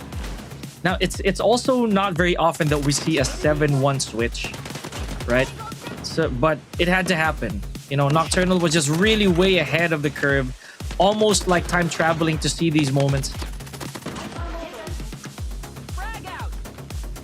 You got this one through. There we go. 42. I mean, it's real unfortunate for the side of Genesis here. But then again, you're looking at a game mode where Ancient Nocturnal just tends to shine at most. Yeah.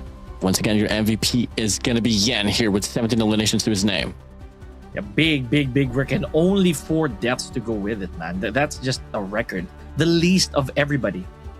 The least of everybody so far, that is, that we've witnessed here in our search and destroy. So good stuff, 9-2. Authoritative 7-round lead here for Tunisia. And again, no control. So yes, ladies and gentlemen, as Warden would definitely say, Nocturnal, they're just too good with it. You're good at it. No contention whatsoever. Some rounds bled out, but then again, it's a 92 game. I mean, if we're talking about bleeding, I would say that's so much as a flesh wound for Nocturnal right there. Again, remember, they did have 100, basically almost 100-point lead, 99 to be exact, for the Hardpoint, and now they had 7 rounds ahead over Genesis. Now here we go, 7-4 without a doubt. Yen from AMG Nocturnal taking the sweet victory. And yes, don't mind if you do put a crown over your head after this. Yeah, much love to you, Yen. See you at the LAN event. That's no wow. Oh, okay. Not yet. Still got a long way to go here. I mean, every team here has 7 matches up ahead, and you got to cycle through everyone. I mean, this is the round robin group stage format. So, yeah, that is it for that series overall. We're down to the last 2 here, Pika. Up next, it's going to be MG Oblivion and the Kingsmen. And last but not the least, it's going to be Divinity up against Illinary X. So, I want to see that last and final matchup, bro. Yeah, looking forward to that, ladies and gentlemen. Take a deep breath as we are doing right now. Because me, Morton, you know, that search and destroy, these searches and destroys are really just putting on edge. And I hope you are too. I hope you're enjoying every single bit of Garena Elite Philippines. My goodness. You know what, Morton? Now that you mentioned, I am super excited. I'm just as excited as you when it comes to our last couple matches here. Yep. But yeah, with that being said here, as excited as we are, unfortunately, we got to take a break before we head straight towards the matchup itself. So without further ado, Garena Elite Philippines 2026 Multiplayer Division. We'll be right back after this break.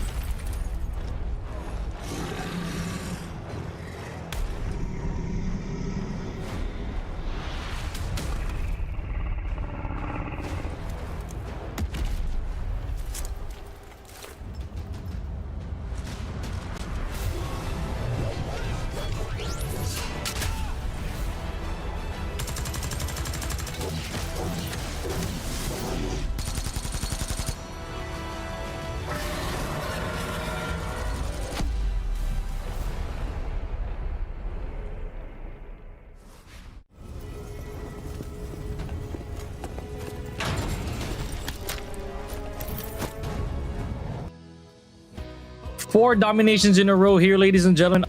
Our week A5th. Welcome back to Garena Elite, our player division. My name is Pika, joined by Warden, and yes, you got right, 4-2 thus far.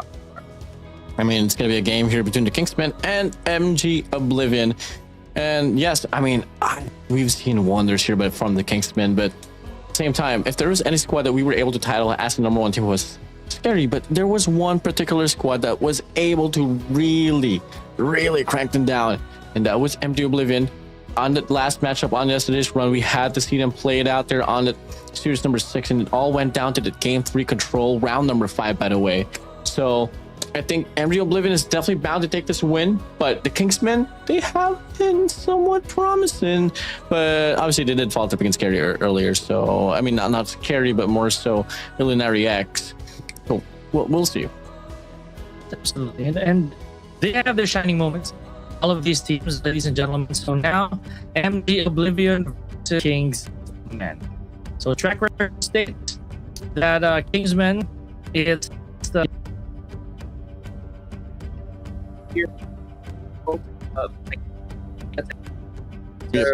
Definitely. And so, hey, we'll see about it. MG Oblivion, Kingsmen now here are going to be inside of this game as we are moving along towards the game itself. I mean, I can't wait to see what the map has to say about this, because definitely the map vetoes is going to be one big factor on what could possibly happen here for the series itself. Let's give it up here once again for the set of MG Oblivion and Kingsmen as we take a look at the map vetoes here. Arsenal is not going to be inside of the show alongside Summit and Combine, leaving us with only take off Hardpoint. And this is the map chosen by the players of MG Oblivion. On the Search and Destroy, it's going to be Kingsmen responding back with Tunisia. Last but not the least, on the stand of control.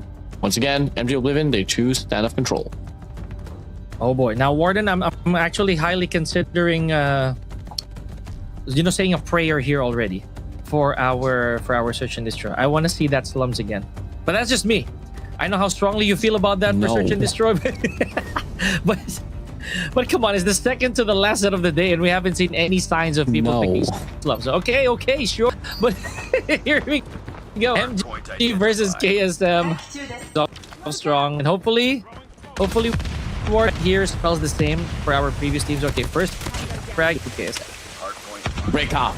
Comes in. First initial contact though. Kingsman able to get the first kill, but it's always about the walk, man. It's never about the individuality. And yeah, you get to see it. MG Kingsman, Oblivion gonna be in the lead here for this time of year or so. And I'm not liking what I'm seeing from player 2 from the side of the Kingsman. Player 2 Ambia is gonna be AFK, but finally back on track. But hey man, you gotta lock in if you want to take a map away from the Oblivion squad. No, absolutely. Okay, here we go. And remember how Curve was performing early on another level, at least thus far. 5 empty Hardpoint. Now here we go. Let's see how long KSM is going to be able to hold. Still have about 15 seconds to work before HP. Lovely feed of here for the side of Wadu. Finds 3 before he goes down. That's going to be Brick here up in the contention as well. Going to be able to find the most out of it though. We hit the reset here. Now it's going to be P2. It's going to be opening up here soon enough. Going to be late for the rotation here though, but fortunately they're going to be quite intact here with each other. They're going to watch out for player 4 Rap here to try to make a play. Checks out. Does he see him? Yes, he does. Predator Missile flies through as well from the back. And that should be forcing some of the players here down Narnia here for the side of Kingsmen, as the rest of the crew here from the side of Metaguild Oblivion looking to get the break here from the side of P2. 27 to 22 and counting. We got a little bit of a scaffolding control here for MG. Couple of make that 3 frags right here for Wad. Mid's also getting his hands dirty here with 2. Scaffolding already smoked up. Now let's see what retake of KSM would have. This is looking pretty good on the side of MG. Sparrow already in play here for C. Gets a few in there, but gets taken out by Prim. 1 seconds remaining now here instead of this hill. Down Narnia, Kingsman. Looking to get the condition here from the scaffold side. Can be leading here, trying to pave in and look to try to clear in the way as he's good for 2. But player 2, Gurk, able to get the trade as well with a Tempest on hand. Met the guild Oblivion. Just showing us what the heat can be here in this map of takeoff. Okay, E3 inbound here. Just a few seconds more before the lab starts to welcome in our contesters. Who's going to step in first? Yes, there it is. The Kingsmen Bit of a patrol here from Steve. No vision and does get grazed up a little bit here at the expense. Basically, Wow. Crib. Oh, nice shots there. Nice shots there from the center curve, but now the sponsor does get split apart. Actually, it's only going to be one here from the back, and well, the Kingsmen, they were able to get the early rotation. They got the call as well. The vast majority of the players from the set of Mythical Oblivion will be coming from the back side, so they are able to get the sustainment here for the first two waves of gunfights, and they absolutely very much need to take all the points here on the speed tree to bounce back inside of this game. They're absolutely doing so as they whip out 3 operators through. War Machine, Equalizer, Tempest flies by. But at the end, there's still going to be another Guild Oblivion squad here looking to get some sense of contention. In fact, that will be a full wipe of a break. Oh, bad right there for Girk. Nevertheless, they're still up, 78-3, just a few more seconds to spare here. Just a little bit of change for KSM to work with. P4 already underway. 7 seconds in, Girk already in patrol, or at least trying to pick up the pieces here. Hardpoint is ours. All crumbs, though, that they're trying to pick up. KSM now here has to deal with a War Machine from the set of mids. Oh, mids! Cowrie pushing through. Able to get a triple now, and the sponsor gets split apart. Not exactly what you'd like to see, especially in the game of Hardpoint. You got to have the cohesive pushes going on, especially when you're up against a squad like Mythical Oblivion. As we get to see only one more point to go to claim to be able to enter the 100-point mark. One more fight here from the bottom side. Sprays on by Wadu, able to get another. Springs on with a double. Can he find the triple? Once again, Mythical Oblivion here in control for a moment or so. But hey, they lose traction off the hill. But fortunately enough, they do enter the 100-point mark. Yeah, I believe that KSM should really make haste here. They're closing in. This is very valuable. Look at that, 30 points to go. One solid hold for P1. Okay, wow, curve. Beautiful 3-piece over there. Beautiful triple. Now 4 seconds to go before we go for that challenge, before we go for that bluff of our first rotation, care of P1. So look at the sub 15 points that they're lacking here. So it's not bad of a fight here for set of the Kingsmen. In fact, it's pretty darn good. Much more better than what I initially projected it to be. But hey, longevity is something that you kind of want to hold on to, especially when you're watching out an eye on for these type of teams. As we get to see now, both Tempest going to be out here for both ends. It's going to be Curve and Girk here looking to get some lifeline out of this. But Girk's going to be able to find Curve's Tempest out. Massive shot down there from the side of Girk. And that will be Mythical Oblivion looking to get the first initial 20 seconds here inside of this hill quite cleanly. Oh, yes. 80, if anything. 30 seconds of pure Oblivion. Okay, just a bit of an empty space here. See if Kingsman's going to be able to try to intercept. And look, you mentioned these are crumbs compared to what Mythical Oblivion has already done. Yeah, and as they slowly break away, it is just going more convincing here from the side of the Oblivion. Mythical Oblivion on the roll. And take a look at the formation as well on the map itself. They get the scrap climb, they got the early rotation towards P2. This is a bloodbath here for the set of Oblivion. 152 to 85. MG still looking quite comfortable here, but no, they cannot spare this second hard point over here. Oh, man. The Death Machine, not good for long. MG retakes. Still no one stepping in. Oh my God. Wadu, Sparrow, drop though. Two op's gonna get dropped here right off the get-go of this P2. This might just be a perfect opportunity for the players to KSM to shine. But oh my God, what a spray down. And up from the backside, the War Machine gets canceled out. MG Oblivion, they refuse to give up this kill. But a lot more pressure and a lot more impact will begin for the set of Kingsmen. The Equalizer and the Claw will be coming out. Players of Oblivion, they get washed out here down Narnia. And that was very, very cool of mids to actually sustain that for a little bit longer. However, 3-digit mark for both, or rather 3 digits entered already for KSM. Now, this is not going to be that long of a hike here for KSM to try and even things up. They need one solid money hill moving forward. MG, though, they know better. They are going to get ahead of the curve. Let's see how P3 is going to open up. Lounge is ready to go. Yep, we do have company here. Now, Lin better be ready to take the gunfights. Yes, Lin is able to, but no! Oh my God. MG Oblivion guard. Here comes Stannis. Oh my days. He's still not stopping at all. Give it up there. Give it some more. Too good. He's too good. He had to take himself out. A little bit of a mercy round right there for Girk. Now, here we go. 177 to 115. EMP's active. Got a little bit of smoke here. Successful defend here from Steve, but does get intercepted by Curve. Oh, Kingsmen hoping and praying down on your knees for some lifeline, for some breathing room, and they finally get it here for the sub 20 seconds here inside of this hill. But we all know MG Oblivion, they want to take it right back. Question is, can they do so? And the answer is no. Kingsmen, good for the scrap time.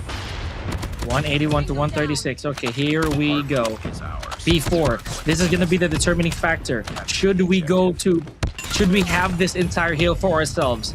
Look at that. Look at P4 already flocking with utilities. Steve already here. That minute is ticking blue immediately. 200 is so close yet so far here, Warden. But they're going to get it. Look at the formation here from the side of Kingsmen. No cohesion whatsoever. They quickly just hop in, bashing their heads inside of the hill, and it wouldn't be too bad of an ideation, but they're doing it one by one, and that's not exactly what you'd like to see. As the players of MG Oblivion enter the 20-point mark, the Kingsmen is nowhere to be found. Oh, man. Yeah, I like that. Very, very valuable space in between these teams. Here we go, Wadu.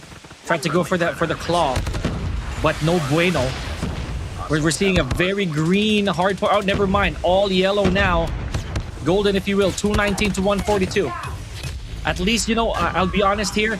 You were right, Warden. 219. This is a good enough 200 mark for MG. Let's see how this is going to be for our third rotation here. Back to P1. About to be a close out. About to be a run out. And this P1 might just be the end of it all if the pacing changes. Could be the Kingsmen looking to sustain this game as well. It's only a hill separated from each other for them to bounce back and get this equalizer. Here we go. He's gonna be able to get the first initial contact here, able to get the frag, and they push back the players of the Kingsmen once again. Smokes deployed. The wall of smokes, enough to drop the visuals here for the side of the Kingsmen, and it's gonna be enough spacing as well for the side of MG Oblivion to stack up the hill. They want to end this game badly on this hard point. Yeah, I was gonna say that, man. That smoke really played a big part in making sure that MG stays within that hill. 241, a bit of an emptiness here. Now that already established a big gap between what was close to 200 from being closer to 250. Here we go. Count it down, ladies and gentlemen. Just 5 seconds more, and MG's gonna take our very first match here. Woohoo! One more point, and that's it. That's game. That's game over. Meta Guild, Oblivion, putting the players of the Kingsmen down in the drain in this map of Takeoff Hardpoint. It's such a small detail, Warden, to add there, but that last push off of P1 with smokes in between, that was enough for those precious points to rack up. Because that's a stall. That is a very, very good stall to put more points up on the board. Amazing job here from MG Oblivion.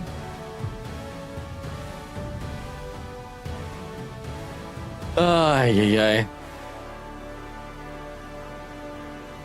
Woo. I mean, just like any other games here, when it comes down to like dealing with a squall like Scary, MG Oblivion, Yeah.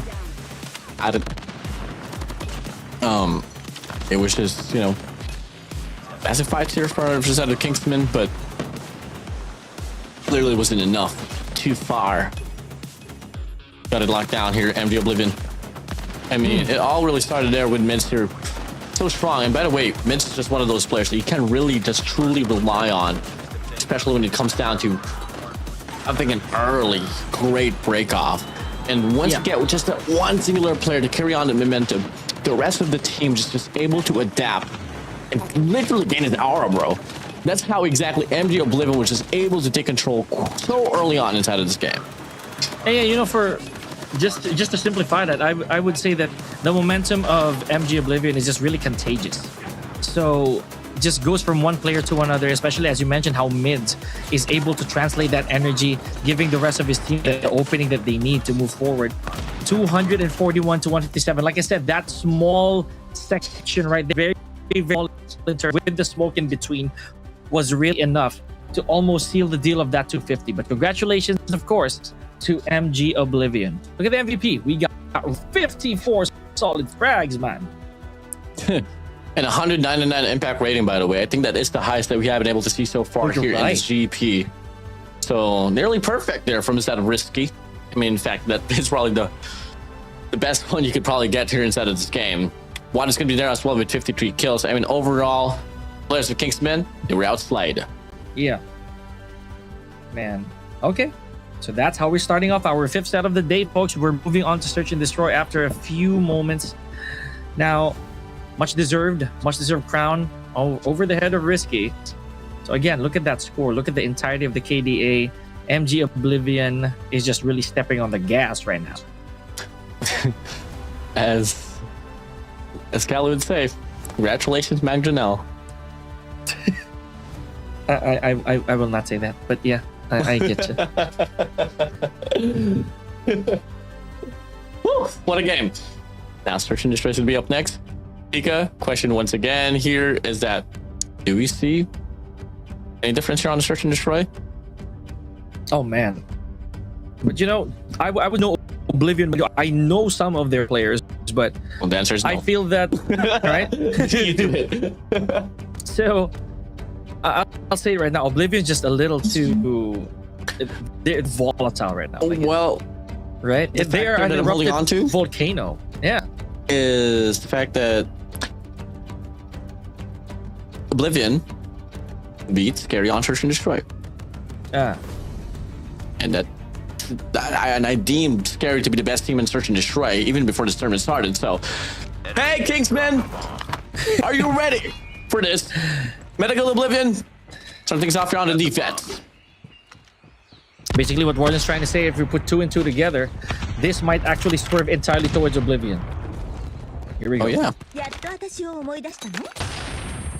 Well, starting things off here with a mid post up from player 4 Rap.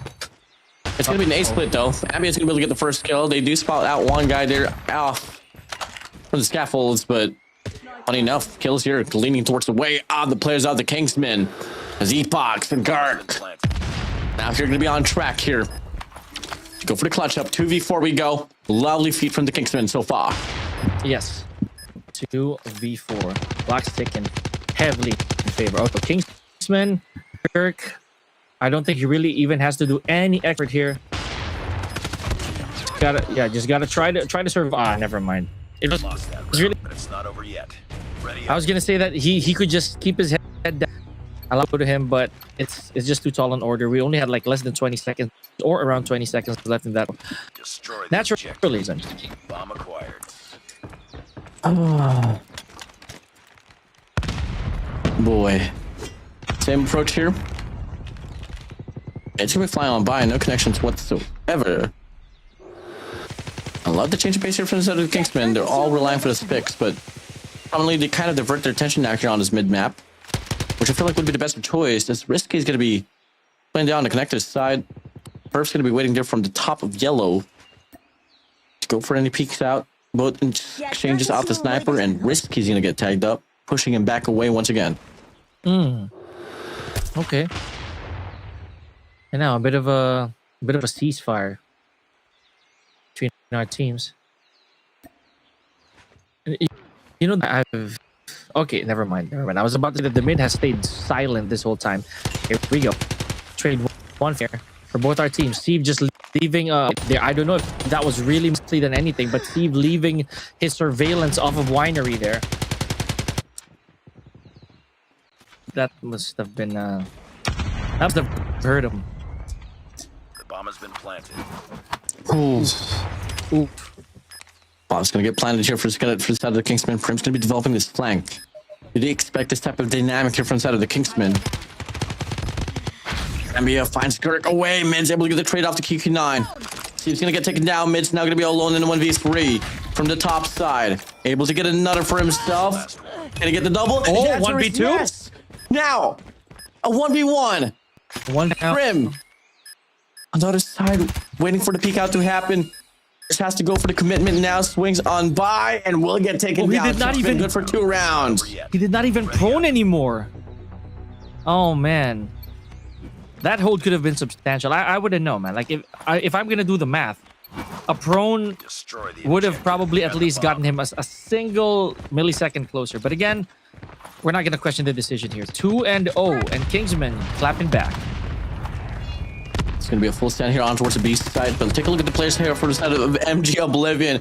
They quickly go for a push out there on the mid map. Information is going to be relayed as well. Player 5 Epox, much more ready for it. Go for the fight now. I'm kind of questioning about the decision making for instead of MG Oblivion. I mean, you got to see that there was 4 players out in B main. I think they were expecting that the players from Kingsmen was going to be doubling back there towards the A side, but it doesn't so happen. Now Epox finds the first initial contact now here and up and with Dan. He tries to go for the spray, unfortunately gets overwhelmed. And now it's only going to be player 3 Steve here, looking to try to put himself into the mixture. Mids here checks out, meets the HS. Steve from the top, able to take Lin away, but it's a 2v3, and Risk is going to get tagged up. Steve finding some means to get an angle to try to put himself into the mixture of this casualties, but he doesn't really see anyone, not until now. 2v2 we go. Steve finds him out. Graham now going to be all alone. Can he get another clutch for the team as he goes for the spray? Gets it tagged up. The defusal is there. MG Oblivion finally up the top of the board. Oh man, Warden, too fast on that one. High-octane. And this, you know, MG Oblivion, as you mentioned, Warden, it takes a little bit of time for them to put that key in the ignition and get it running. So this might be it. Is 2 rounds enough? What's inside of MG Oblivion? We're gonna have to wait and see. Double man push out here. Can't find a kill. Ambia good for 2. Can find another. Answer is no. Mid's able to get 1, but from the winery side, able to take himself out. The Risk. He snipe. Okay. Comes into contact around the mid map. Now it's a 2v3. Oh, timing here. Epox. Oh, did you see that? Last man standing here for Risky. So close yet so far.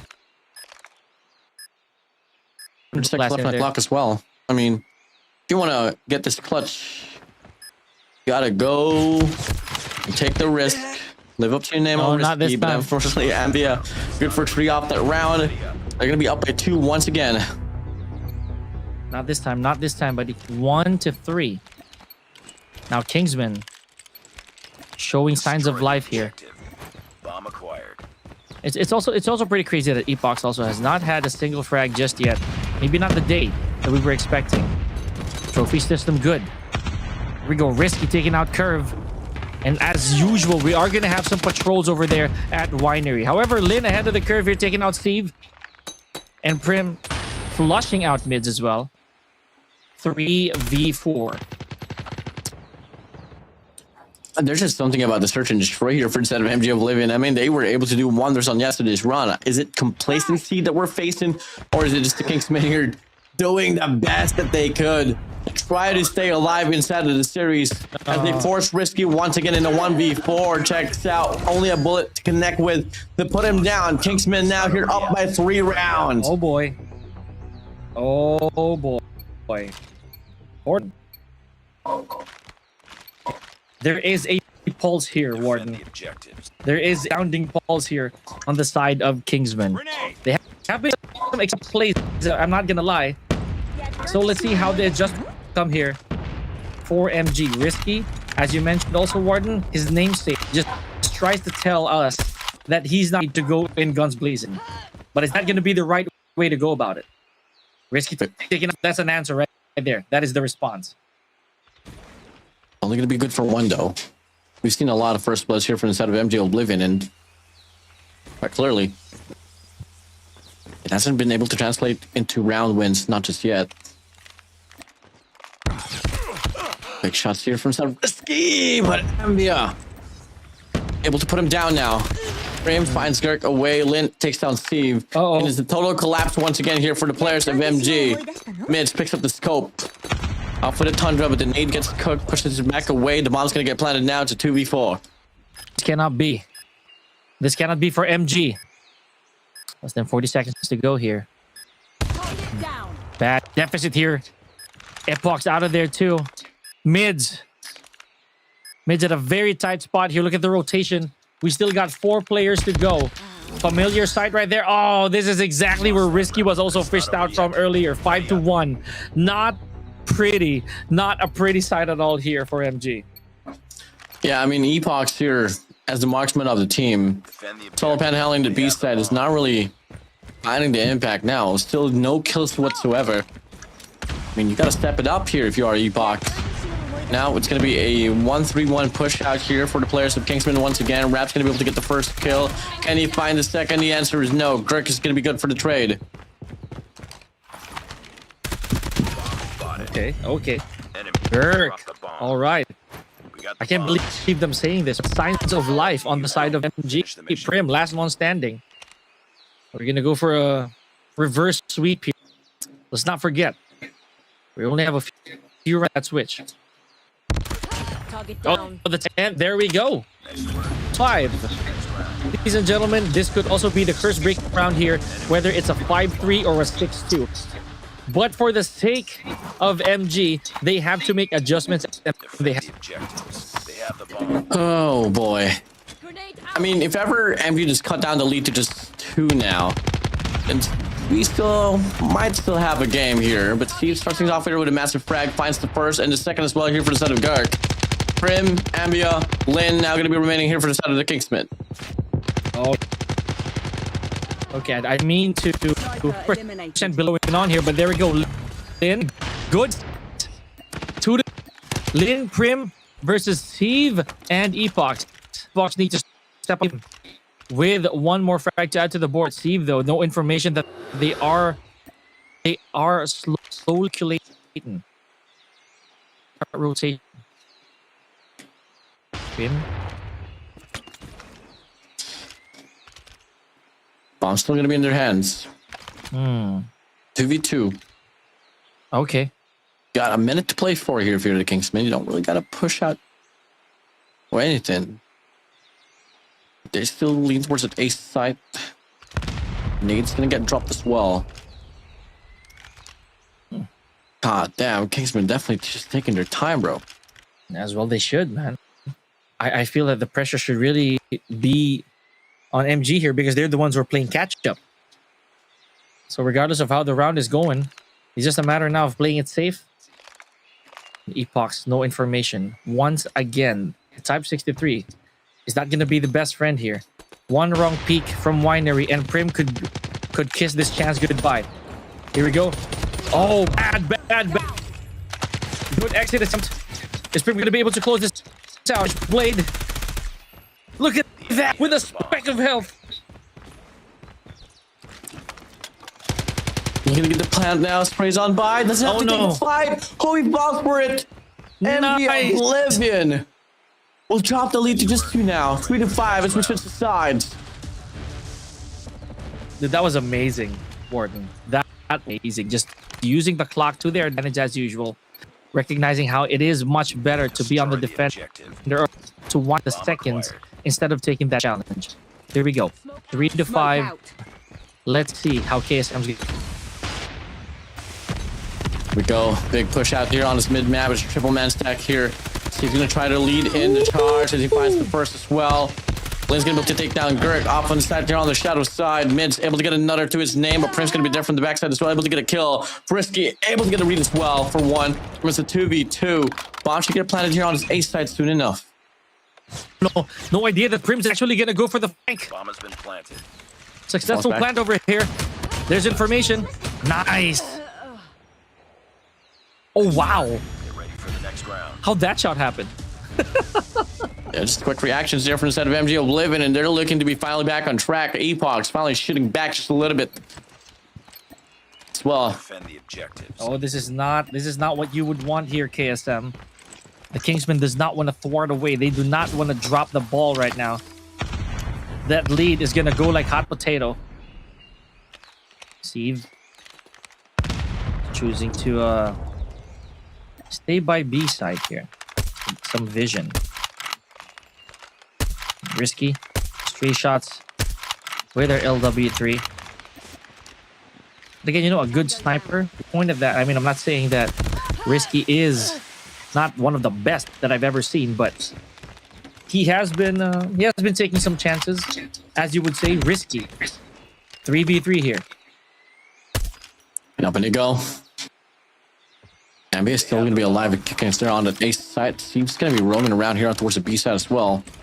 I mean, they know that Steve is going to be right around. But with Steve pushed up here, information relayed, to be giving enough space for the set of Risky and Mids to get this bomb planted already. It's gonna be a 3v3 retake here, Pika. Here we go. Oh, really scary.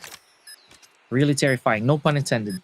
40 more seconds to work with here for both these teams now.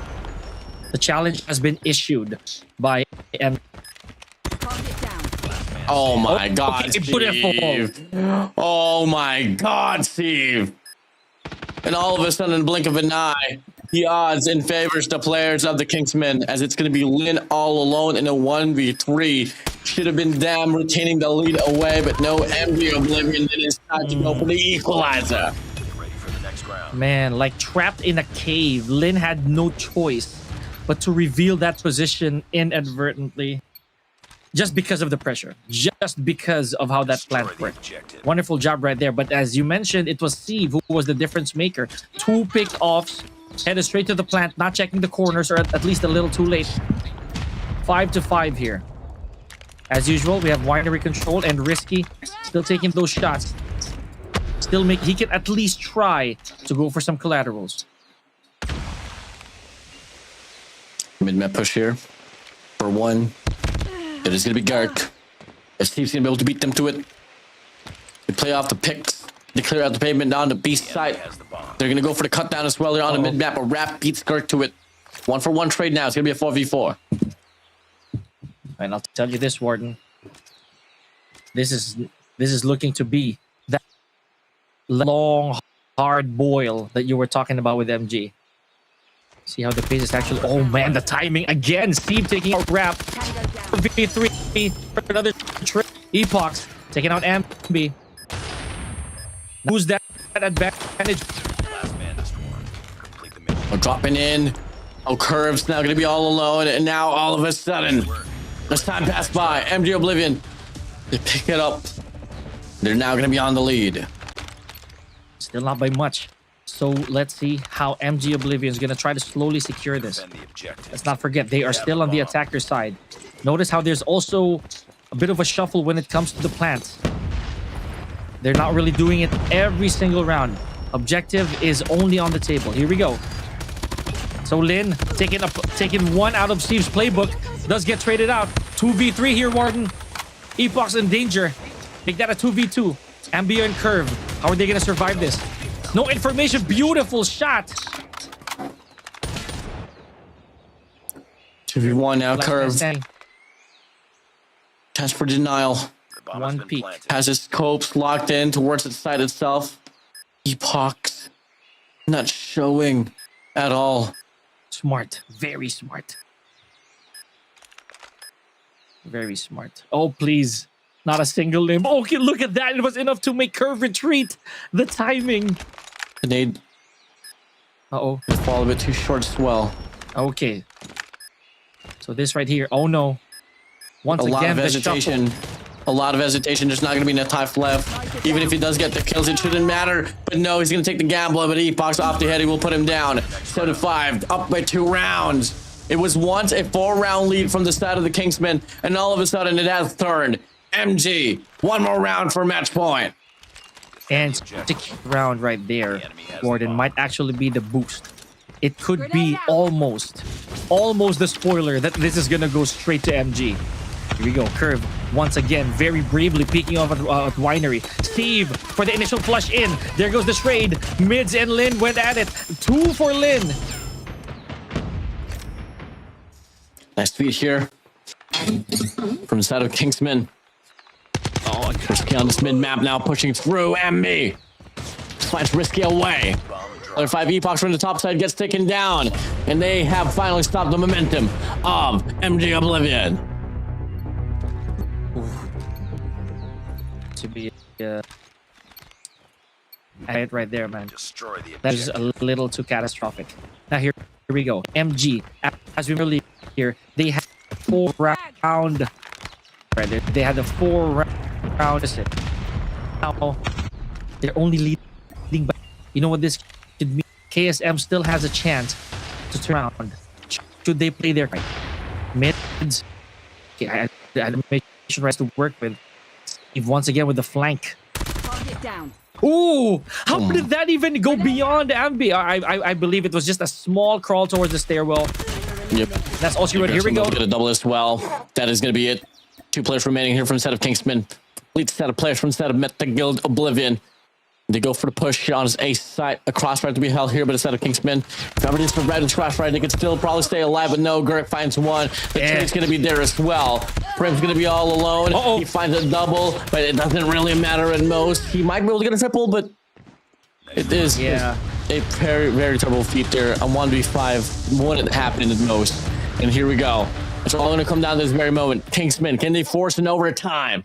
Or will Met the Guild Oblivion deny any possible odds of them losing the series? Such exchange right there. We can only dance with one partner at a time, unfortunately. 8-6. Mids. Let's push for the smoke. Pops a little bit of visual obstruction here. There we go. Ambi picking off Steve. And there we go. Another retaliation here on the side of KS. Oh, they're looking real good for this round. 2-5. Up and in to go. Epochs and risky. With off the marksmans. Just taking the time here, but just by looking at the way that Kingsman is just positioned in the map itself, I don't think there's going to be any possibilities that they're going to drop this one through. Bomb acquired. Really, hopefully not. Tango down. The objective play here. Oh, okay, but surely making their way towards that advantage. 2v4. Oh, there we go. Risky.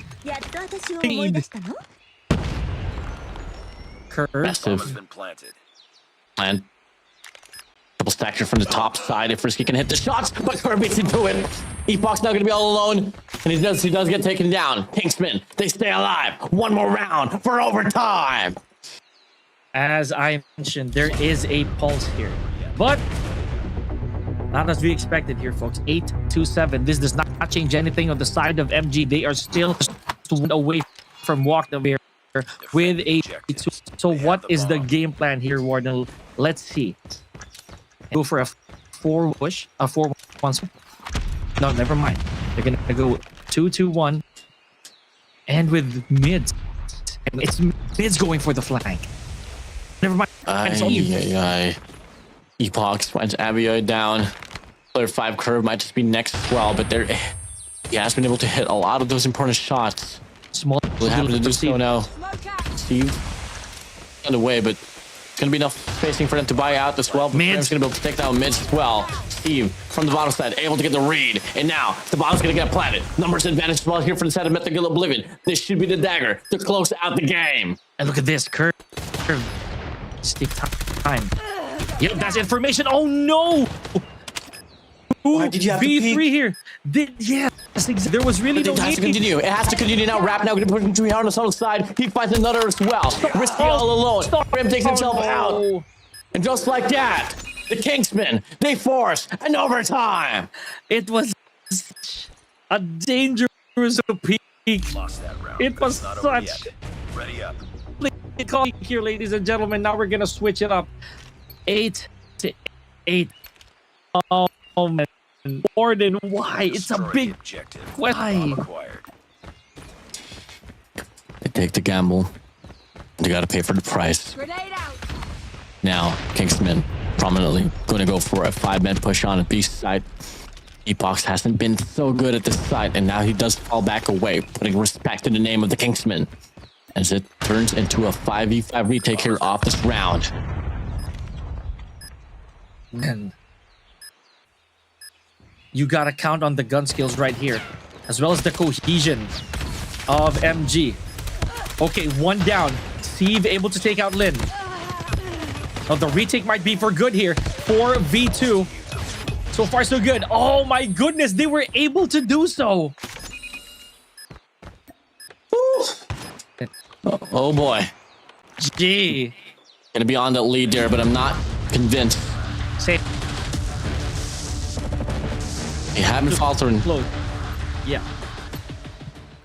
A little too tight to call, man. Round 18 we go. Destroy the objective. 14 kills here for Kirk, Steve, alongside Lin and Embia. Frag out. We got those fraggers locked down.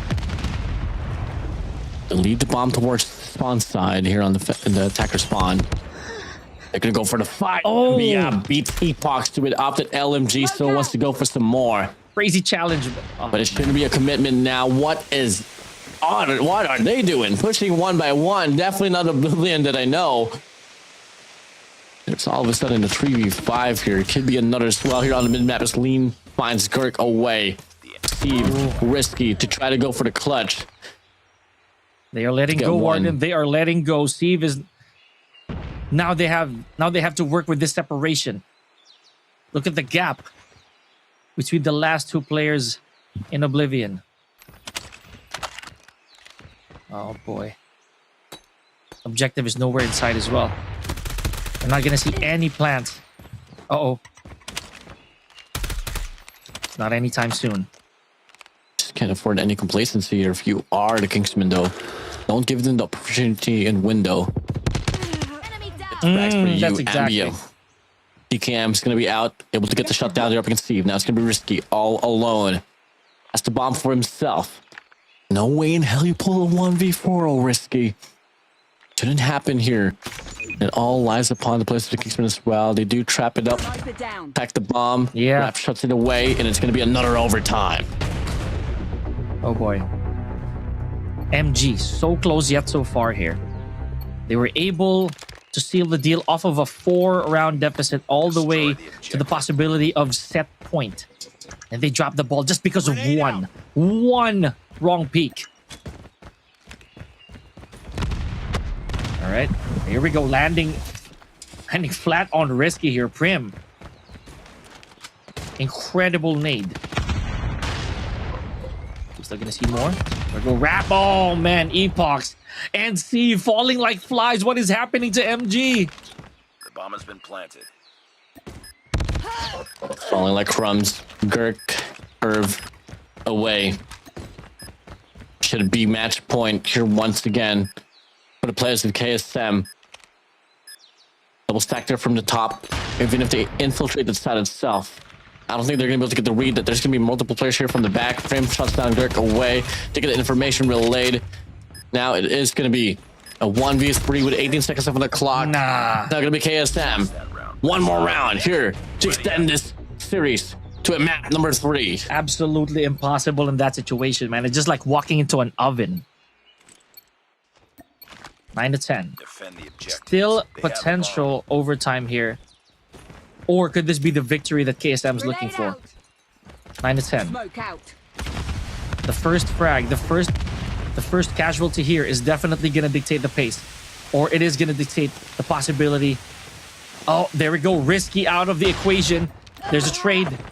Steve takes 2 though. Double kill here from the side of MG Oblivion as well. Risky might be out, but no, the rest of the crew that decides to step it up.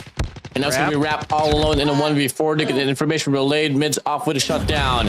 And it's going to be another equalizer once again. 10 for 10 we go. Woo. The overtime is killing us here. Okay. Let's not forget. Destroy the objective. With the way that MG's playing, this defense right here, this defender side, this is where... Oh, there we go. Returning the favor, but not for the original thrower of that nade. Ambia out of there. We got 2 in Winery. Okay. The lead continues here. There will be no objection. Shots.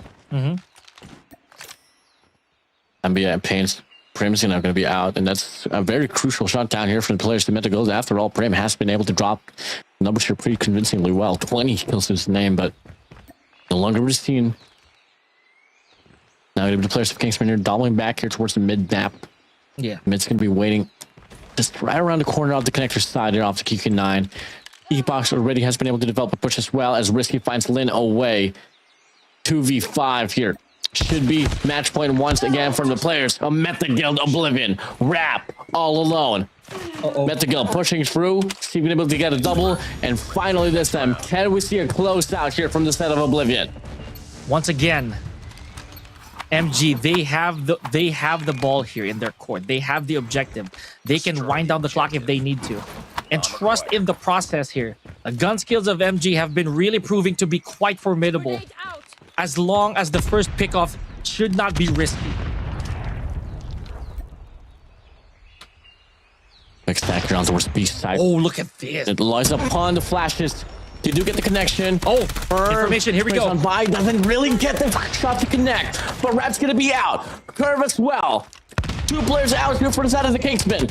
And Oblivion. Is the They PKM absolutely enough? feel it. It's up in the reach for that, but Abby is going to be good for 2. Another kill here for the side of Lid. Risky and mids. Now here all remain for the side of Oblivion. But on the other side, there's going to be 2 players as well here for the side of the Kingsmen. Prim and Lin. They can call for the reset. Got a minute to play for. 2v2 we go. Don't have any objectives inside as well. Look at this, the rotation. Both players from KSM now we're going to try to go for the long haul. Surrounding mid. Buddy system at hand here. This is definitely not something you'd want to leave to chance. Cat and mouse here.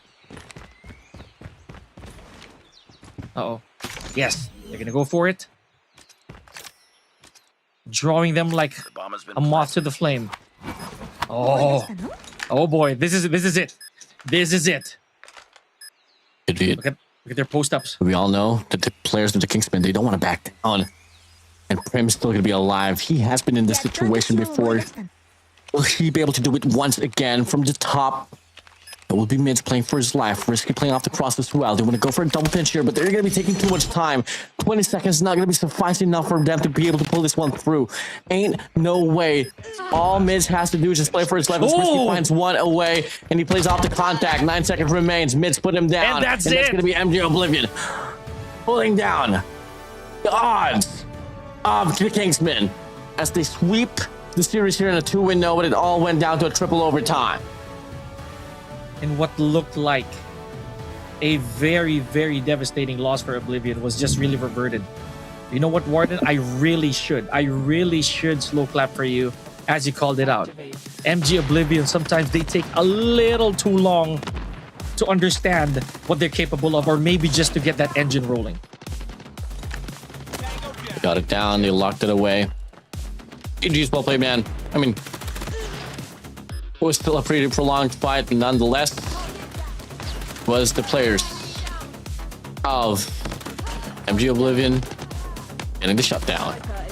And again, man, eventually the safety aspect that MG Oblivion was supposed to be playing, it did hit him. You know, it did hit him. Like these plays right here, these beautiful small details, right? Those were great. Up until they make just one crazy call that became dangerous for their entire game plan. I wish we'd see that.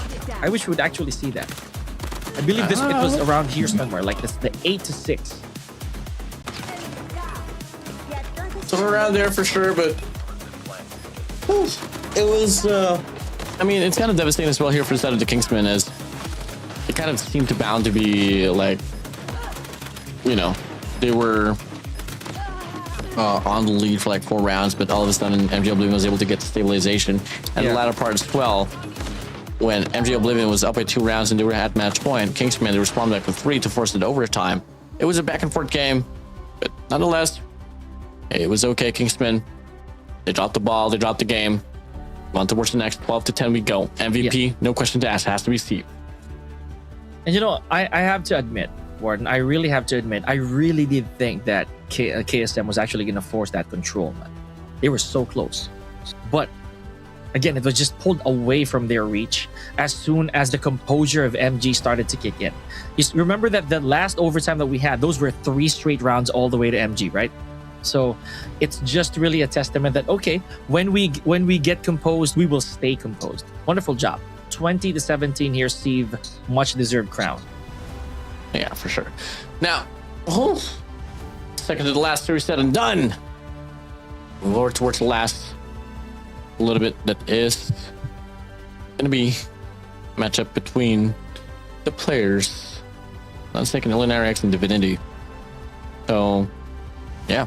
But hey, spotlight here for the set of Steve. 20 kills to his name, 17 deaths, and 10 assists. My day is that search and destroy took so much time, bro. Yeah, you know, that's because of the fight within Kingsmen as well. You know, I got to give him credit where it's due. Those boys, man, those players just really handed it to MG Oblivion without a doubt. They did all that they can to stand in the way of MG Oblivion. At the end of it all, though, it's trusting the process. It is trusting their skills, the composure, the wisdom, if I can say so myself, Warden. So good job to MG Oblivion and GG's to Kingsmen.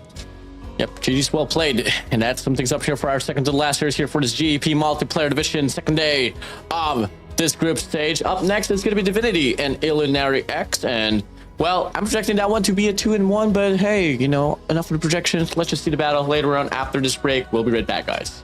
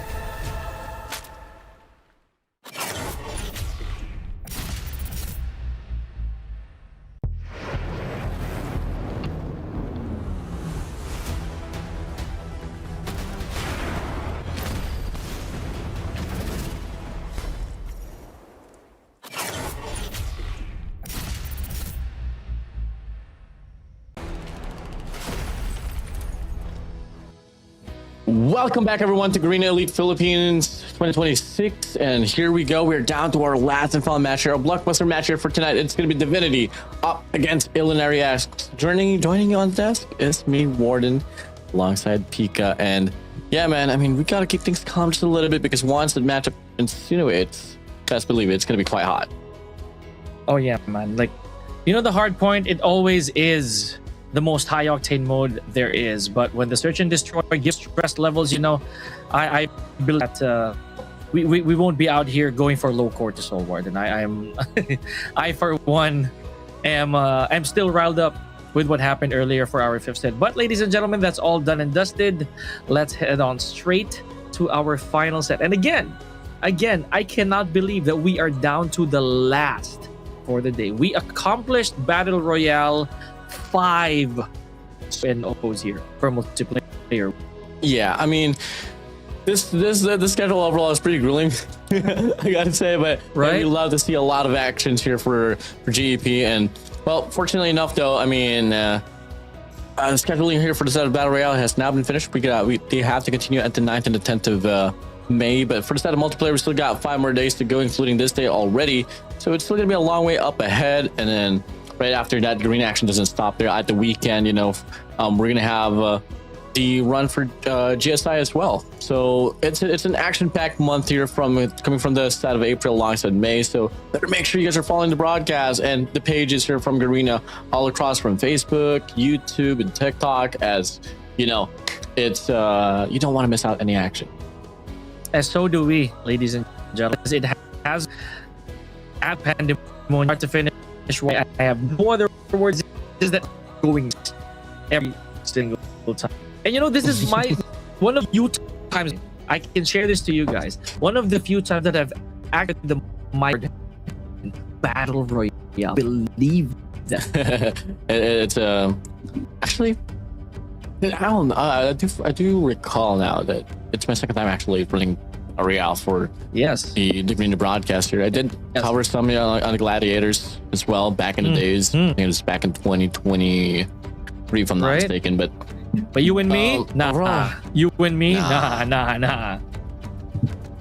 It's nice. It's nice to be with you here, Pika. But here we go. You get to see now the map vetoes here between Illinary X and Divinity. Gonna be the good old staple of takeoff, hardpoint, fire range, search and destroy, and raid control. Because why not?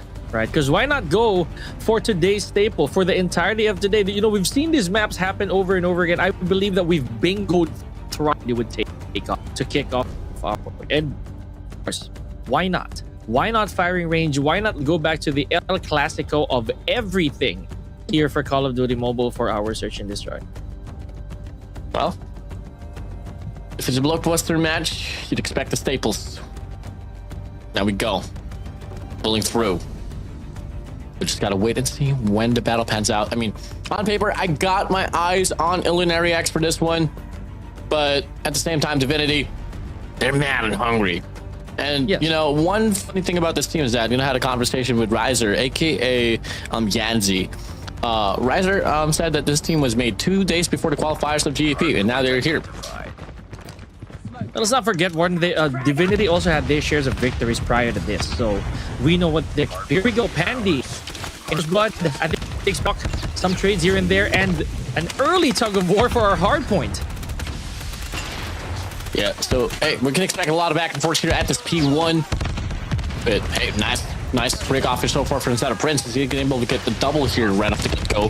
Illinary X will have a bit of traction, but Divinity did decide to focus more on getting the map control, and that's going to be sufficient enough for them to bounce back here inside as well, and we'll be able to get some shots down here from the back. Okay, so far so good here, ladies and gentlemen. 5-9. Like I said, a power struggle here between these two teams as early as now. And again, I love the fact that we've been seeing the very vibrant aura of takeoff here. 17 to 5 hours per second. You know, with that like true chaos from the second floor down to the bottom. 9 more seconds. Divinity looking real strong, real solid here so far. Yeah, Divinity is going to be on an early lead now, and I don't like what I'm seeing here from the side of Illinary X. They got one player there, AFK for a moment, so that it's going to be Laps, and you guys want to know, Laps is playing a beach right now. Funny enough. Here we go. Pushing back. Is now he here for really? the game. Yeah, he is. He has a tent set Whoa. up, has a campfire, but he knows his priorities. He knows that he has to play GEP. Oh, laps. The balance of life. Basically, work play.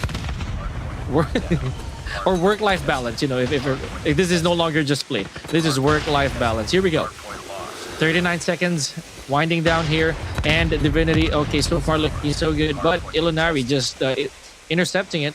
Gonna jump chain. Yeah, I mean, we're seeing and looking at the full roster here from the side of Illinary X. I mean, it is Riser, you got Laps, Prince, Pandy, and Lori. And, you know, I had a conversation with Mr. Laps himself that, you know, if they do get this roster into complete composition, they should be able to run things down. But unfortunately for them, the squad of Divinity is just saying no. Denial comes through, up on the lead. They're going to be doubling down the points here comparing to Illinary X. But this is only P2 we're only talking about, though. P3 is now going to be opening up next, and look at the formation. It is favoring the players of Divinity. Oh, very unfortunate. He's not able to that frag. To 44 here. And Rosie just caught by the toes over here. And Pandy, though, returning the favor. Running it down. Two ops to be found here. Riser alongside Shaban. Will be pushing through here. It will be kills after kills here on the side of Divinity. And they're looking to push it down even more. Pushing through. Divinity in control, but looking like they do lose the spawns here in the process. So this could be the perfect prime opportunity for the players from the Illinary X to rack up some points. But hey, Rise says no. Hello and goodbye. We take the hill right back. We're just sub 5 seconds, but Prince will be able to get a triple and a quad as well. Hey, fight after fight, Illinary X looking to try to put up a comeback. Yeah, hopefully so, man. Like, for the sake of Illinary and, of course, Lap. Already has sand in his toes. He has to... It's rewarding for him to get a victory over this via comeback. 44-67 here. Next hardpoint is underway. Underway indeed. It's a hardpoint opened up. It's now going to be Divinity here. It is. Looking to go and get the early break off here for this P4. Player one though. Rise looking to go for the initial push here. I mean, this is going to be Rosie running it down. Kills after kills. Two ops to be found here for the set of Rosie. As he goes for this break, Heiser, can he get anything out of it? The answer is no. Illinary X, they're sustaining this hill. Right.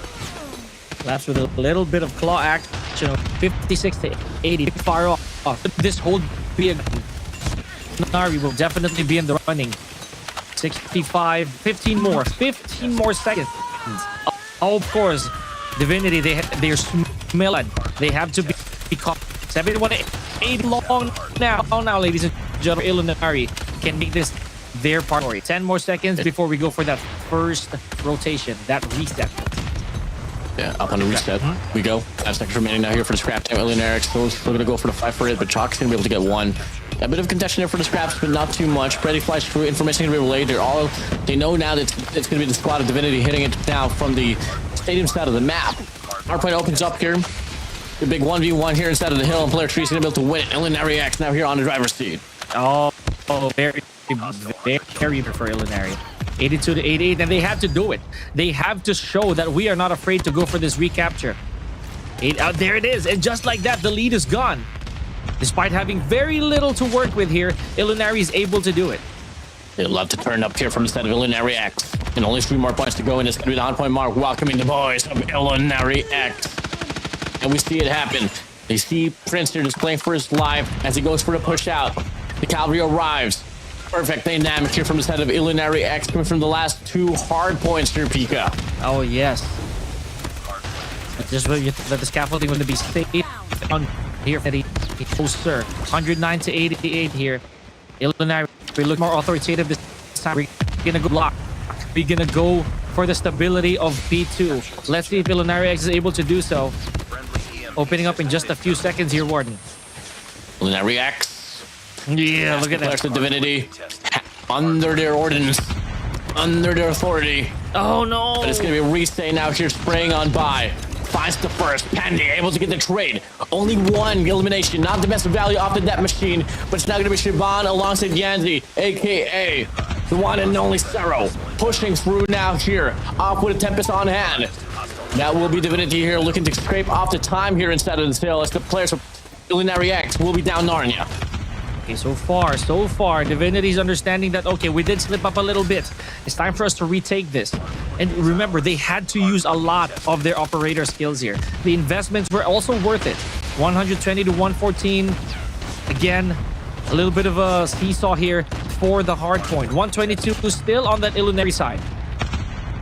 It's tremendous how Illinary X is still able to hold on after all the deficit that they were facing coming from the first stack of Hardpoint.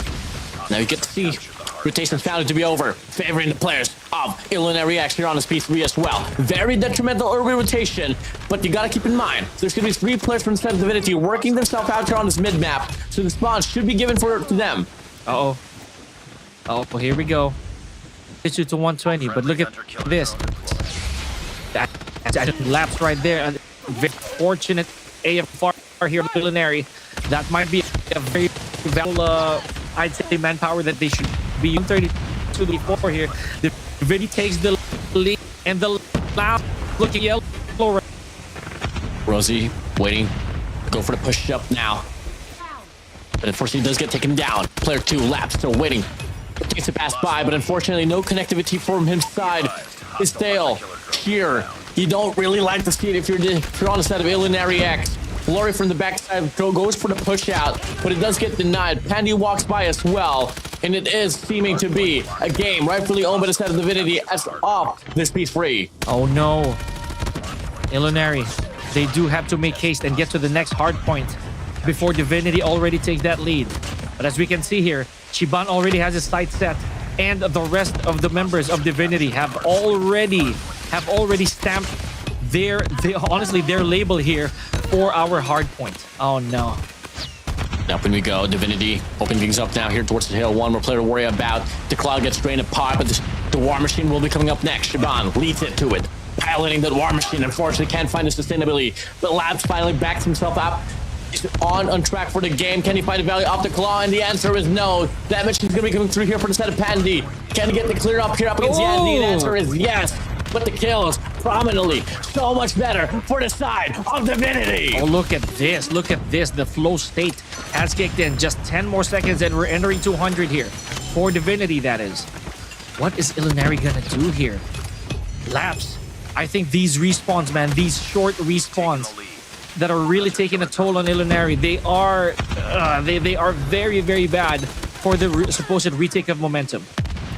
It's really a big factor that Laps can't really find the means to put themselves back inside of this game in absolute connectivity. And yeah, I mean, that's just the price you gotta pay if you take the risk if you want to play Call of Duty Mobile in the beach. So, hey, 137 to 208. Now we go. I mean, the game's still not over, not until the fat lady starts to sing. So, we'll see about it. 138 to 210 now. Divinity is on striking distance to close out the game inside of this very hill. Uh-oh. 215, 139. Now that's a big jump that Illinary is going to have to take on. Look at this. Even with all this ticking right here, even if P1 is looking blue, Divinity still has a little bit of leeway just to go for those points. 28 more seconds here, but that's not going to be enough for Divinity. They have to make sure that they seal the deal and quick. 150 to 219. Once again, push and pull. Illinary and Divinity go at it. And as much as Rosie is trying to carry the squad here at his back with 41 kills to his name, the rest of the crew from the side of Illinary X, they trample and they shatter around the hill. But fortunately enough, they do contest this more than enough for them to head and put this game to a reset back to P2. And they win the bulk of the kills off the rotation. But the spawns will be given for the side of Divinity. Illinary X, they can stack the hill and pray for their lives. Oh no. 225 we go. 158. Illinary. This is still a long ways to go, man. Climbing okay, you know what, I'm gonna leave it here for Divinity. They still have at least a little over half a minute to work with. If they manage to close this out, that's it. Here we go, big push here from the front side. Illinary X, that machine's gonna be out here for the set of Pandy. Needs to get the value out of that as he finds a double, but a double chow will be offered here by the side of Divinity. coming through. Tempest is going to be out. And it's going to be the players of Divinity finding themselves rightfully owning this very hard point. But Lori swings on by. The Tempest is going to be out here for your boy Zero. And that is going to be another wave of gunfights that they're going to be able to sustain. The Tempest connects. 8 more points to claim. But the spawns will be given for them. But is it going to be suffice enough for them to get the contention and head straight towards the next hard point? And the answer is yes. But if you take a look at the map, Divinity is well ready, locked in, reinforcing P3 to claim the last 2 seconds to close out the game. Here we go. Divinity, can they close it out? And the answer is yes. Yes, sir. It's over. It's game over. Divinity, they claim map number 1. Oh my days, Warden. Divinity right there, showing us the resistance of persistence. I love this. I am loving what's happening here. But ladies and gentlemen, now Illinary X, they have a tall task ahead of them. I'm pretty sure that right now, this very moment, Labs is also shaking his head. A little bit of dismay here, Warden. We gotta be honest. That one person, that one bit of manpower that should make the difference might not be effective this time around. Let's see how that's gonna bode for Search and Destroy. So much despair for the side of Illinary X. It's gonna be a lot of what ifs, for sure. The game was close. It was right on there. But once the second rotation came along, Laps just lost footing inside of the game. They were on the lead, but ever since he disconnected and can't really find a footing inside of the game, Divinity was just able to make the most out of it. Yeah, just like that, if you look at your screen, Laps definitely in need of stability here. Because those moments where he could have been of use, really not there. It's really non-existent. 137 to 208 by the time that we speak here. And look at the grind. Look at the climb that Illinary will have to do. Just at this hard point right here, Warden, it was already looking impossible for Illinary. I know they gave the valiant effort to try and snag that momentum back, but no, it was just a little too much. Ooh, 169 to 250 we go. 44 kills for instead of Prince. Alongside Rosie as well at 44, Pandy as well, Laps on 12. Now on the other side, you have Chalk on 48, 46 for instead of Shaban, Serenity, aka Reese as well on 38. This will live by. It was a predominating game here from the side of the players of Divinity, especially at the end. And you do get to see now, Laps will get subbed out. Aura will be coming in now here for the Search and Destroy. Oh boy. And hopefully this does make the biggest difference for their sake. I mean, not to point fingers, but this is a big problem, especially in Search and Destroy, that spawns really do not matter. Here we go. MVP. We have Chalk. So Divinity, man, nothing else to say. 6,500 to put on the board there. Let's just look forward to Search and Destroy here, Warden. I think that's all she wrote. Ooh. Yeah, I mean, hands down, Chalk able to get it done. 48 kills is a pretty big statement here, especially start things off here for the series itself on Hardpoint takeoff, especially against a squad like Illinary X. Now we're gonna move over towards Search and Destroy, and it's gonna be a map firing range, and gotta keep in mind that this is a map chosen by the side of Divinity. So it might be a quick one here as well, Pika. Yeah, you know what? Again, I'm not going to jinx it, but hopefully the adjustments have been made. And yeah, for what it's worth, I feel that there's a bit of a wake-up call here on the side of Illinary. You know, they cannot risk something so big with such a huge reward should you overcome it. Here we go, firing range. Illinary, make this your equalizer, please. Oh boy. Hey, just a bit of a mental reset here for the side of Illinary X, and they can definitely stay alive. As we move it over towards the game itself, here we go. First half, it's going to be Divinity starting things off here on the offense. Illinary X on the opposition for the defense. And here we go. Okay, wow. A lot of firepower already at hand. Prince taken out too. Yanzi and Serenity out of there. Okay, Illinary Supposedly waking up here, but Chalk returns the favor. 3v3 now. What are we looking at? Here we go. Not persist now. 2v3 we go. Oru and Labrosi gonna be there for the play. Playing coach Oru. Can he find value here? Bomb's gonna get planted in the process as well. Checks up, swings all around. Shaban will be able to put him down in the first round. Comes into shove for the side of Divinity. Ready up. Yeah. I know it's only round number 1, but has the damage been done here, folks? Divinity, they have a lot to work with. Destroy the objective. And remember, as much as a coach will definitely play here, the game plan really gets shattered every now and then. Hoping for the best here for Illinary. Check out the plan. Watchtower already being occupied. Shiban picking off Rosie in the process. Now we go. Here, numbers advantage once again from set of Divinity. Oh, reset finds Gloria away. Making Penny as well. Oro and Prince are able to lurk by, able to shut one down. That's going to be the 2v4 here. Bomb's going to get planted down on the ace side. He knows one player is going to be down on the tower. Bomb has been planted. It is going to be Sero. But till then, Prince able to take Shaban away. To be able to get another as well here from the back. Oro. Oh, man. Finds one. Down to 2v2. We go. Very important here. Heavy bleeding for Oro. Serenity, they have to move. It's all of us. The information has been given. Wow! These odds, though. Oro and Prince. Is there information? Oro trying to look for that. Look for the culprit. And they managed to clutch it out. Unbelievable. Unbelievable. Nice work. Get ready for the next round.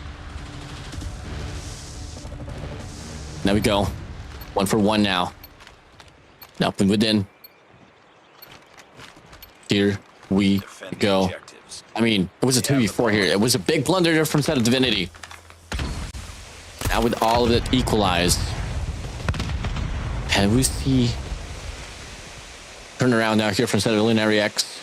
All of a sudden the pacing is that shift down. Or a bit of a greedy extension down on the mid map. Gets himself punished.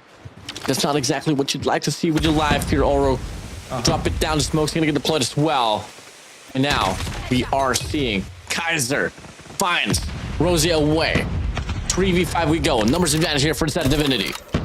So far, so good here, man. 3-5.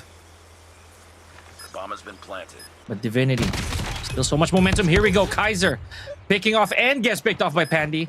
4-2 here, Warden. Oh, and he's now going to be all alone. Off with an SKS in a 1v3. 30 seconds left on the clock. And look at the formation here from the set of Divinity.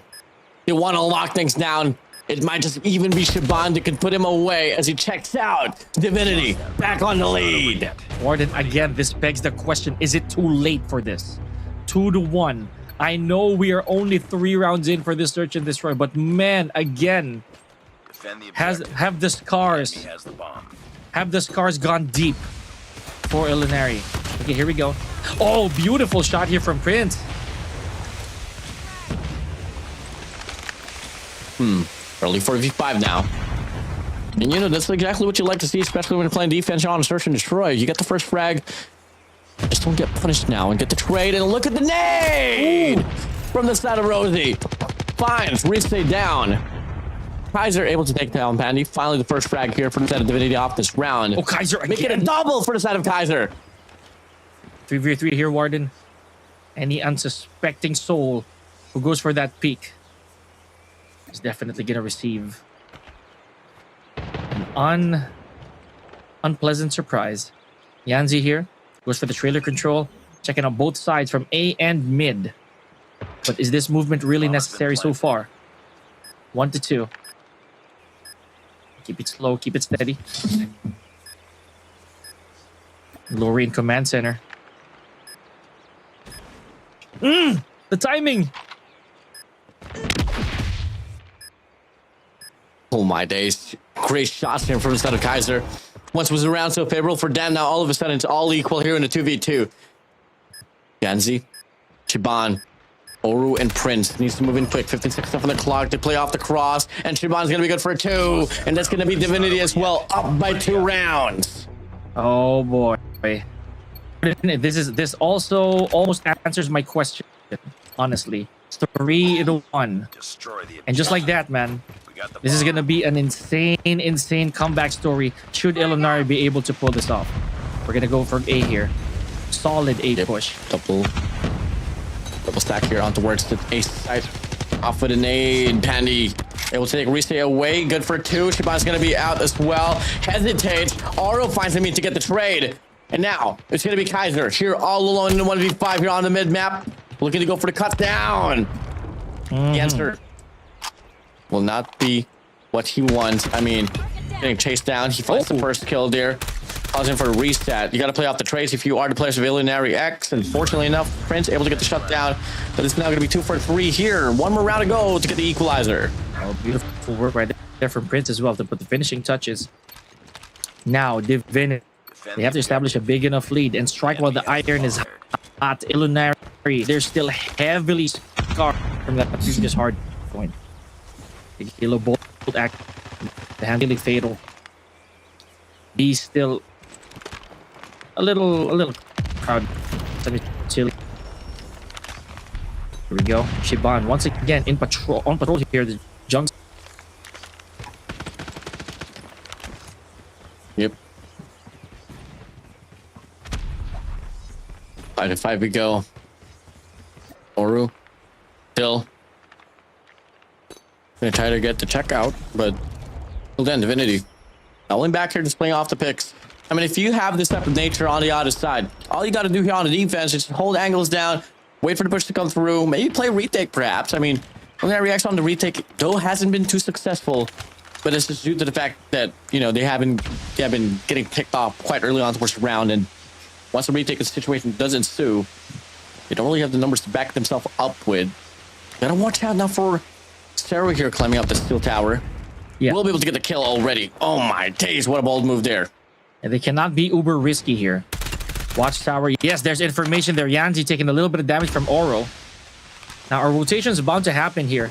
Granted that both these players are already aware of where these other players are as well.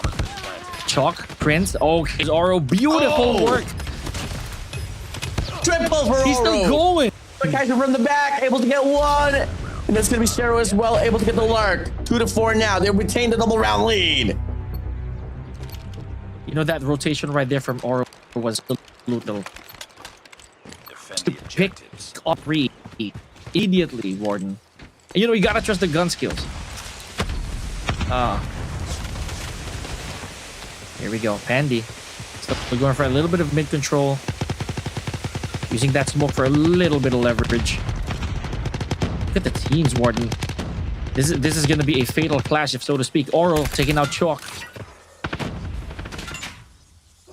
5v4. Within the true Prince, able to find Kaiser away, sprays on by. Oh, no Yanzi good. able to get a double. Oh, Shipman with a double. Oh, Rise with another as 2v2, well. really? Now it's a 2v2 we go. Numbers was so much given for instead of Illinary X. But both Shiban and Rise able to get this equalizer. How does that even happen, bro? The lead just withered away. Minutes to go. Objective still afloat here. Divinity's gonna go for it. Oh! The mission. That's I get it. Really bad timing. Enemy has the bomb. Oh, and late gentlemen are alive. 3-4. Closing the gap 1 round at a time, Warden. Oh, absolutely. Now, Defend the objective. can we They get have the bomb. to see the iconic 4-4? Can we see it? Can we see it happen? As now it's going to be the players of Divinity going for a strike here on the B side. A 4-man push to be said, but Pandy's going to be there as well with a PKM. Pushing down here, looking to play off the cross as well. Stun's going to be out. Smoke's going to get deflected by the trophy. And it's going to be 4 players here just waiting for the cross to happen here from the players of Illinary X. This might just be dangerous here for the players of Divinity. Bomb dropped. The one Enemy straight has up. dropped the bomb. Or really it is different. Here we go. 4v situation. Last man standing here, Kaiser. Gotta hold on to that last bit of a miracle, I guess. And that is so unfortunate. Oh, for sure. Now we go with 3v1 Heiser. And they do it. Oh boy. They hold on. 1v3. They got the bomb on the mid map for them. They just gotta play the crossfire. But if they do give this man the opportunity to isolate them one by one, it could still be a possibility. Double stack here on the right side. Just like that, they find the first. Can I get the second? And the answer is no. Andy shuts him down. Illinary X, Divinity, now tied up here for search and destroy. You got the fofo that you wanted, man. Illinary X. They now have the objective. They have full control of the clock. Now Divinity, it is going to be their move. Have they finally simmered down? Has the engine dropped dead? A little bit of a jungle scouting here from Serenity. It's making sure that you establish that threat with the PKM. Again, you know, I gotta say, for Oro being on board, truly a difference maker. Oh, truly. Now we go. Running it down now. So far. It's a stretch now. But Casper's able to find Oro away. Rosie able to take down Zero. Now it's going to be a 4v4, 4v3 as Reese able to get another. Lori's there for the trade from the back. Hawk runs away. Bomb really not going to be planted here. Triple man stack here on the mid map. They have the bomb. They have to make it this. A little bit of a tease. Unintended, might I add. Rose trying to has to stay here by fire. Oh my good. Keep it steady. He's out of there. And Shivan last and Kaiser with the 50 GS, but again, response time over here for Divinity is immaculate. 5-4 here. Oh, surely. Now we go. Destroy the objective. We see an extension here. For Set of Divinity, they need to see Terra step up now. I've been lacking a lot of hardpoint games. Same goes for that search and destroy. Double stack there off the nade there on the P1. I get 4 nades actually flying by, but no connection whatsoever. Unfortunate though. Now we've moved back here. It's gonna be a play for picks for a set of Illinary X. And it's a bit of straight fire. The bathrooms here. Scouting away ahead of one down. And again, Divinity. Understand the work roll. Oh, to pick one off. 4-4 here. Look at that. All flocking towards the back end. They're still around wooden.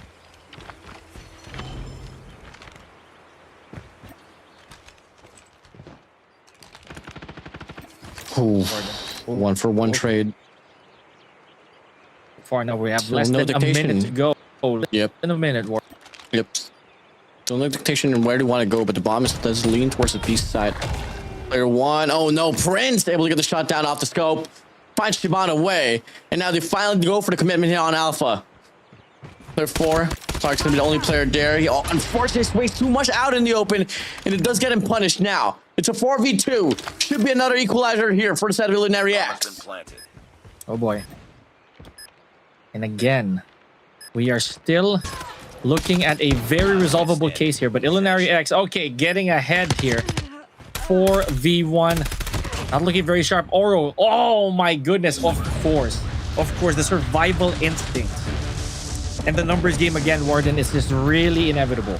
5-5. Oh boy. Destroy the objective. We got the bomb. Now, gonna be Illinary X here, changing up the pace of the game. Gonna go for a 4-man stack here on towards the A long. Clark's gonna be there off the HSO, but it's not gonna be the best weapon of choice if you want to hold on towards the side, especially if you don't have trailer. So it's gonna be a quick one here for the set of Illinary X to get this bomb planted. The process though, 4 players gonna be locked and loaded here for set of Illinary X to the side, leaving players free Prince as well with the scopes to watch the flank there. Here we go. Oh yeah, I am definitely keeping my eyes on this one. Rose checking out for small bits of movement. Chalk, as Warden mentioned, this is really good for these contests. Checking out Ian. Oh. Okay, that's Round one left. On the side of Divinity, here we go. Illinary X 6-5 Warden. They are waking up. And absolutely so. Up we go. Defend the objectives. They One have the more, bomb. two more to go here for match point for the set of Illinary X. They're not looking to gamble this ace side this time around. Going to be playing for the picks. They do lean towards it though. We can definitely double down on it. It's all going to come down to the sniper here to try to open things up. A double stacker on the trailer, one guy on a P1, one on top 10 as well.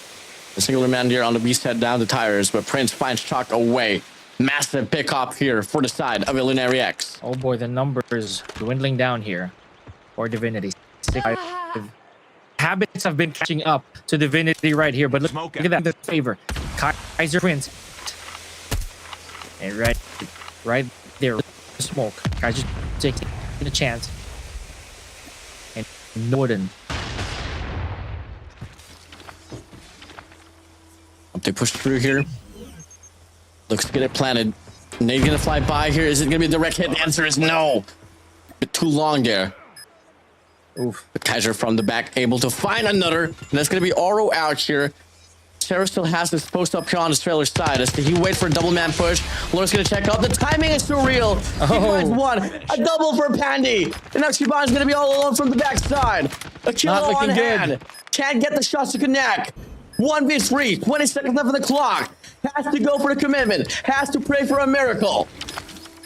And a miracle, he does need 15 seconds. This is a very unresolvable case right here for Divinity. Oh my goodness. 3v1 and with the cavalry ready. For the next round. 7-5 Warden. We are approaching the potential end of this. And Illinary, as early as now, I'm going to say it, Warden. Illinary has finally been poked. We got the bomb. Ugh.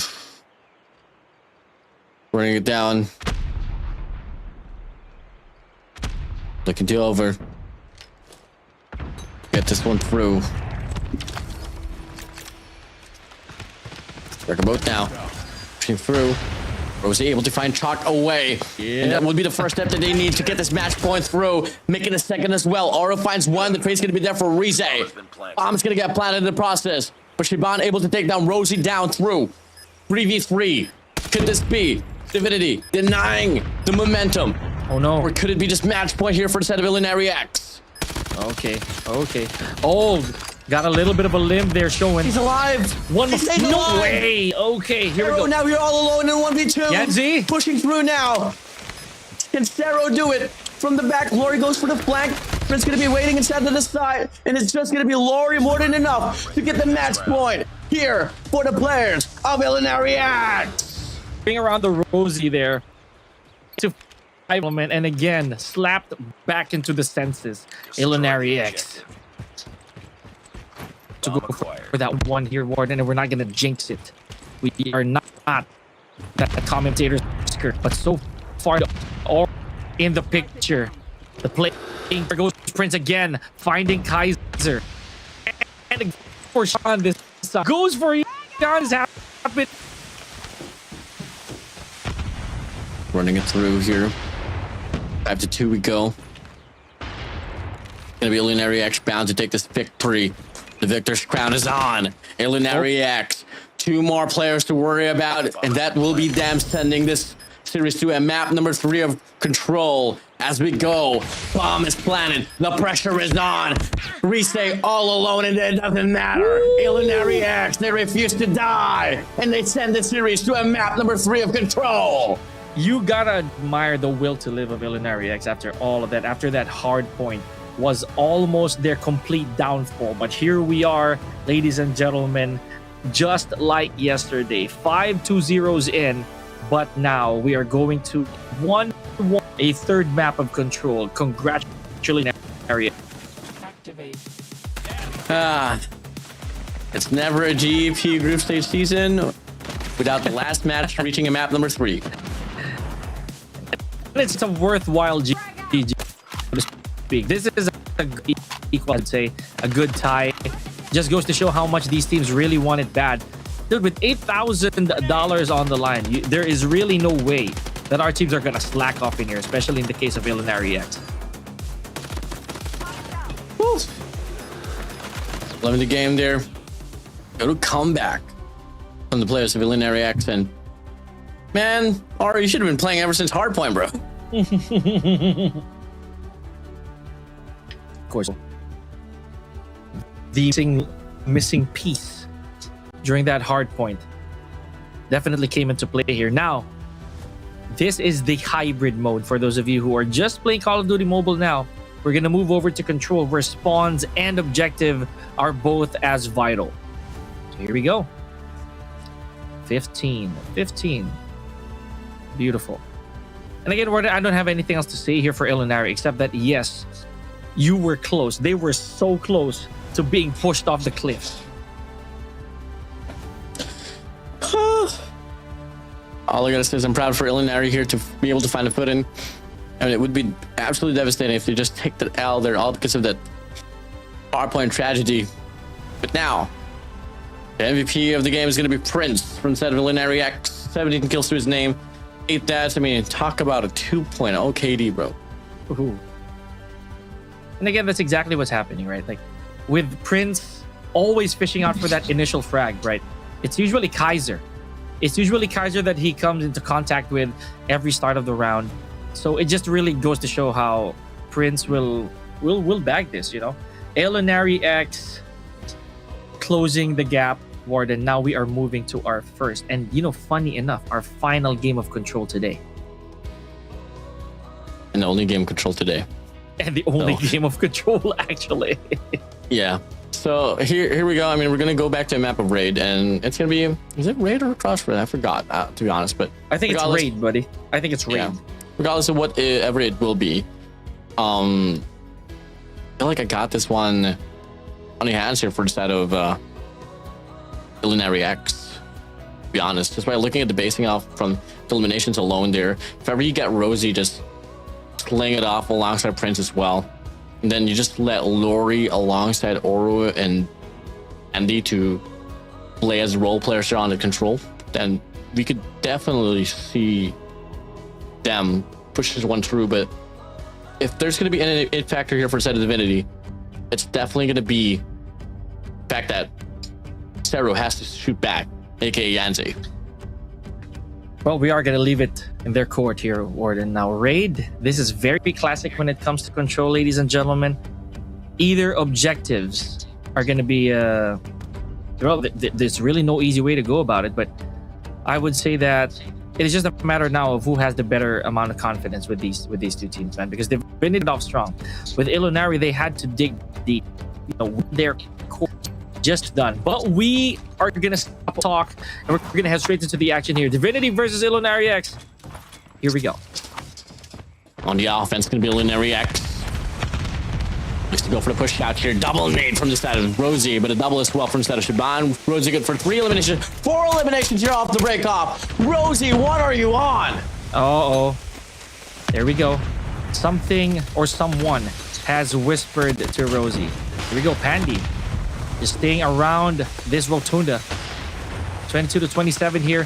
The frags are slowly, the HPs, right? The respawns are slowly withering down here for Divinity. Not looking good. Illinary X still quite healthy, and they are 1/3 of the way there for the Bravo objective. You love to see it here from the set of Illinary X. Going to be up by 6 lives here.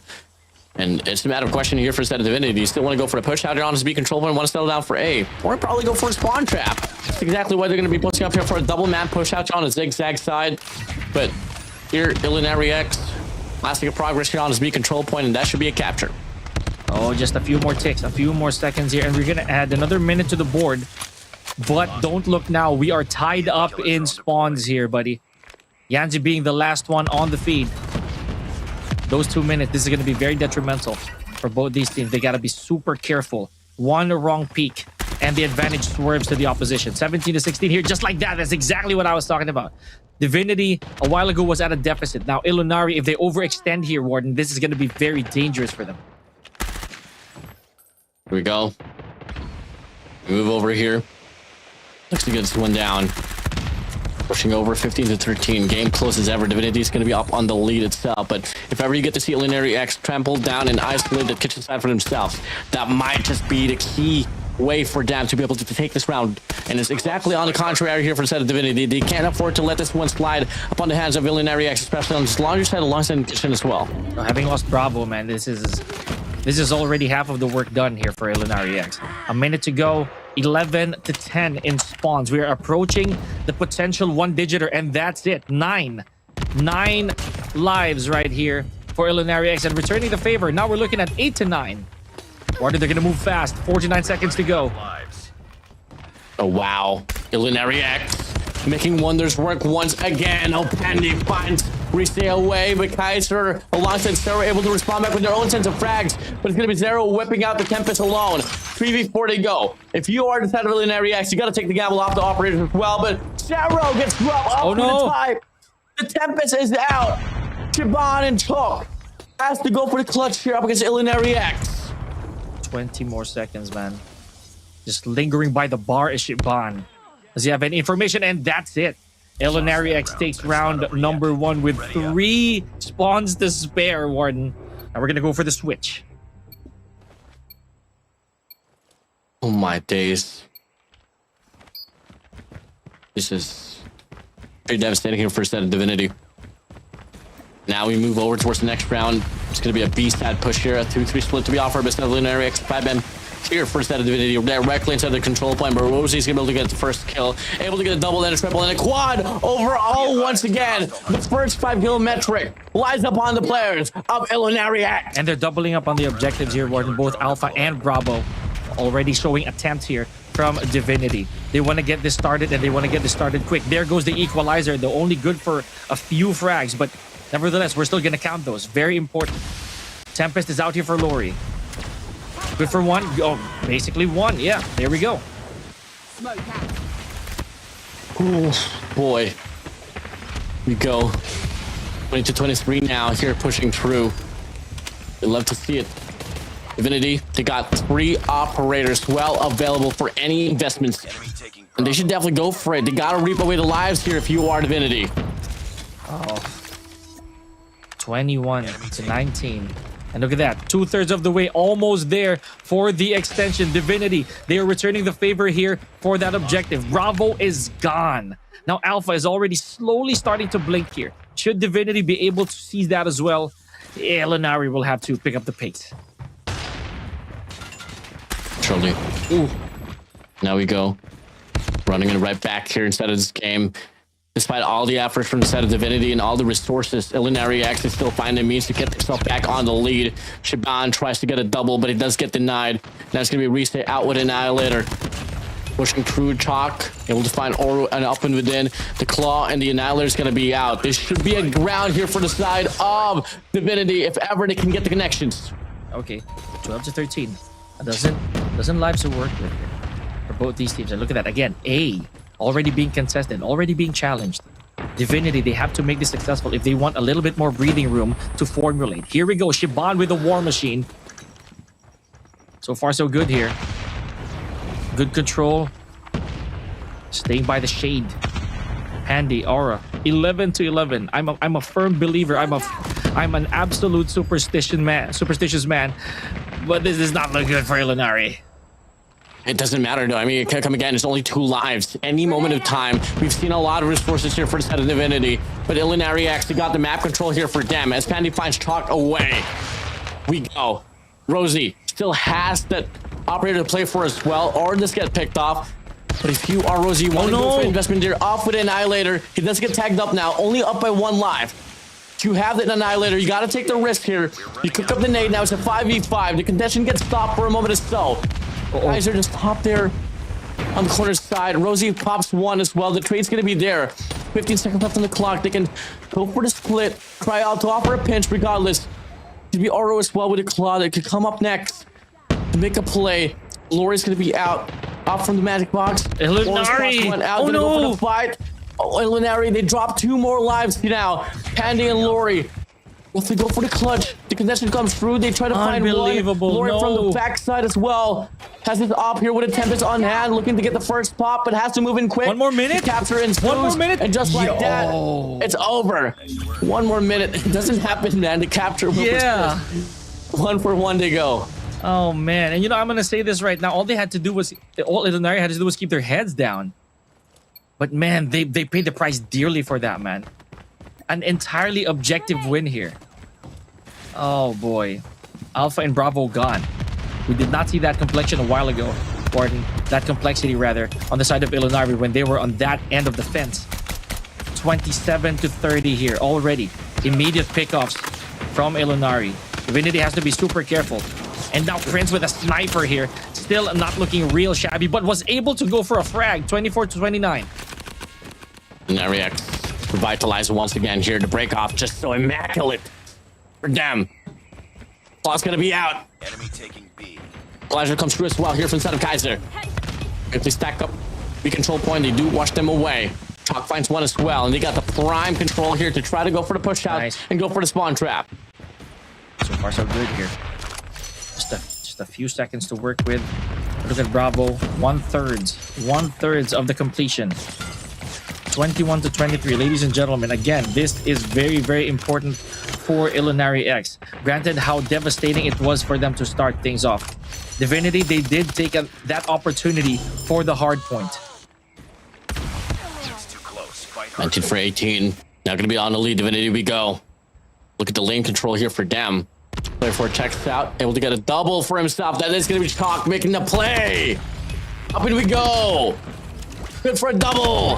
The spawn trap insinuate. And it's burning down the players of Illinary X. Divinity. And look at this. Big responsibility from their end. Illinary tried to do what they were to do earlier. Divinity. They just their heads down. Illinary to go for the object. 19 has been paused for a little bit. 13-9 over here, Warden. And look at. They're going to get the contention and the capture. You can get the time extension, but the lives doesn't lean towards their way. And even then, they do get washed up now. No more respawns anymore here from the side of Illinary X. Divinity looking like they want to finish what they started coming from the hardpoint game and take this one right back. As Lawrence now going to be all alone. He's going to try to persist to go for the capture on that Alpha, but the time drains apart. Divinity now here on match point. Uh-oh. Thin iron on your feet. 2-1. Well, let's not forget also what Illinary wanted, Warden. Maybe, just maybe, this is the tempo they did with. Smoke out. Could be. Now, Diamond push here from inside of Divinity to start things off here with an Annihilator and a Wall Machine. They find a double now. Lord's able to take one as well. Out for the Tempest, out for the QQ9. Looking to get another first name. That is going to be your boy Shaban. Able to get the shot down. 24-26 we go. Illinary so far having the success off the break off, but we've seen this over and over again, but it hasn't been convincing. Oh boy. Hostile hunter-killer drone. 26. And again, that's all Warden. It's always like this. It's always going to be a little bit of carnage, and then the pace just slows down indefinitely. 23-25. Objective attempts right here on the side of Divinity. Enemy take. Okay. And they're moving fast this time around, Warden. 21-23. Yeah, for sure. There we go. Here, Illinary X. Get a new display here on the kitchen side. That is going to be Cero, able to get one for himself. Looking to run down as well there from the top side. There. Keep it up. We go. 17-20 now. Pulling through. Lives is out still convincing her for the set of Illinary X. But one problem here is that both ends doesn't really have any operators. Much more needed here for set of Divinity. Have half of the tournament if Divinity's able to close this out. Did from the start. Oh my goodness. If Illinary is able to hold on for another 20 seconds to keep their heads down away from, then Illinary is going to be able to tie this up, Warden. Look at this, 15 more seconds to go. A little bit of a stoppage on the time. 11-15 here. Oro still flushing out the remainders of Divinity. Look like we're about to get served to round number 5 once again. Oro good for 2. Shaban's Heredity alongside Cero is now going to be out away from the scene off this wave. They neglect the time. They push out. And they're going to be able to get this one through. Last heap of contention here from the side of Divinity. They quickly go for the stack now. They can go for the time extension if they want to, but even then, there's still going to be 11 lives remaining for the players of Illinary X. Oh yeah, it is a bit of a sunset here for Divinity. Yes, Warden, I am with you here. We are potentially moving to a round number 5, but look at that 1 second. It is still throbbing. Ladies and gentlemen, oh my goodness, is this... Say it ain't so. We got another minute and have to work with here. X. It shouldn't matter. They're from the top here, looking to wrap around. We'll get caught here, but instead of Oro, now it's going to be Rise all alone. The more time you buy, the more opportunity you give for the opposition to have those operators built up there for the last and final round. Do you still want to take the gamble, or just want to go for a run for it? Then again, if you take a look at the top feed, on the top right, Oro, Rosie alongside Lori has the raw operators now. And if we do get to see Rise just take his time here, it might just be Prince alongside Bandit to build this one through. They go for a stack here from the top side, and they finally go for the shot down. Here we go. Round number 5. There's no overtime. This will be the last and final round. And an absolute pity that he had to give away his position for that capture. Ladies and gentlemen, Divinity versus Illinary X, just like how they was. Go distance, Warden. You are a prophet with this right here. 20 to 29. But first, so far, this tug of war of eggs and inevitable. 28 to 27, make that 26. First lead on the side of Divinity. 26 to 26, now we go. Multiple ops to be found here for the side of Illinary X. And up and within, it's going to be a big stack here for them on a control point. And now Chalk's going to be out here with a claw as well, but Rosie alongside Prince finds a double for their own. They're going to pop the Tempest as well. Prince is going to be out off this wave. Same goes for Randy and Oro. The killers, welcome the killer, looking to side upon the players of Divinity. So far, so good. 22 to 22. Like I said, man, it is the a rip and repeat here for teams. Fight harder. Also to be out for the side of Oro as well to try to clean up the spawn trap there right around, but it doesn't find an angle. It's player 5 and player 1, and Aller's going to be out here for the side of Reset, but it's only going to be good for 1, and there's still going to be 3 ops here to be available for each end of the spectrum. It has to come down to the capture and the investment. We'll look at the players of Divinity. They want to go for the push. Oh no! For the spawn trap. Divinity unable to stop this capture of Alpha, and just like that, we add 1 more minute on the board. Illinary X 16 for 16. A little bit, just a little bit more of a push. Signs of life here. Sweet 16 for both our teams. As we go, push over. Prince here from the back gets shut down. No more. The equalizer. 14 to 14 we go. Running it through. Must it be the capture off the B control point, or could it be the lives? What is going on here, ladies and gentlemen? We're still going for that a little bit more here for both these teams. 12 minutes to go, and no capture inside here, Warden. They're gonna go for a cohesive push here. The Annihilator's gonna be out. Rosie pops 1. They quickly stack up now here towards the B control point, but no, it's only gonna be Rosie all alone. Off with Annihilator. Spots 1 there on the top laundry side. Looking by towards the smoke. We should just see him, but Pandy's going to be out with that machine as well. They quickly go for the stack off the capture here. Only a tag away, and that's going to be another frag to his name. They clear out the pavement to start to go for the capture off the B control point. It's a 5v5, but +1 on the life count for the players of Illinary X. They got to move in quick, and I must present to you all the players of Illinary X closing it out here on round number 5 as the players of Divinity is nowhere to be found inside of the control point. Top is out, Shaban is all alone, and Illinary X will close it out with a capture on round number 5. They win the series. What a comeback! From the bottom of the trenches, Warden, from the bottom of the trenches, Illinary X was still able to power through all the odds. Congratulations. And that is it. Going the distance, man. What started off as a very Divinity-centric match was just thwarted away. Unbelievable. This is really a tale for the ages here at GEP 2026. GG's. Well played. They got it down, they lock it down, and they own it. If only they had a complete set of players there on the first map, maybe they could have been their way as well. But hey, thanks to Laps disconnecting because he is enjoying his time on the beach sunbathing. we do get to see a pretty interesting one there. I'm at 3. Gosh. And again, you when it comes to these things. I am telling you. Not only we were going to go the distance for game number 3, you can go to the full of the entire thing. 2-2 for our control, and down to the last few lives for Illinary X. I can't believe you. I cannot believe you. You probably saw this already. Yeah. It's another day on the park, bro. Kidding. All jokes aside, I mean, just massive props here for a set of Illinary X. I don't exactly know why Aura's not in the main 5, man. I mean, this guy is a slayer and a half, but obviously Rosie is definitely a big key factor in why they were able to push through and get this game to their side. So, yep, that is it. GG's, well played. And realistically, man, the involvement of Aura for the last 2 modes really did make a difference maker. As you said, enjoying the beach, really there. But man, there's just so much at stake. Just a little too much, you know.